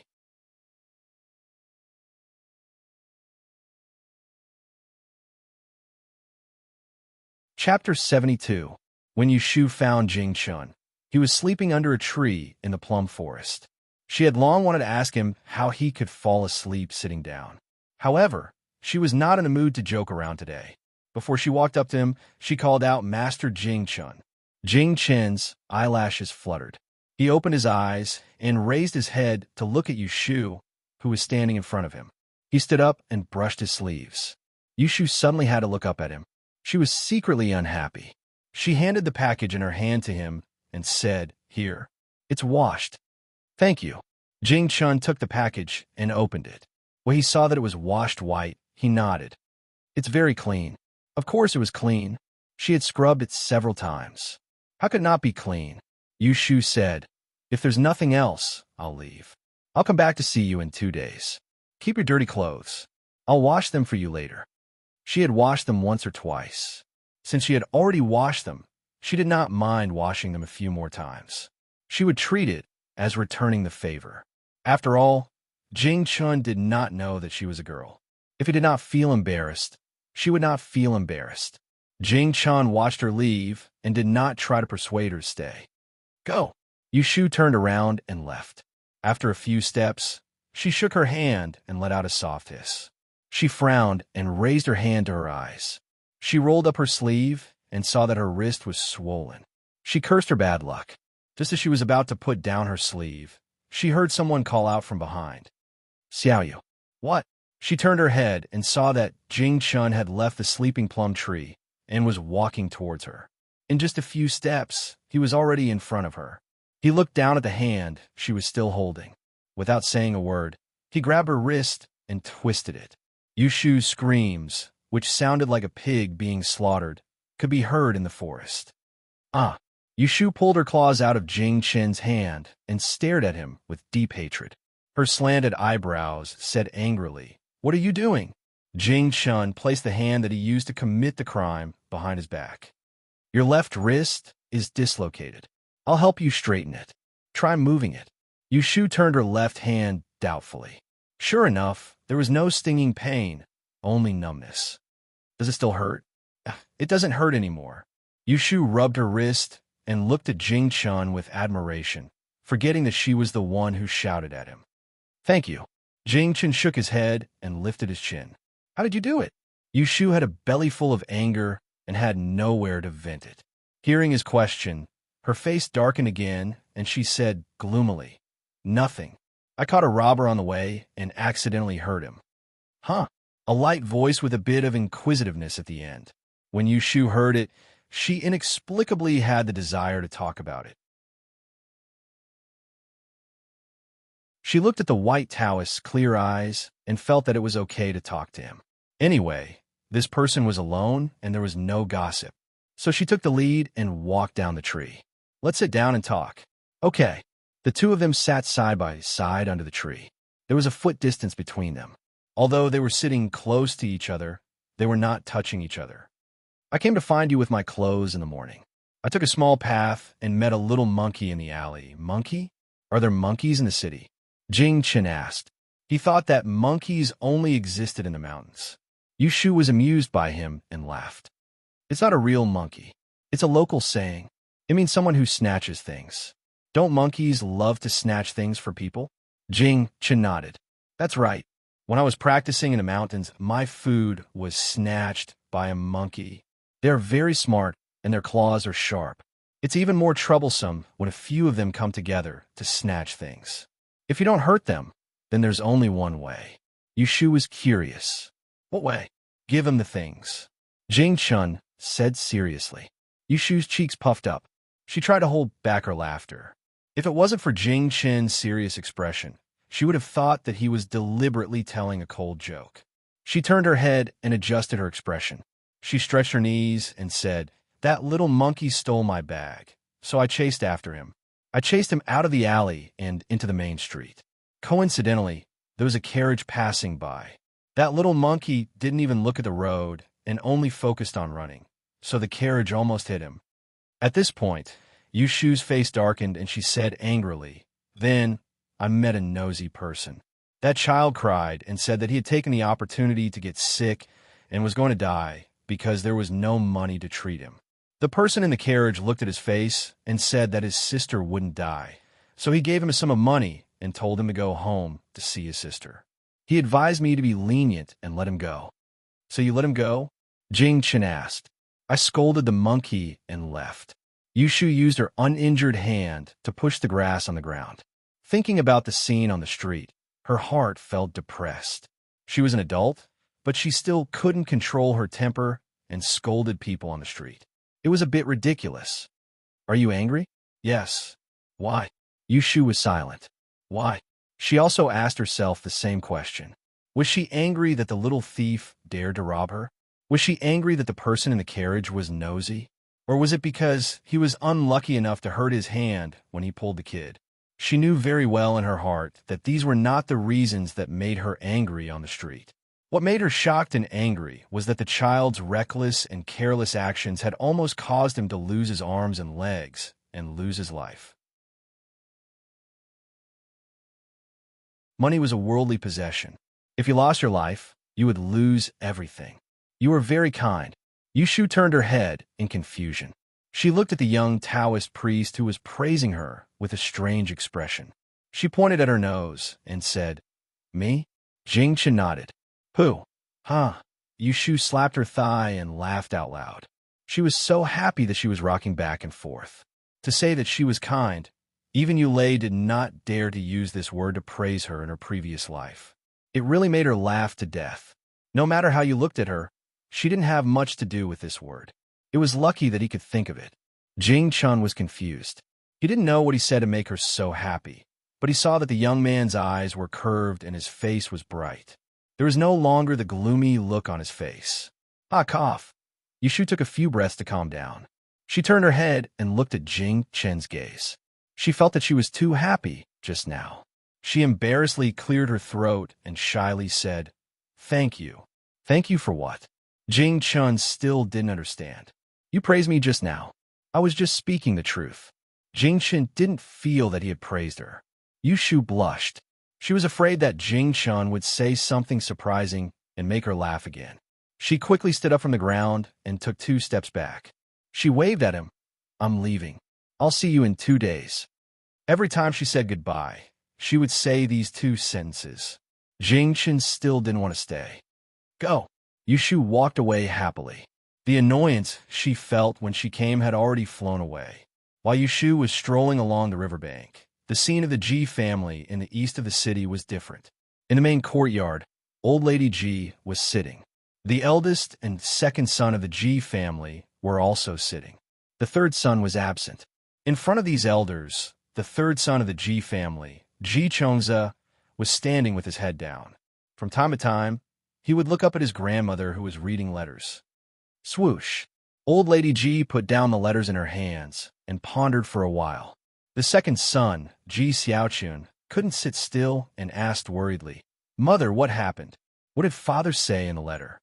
The anxious old lady looked at the door. Her personal maidservant went out and drove all the servants out.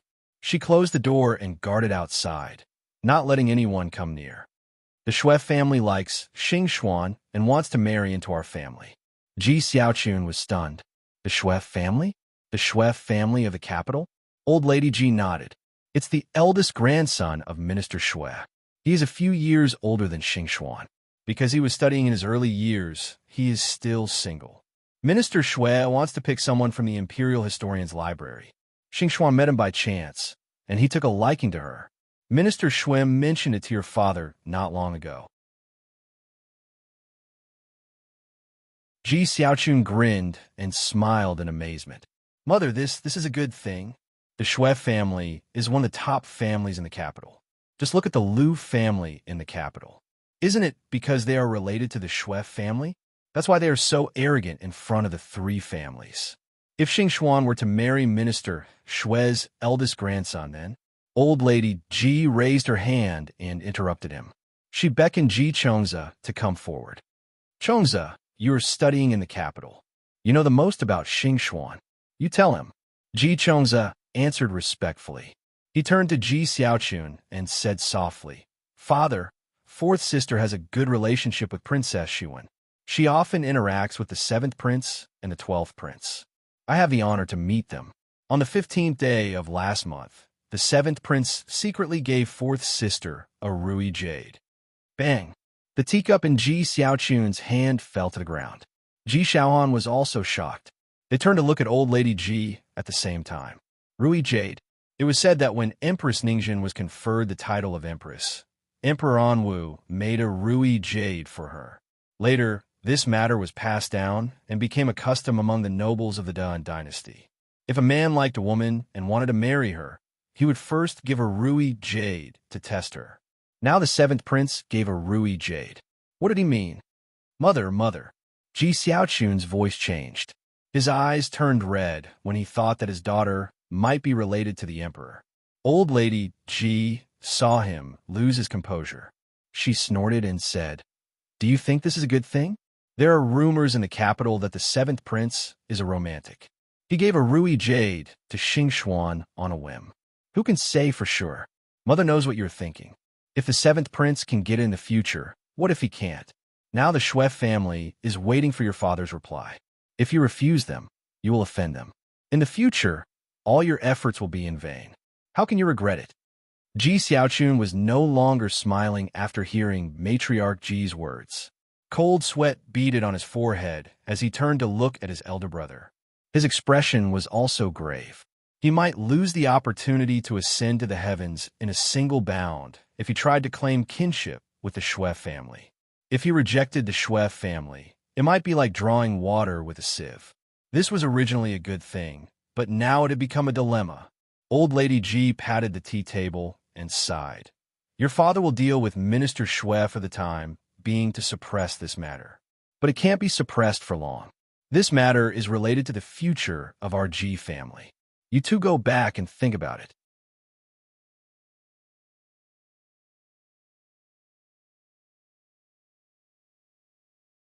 Chapter 73. At noon, Yushu leaned against a tree across the street from Sanju's study house and looked in the direction of the door. When she saw a teacher coming out, she straightened her body. After a while, the students left in twos and threes. She looked at Yu Xiaoxiu, who was walking out alone. She was about to call out to him when someone caught up with Yu Xiaoxiu from behind and patted him. It was that annoying Shui Wenjie. Yu Xiaoxiu probably didn't want to stand in the middle of the road, so he went to the side to talk with him. After a few words, they started arguing. Yu Shu couldn't hear what they were arguing about, but she saw that Shui Wenjie was fierce towards Yu Xiaoxiu, who was shorter than him, and even grabbed his shoulder. She concluded that the pretty boy was bullying her brother, so she frowned and stopped watching. She shouted, Xiaoxiu! Yu Xiaoxiu heard the shout and turned his head to the left and right. When he saw Yu Shu under the tree, he was stunned. He glared at Shui Wenjie, slapped his hand away, and hurried over.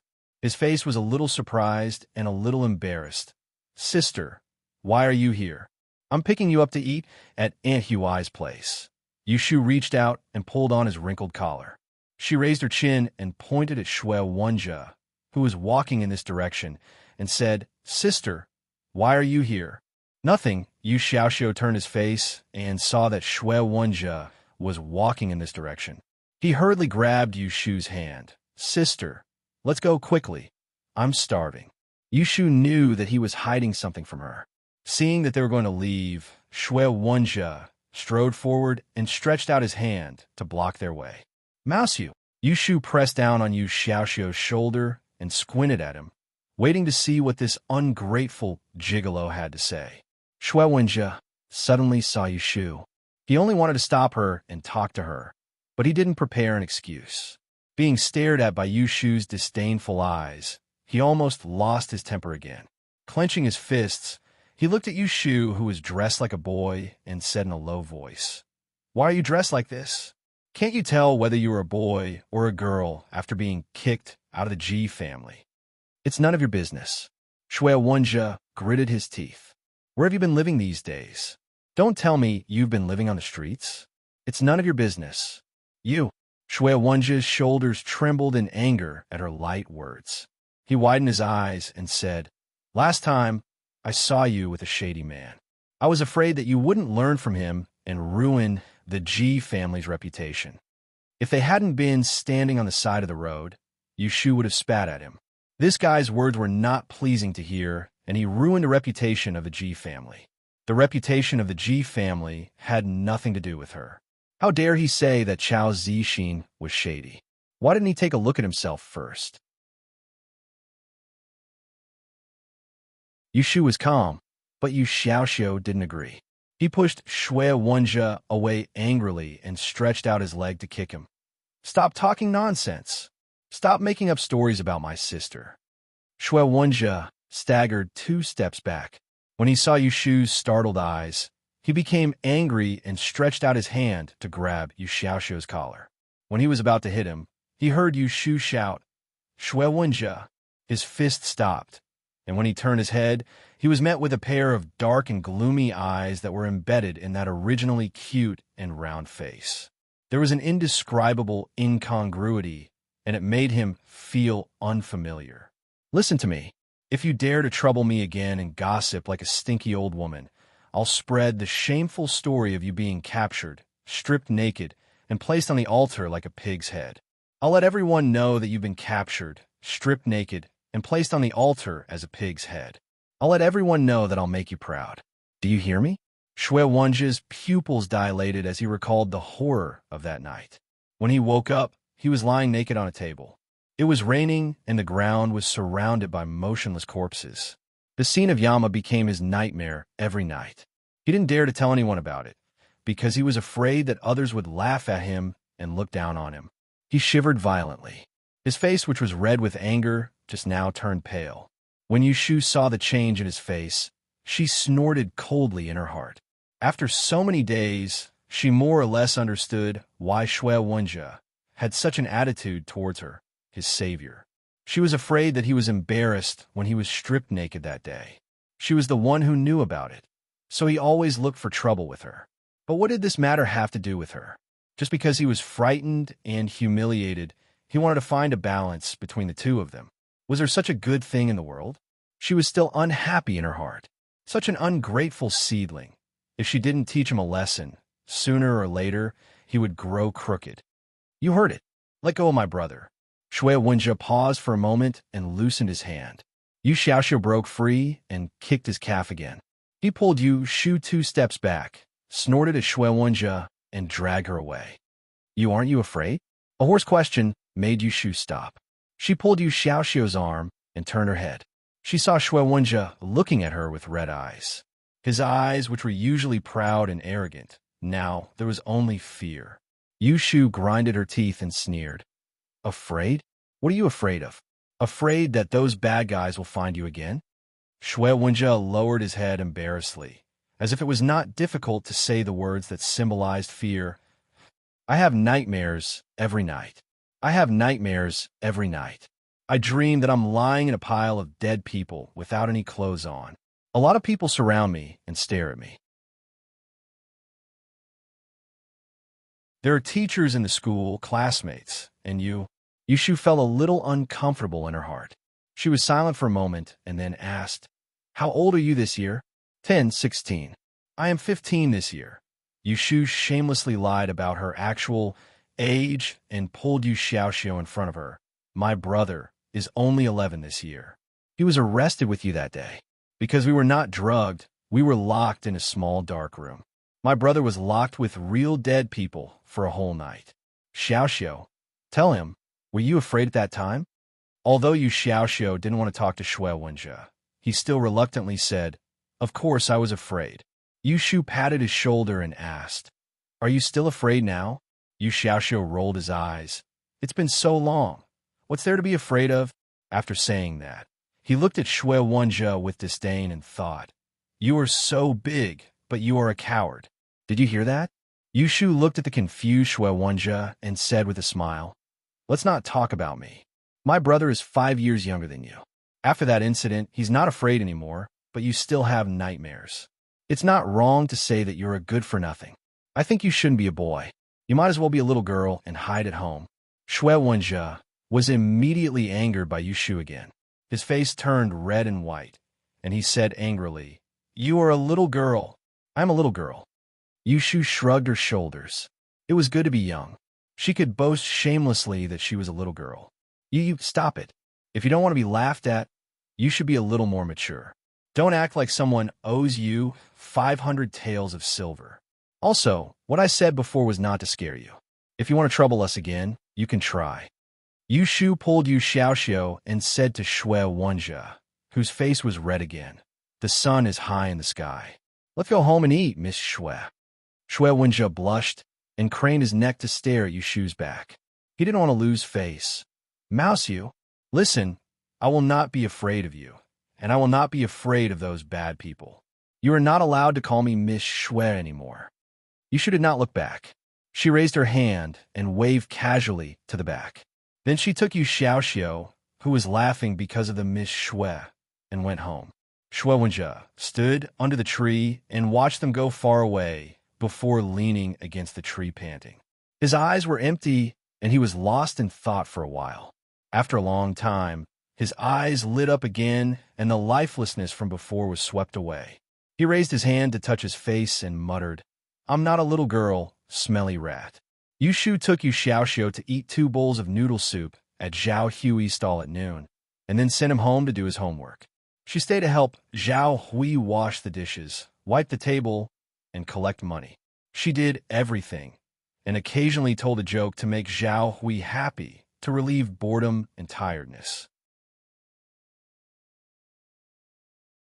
Until dusk, when a large number of customers had not come up in the evening, Zhao Hui wiped her hands on her apron, pointed to the wonton on the grate, and said to Yushu, "Xiao Yu, look after it. I will be back soon." Okay. Yushu did not ask where she was going. She put down the rag and went to the back of the hot grate. After about the time of the meal, Zhao Hui came back happily with a small bag. Yushu asked curiously, "What did Aunt Hui take?" Zhao Hui pursed her lips and smiled. "I will show you tonight." Yushu saw that she was keeping her in suspense, and she was even more curious. "Tell me, why do you have to wait until the evening? Go, take the money and buy 2 fire sticks on the street.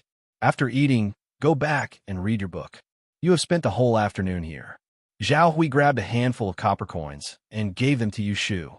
She drove her away and put the bag under the bottom of the cart, where the smoke could not reach it. After Yushu finished her meal, she was sent away. When the sky turned dark, she staggered to Taoist Qing Zheng's small courtyard. Seeing that the door was locked, she knocked on the door twice in puzzlement. She bent down and found the key in the crack of the doorsill. She opened the keyhole and pushed the door open. "Master, master." She wandered around the house, but did not find Qing Zheng. She only saw a letter on the stone table in the courtyard, which was under a stone.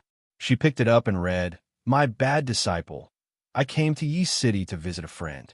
I asked for a benefit for you. You will return it in 7 days. You must not neglect your daily homework. You will guess the chess pieces and watch the stars for half an hour. If you are lazy, you will be punished when you return. I will stay." "Why did you leave just like that?" Yushu muttered.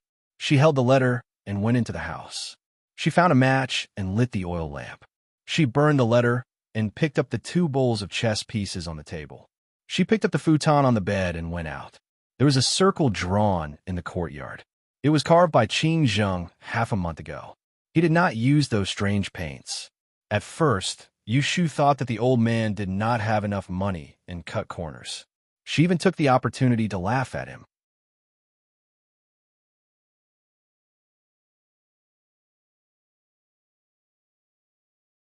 Chapter 74. At night, Yushu returned to Zhao Hui's house. She fetched some water and washed her face. As soon as she boiled the hot water, she heard Zhao Hui shouting outside. She quickly put down the firewood and ran out to open the door for her, so that she could push the cart in. "Aunt Hui, is business good tonight?" Zhao Hui smiled and nodded. "Yes, I sold more than 20 bowls after you left." Yushu closed the door and estimated that Zhao Hui never avoided her when it came to selling snacks. Although Zhao Hui was selling them at a high price, the cost was not cheap. A bowl of chicken soup wonton cost 50 copper coins. Just the ingredients alone were enough. She also sold some noodles and vegetable stuffing along the way. In total, she sold 80 bowls a day, but she could only earn a little more than 2 taels of silver. She worked hard from dawn to dusk, so she could only earn a little more than 2 taels a month. Thanks to Zhao Hui's good cooking skills and the sincerity of the stuffing, she attracted so many customers. "You go wash your hands and wipe your sweat. I'll clean up here. The hot water is boiling. I'll wipe you back later." Yushu took over the cart and pushed it to the door of the kitchen. She knew that Zhao Hui had been standing by the stove all day. She didn't know how much sweat she had shed. She must be very tired. "Wait a minute." Zhao Hui bent down and pulled out the small bag from under the cart. She went back to the house and put it down. Yushu said behind her, "What kind of good things do you want to hide?" Zhao Hui smiled and said, "I'll show you later." After the water was boiled, they closed the door and wiped each other's back in the kitchen compartment. They washed their bodies with a towel dipped in warm water and put on clean inner clothes. Yushu took a broom and swept the water on the ground to the gutter in the corner. Zhao Hui took the changed clothes and soaked them in a big wooden basin. Then she went into the house. Yu Shu cleaned up and closed the kitchen door to prevent the cat from sneaking in the middle of the night. As soon as she entered the bedroom, she saw Zhao Hui sitting on the edge of the bed under the light. She was unwrapping the small bag. Seeing her come in, she waved at her. "Xiao Yu, you're here." Yu Shu walked over and watched as Zhao Hui shook a brand new green robe in front of her body. She smiled and nodded. "Look, I knew you'd take advantage of this lustrous green." Yu Shu lowered her head to look at the new clothes on her body. She was a little stunned. Zhao Hui then took out a slightly darker colored pleated horse skirt and wrapped it around Yu Shu's waist. Zhao Hui stood up and urged her, "Come and try it on. I don't know if this skirt is long enough. If it is, I'll have someone cut it off tomorrow and tie the edges." Yu Shu stupidly said, For me?" Zhao Hui looked at her and said, "Of course, this color is not suitable for my age. You are a girl, but you dress up like a wild boy all day. If you don't wear a skirt, you will really think of yourself as a boy. Try it quickly. If it is long or short, I will change it for you. The day after tomorrow, there will be a Sanqing meeting in the south of the city. Aunt Huai will take you there to pray for your safety and find a good husband in the future." Yu Shu pinched the skirt that Zhao Hui stuffed into her arms. Looking at her soft eyes under the light, her throat tightened. She wanted to say a few words to make her happy, but her usual sharp tongue was gone. When she opened her mouth, she only said, "Thank you, Aunt Huai. Well, I'm going to wash the clothes. You try it and call me later." Zhao Hui stood up and reached out to touch Yu Shu's head. Yu Shu lowered her head and didn't refuse. She looked very docile. When Zhao Hui went out, she hugged the pile of clothes and buried her head in it. After standing for a while, she clumsily shook it off and put it on her body. The material of the clothes was not the best, but it was solid satin. The leather surface was smooth, and there were light patterns woven into it. The sleeves and lapels were carefully locked, and the most exquisite part was the green satin that reached the hips. There was a pair of silver-yellow little fish embroidered on the lapel. When the belt was fastened, it was placed against the mouth, as if hiding in the water grass intimately. Yu Shu put the skirt on and touched the pair of fish on her chest. Her heart felt warm. After thinking for a while, she took off the scarf on her head and took a comb to smooth her hair. Her hair was just washed last night, so it was still very soft. During the day, it was tied up in a bun. When she put it down, it was a little messy. She simply took out a hair tie from her small box, picked up 2 strands of hair from her temples, twisted them to the back, and played with the rest of the curls. When she felt that it looked good, she patted her cheeks to make her cheeks rosier. She picked up the skirt and ran out, shouting, "Aunt Huai, who are you talking to?" Yu Shu stopped at the door of the house. Under the moonlight, she saw Zhao Hui talking to someone outside the door, so she asked. When the person outside the door heard the voice, he subconsciously turned his head and looked into the courtyard. He saw a green figure standing on the steps of the house under the jade wheel. She had black hair, beautiful eyebrows, a pair of intelligent eyes, and a slender waist. She looked like a clever person who swam out of a blue lake, making people's heart palpitate. When Chao Zixin found out that the shop assistant working in his shop was a girl, he was very surprised. But because Yu Shu always had the hearty appearance of a boy, it was difficult for him to treat her as a delicate little girl. However, now that he saw her clearly, his heart softened. Only then did he realize that this child, who was even more cheerful than the other boy, was clearly a young girl in the prime of her youth. When Zhao Hui heard Yu Shu's question, she turned her head and said, "It's your brother Chao. A house in the alley was robbed.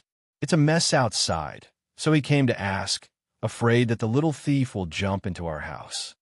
Yu Shu tilted her head and looked outside. Sure enough, she saw that the figure at the door was Chao Zixin. She walked forward and clenched her fist. "Brother Chao, don't worry. I'm here. If that little thief dares to come, I'll beat him until all his teeth fall out." If she was still the tomboy that was in high spirits during the day, her words would carry some weight. But now, it sounded like a little girl trying to be brave. That stubborn expression hanging on her obedient face was very tempting. In the darkness, Chao Zixin's eyes lit up. When Yushu came near, he turned his head to avoid her and did not answer her. He said to Zhao Hui, "Aunt Hui, I'm going back. You guys be careful. Close the doors and windows and don't casually open them. If there's anything, shout loudly. I'm a light sleeper and I can hear you." "Okay, you quickly go back. I'll be fine with Xiao Yu accompanying me." Chao Zixin turned and left. When he reached his own house, he couldn't help but turn his head to take a look. He waited for the house to close the door and erase the green shadow. He stood in front of the door for a while. With a low chuckle, he muttered, "Ashu, Ashu." Asterisk. The Three Purities meeting was a gathering held near a Taoist temple in the city. The form was similar to a temple fair, but because the Dun dynasty emphasized the Tao, it was much more lively than a temple fair. Whenever there was a Three Purities meeting, the schools and private schools in the city would have an extra day off. Only the merchants were the busiest. On this day, they had to go to the gathering to arrange their stalls, occupy a good place, eat, drink, and be merry. Their business was 2 times more than on a normal day. On this day, Yushu woke up early. Just as she finished wearing her clothes, Yu Xiaoxiu came looking for her. When he saw that Yushu was wearing a new dress, he couldn't help but stare at her. Yushu sat at the entrance of the central room and let Zhao Hui comb her hair. When she saw that Yu Xiaoxiu looked as if he had never seen her before, she stretched out her leg and kicked him. She threatened, "If you stare at me like that, I'll beat you up." Yu Xiaoxiu curled his lips. He didn't believe that Yushu could bear to hit him, but he didn't stare at her like that. Instead, he went to talk to Zhao Hui. "Aunt Hui, I've asked all the questions you asked me that day." Zhao Hui said happily, "Have you asked everything?"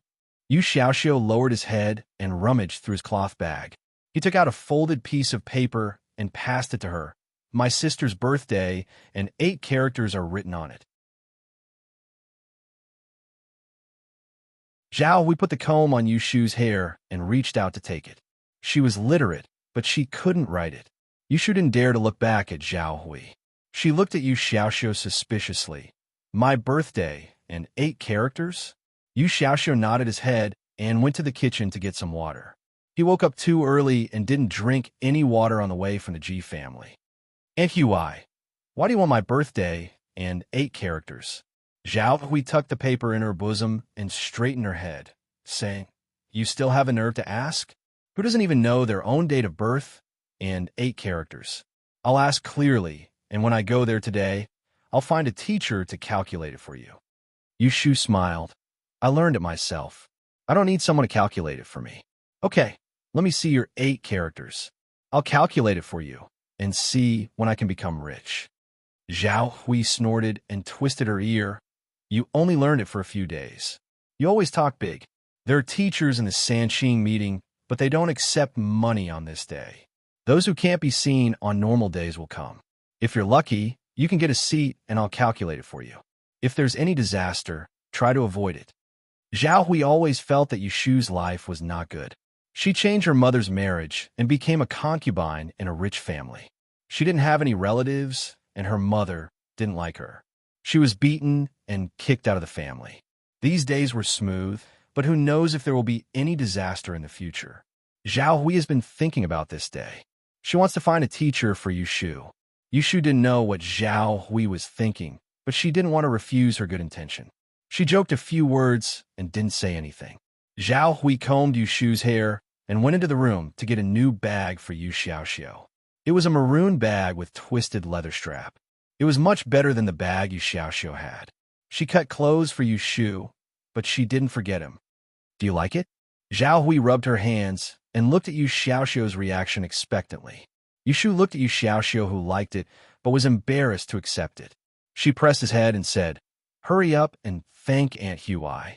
She specially asked someone to make it for you." Thank you, Aunt Hui." Yu Xiaoxiu blushed and thanked her. Compared to Yushu, who was thick-skinned, he was very shy. Zhao Hui raised her hand and touched his little head.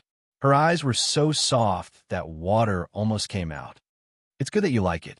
Yushu saw that Yu Xiaoxiu was happy. She was even more grateful to Zhao Hui. Zhao Hui could protect Yu Xiaoxiu and take care of Yu Xiaoxiu, but she couldn't give her the care of an elder. This was an indispensable part of growing up. Go to the opposite door and see if your brother Chow has packed up. Let's go together, Zhao Hui said.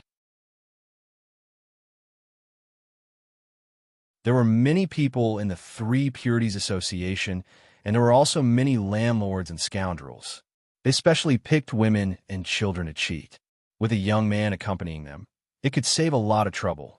Yesterday, she invited Chow Zixin.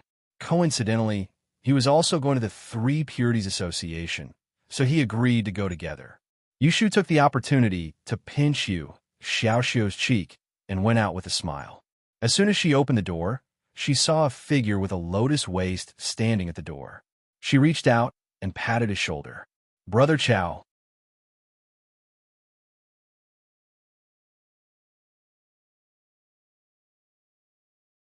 Chapter 75. By the time Yushu, Chow Zixin, and the others arrived at the southern part of the city, the sun had just risen, but the wide streets around them were already crowded with people. The streets were full of merchants, selling feng shui decorations, necklaces, ink paintings, and embroidery. The aroma of snacks wafted through the streets. It was the first time Yu Xiaoxiu had been to such a lively place other than Chongmen Street. As soon as he entered the crowd, he grabbed Yushu's arm tightly and looked around curiously. Zhao Hui also pulled Yushu's head, and Chow Zixin followed them unhurriedly. Weaving through the crowd, Yushu smelled the fragrance of food and drink. There were shredded meat cakes, red bean buns, bamboo shoots with meat, gourd soup, glutinous rice porridge, and flower juice. All the snacks in Yang City could be seen on this street. She was so hungry that her stomach was growling because she hadn't eaten breakfast. She fixed her eyes on a stall selling hotcakes and pulled Zhao Hui and Yu Xiaoxiu forward. How much is one?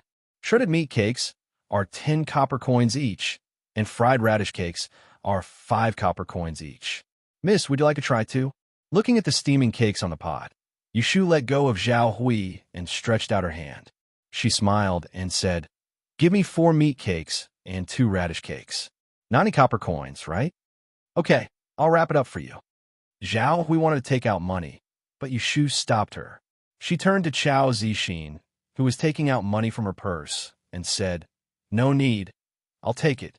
Yesterday, Chief Pei gave me half a month's salary to spend. There's one tael, and I've changed it into change. Brother Chow, keep your money. You can't use it here." As she spoke, she let go of Yu Xiaoxiu's hand and took out a string of money from her purse. She took out 10 coins and gave it to the vendor. Yu didn't stop her and said to Chow Zixin, "Let her take it this time." Chow Zixin saw that Yushu was in high spirits, so he nodded his head and let her have her way. He put away the money pouch. "Miss, take it carefully and don't burn your hands." "Okay, Aunt Hui and Xiaoxiu will give it to you." Yushu took 1 each and stuffed 2 into Chow Zixin's hands. "Brother Chow, eat it while it's hot. If it's not enough, I'll leave this for you." Yushu's thinking was simple.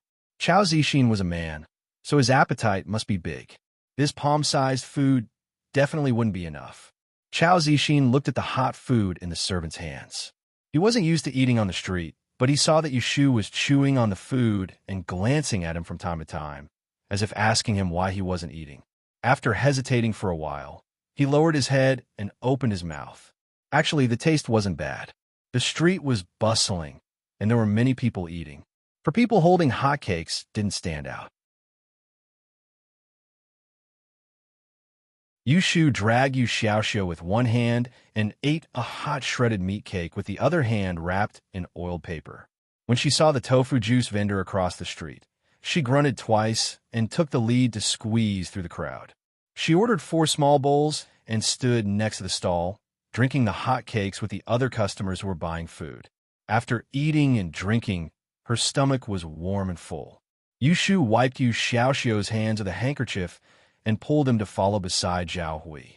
They followed the crowd to the entrance of the wondrous Cloud Temple. On the way, when they passed by a stall selling hairpins and combs, Zhao Hui would stop for a while and compare the colorful objects to Yushu's hair. When she felt that it was suitable, she would ask Yushu if she liked it. Yushu had just accepted a set of clothes from Zhao Hui, so she was too embarrassed to ask her to spend more money. No matter if it looked good or not, she would shake her head and pick out a bunch of flaws. The stall owner's face turned ugly, and in the end, Zhao Hui had to pull her away. Zhao Hui took Yu Shu to walk half the street, but because she didn't cooperate, they didn't buy anything. Seeing that it was still early and the famous traders hadn't gone out, they decided to go to the Taoist temple first. The Wondrous Cloud Temple was the most popular Taoist temple in Yang City.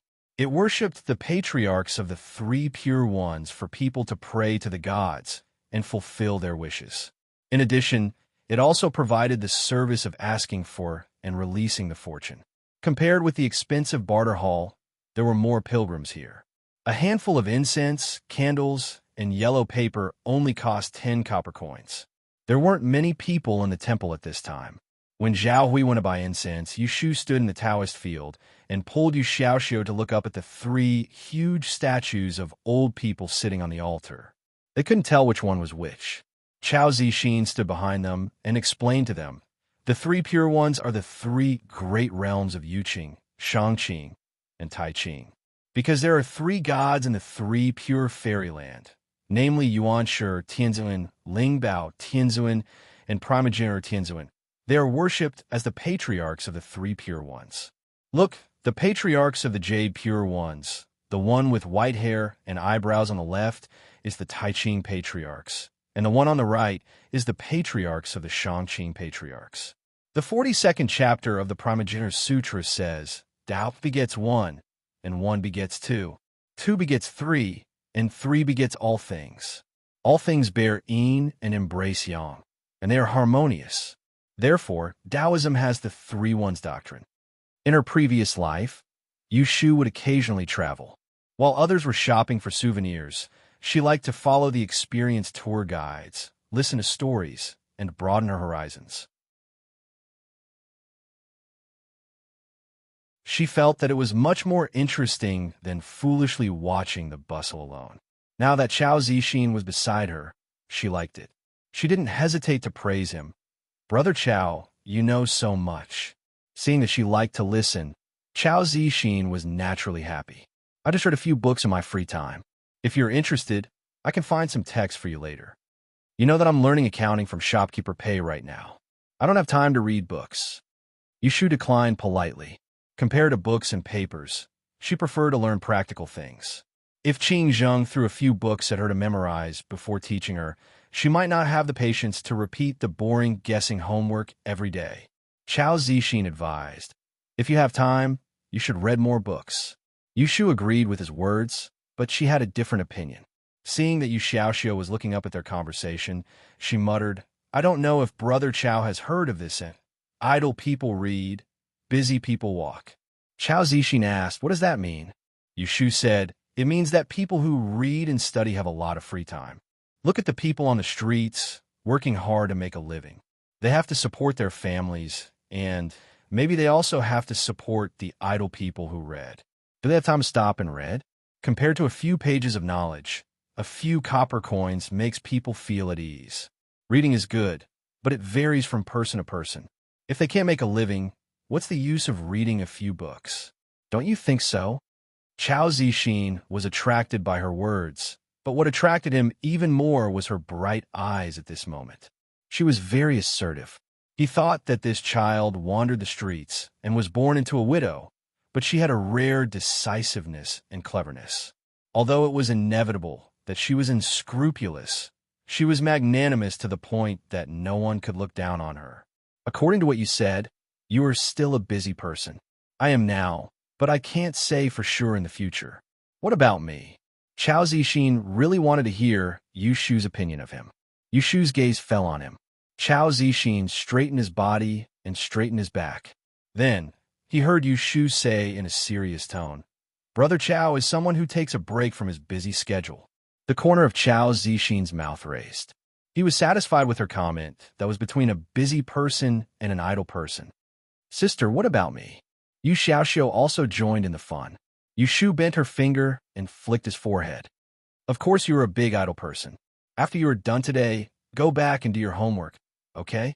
Yu Xiaoxiu covered his forehead and said, Today is the school holiday, and I finished my homework last night. Do you think I am like you, forgetful and forgetful? Oh, you're still talking back to me. You're lecturing me. Yu Shu reached out and pinched Yu Xiaoxiu's cheeks. Yu Xiaoxiu was looked up and down by passers-by. He blushed and hurriedly pushed her hand away. The two of them quarreled, and Chao Zixin looked at them with a smile. When Zhao Hui came, Yu Shu finally punished Yu Xiaoxiu, who was bullied by her until his face turned red. When they came out of Qian Temple, the street was already crowded, and people were surging everywhere. Zhao Hui was afraid that they would be separated, so she pulled Yu Shu and Yu Xiaoxiu on the left and right. From time to time, she also looked back to see if Chao Zixin was following them. "The Liu family is here. The Liu family is here," someone shouted, and the crowd moved to the east. Soon, there was a long line in front of a tea house across the street. Zhao Hui had been to the Three Pure meetings several times, so she knew the way. Looking at the situation, she knew that they had to go to the Liu family to ask for their fortune, and they might have to wait until the afternoon. So, she directly pulled them and tiptoed to look at the banners hanging high on the street. She found a good name and took advantage of the fact that people were attracted by the Liu family to get to the front of the line. She turned her head and found that Chao Zixin was gone.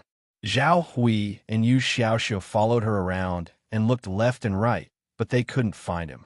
He must have been separated by the crowd. It doesn't matter.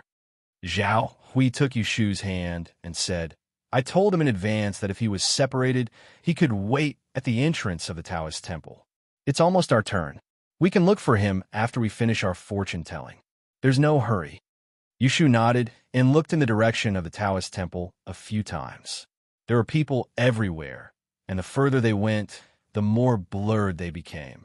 So, she gave up and obediently followed Zhao Hui in line, moving forward bit by bit. After waiting for about the time it took to eat a meal, it was their turn. There was a long table on the side, and a table made of good wood. On the table, there were lots of lots, divinatory trigrams, 6 lines, and red strings. Behind the table sat a man in his 60s. Behind him, there were 2 boys and 2 servants.